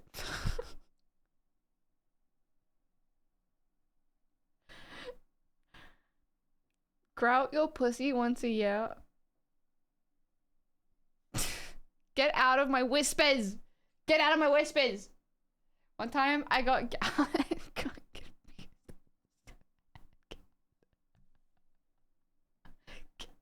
gout is something you do showers and not a medical conditions. You do to showers? No. Alright guys, I'm going. This has been fun and all, but we gotta get out of this one alive. Is the answer. Where? To Cass. Call me Cass, connoisseur of fine art, fine fart. I have 3 whole brain cells. Professional body modeler. Trash queen on all socials. Groucho Marx. Groucho Marx. Okay. Elise, what? Wet jeans raid? No.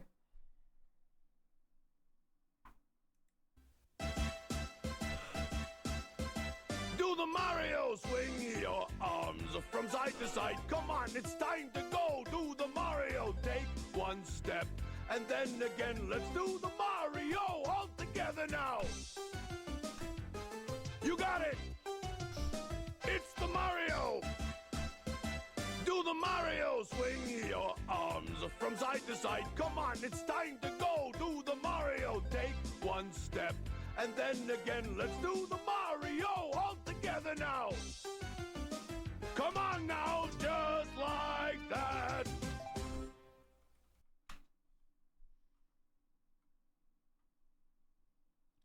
We're doing it.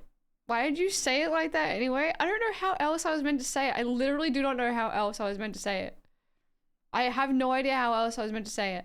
Oh shit, I'll be back on the weekend. I'll be back on the weekend. I have work for 3 days. You don't get an outro because I don't have an outro. I'll be back. I have work for 3 days, but then I'll be back after. You say much like mooch? No, I don't. Wait, am I meant to? Much like too much? I just gave you an outro. It was Mario. Thank you very much. Bye, dip. I hope you upload this VOD to a YouTube channel. Oh yeah, keep your eyes peeled. I'm gonna try and make a VOD channel. Keep your eyes out for that. And I'll be back here in like 3 days. I got work for 3 days. Hang out in the gaff if you like. I made new no, later. Bye. Enjoy Cass's stream. Make a phone call, buy a jumper. Oh yeah, I'm gonna buy the hoodie. I'm gonna buy the Peg the Rich. Oh my god, Peg the Rich should have been the raid. Peg the Rich should have been the raid. Anyway, I love you so much. And I'll see you next stream. Love you, bye.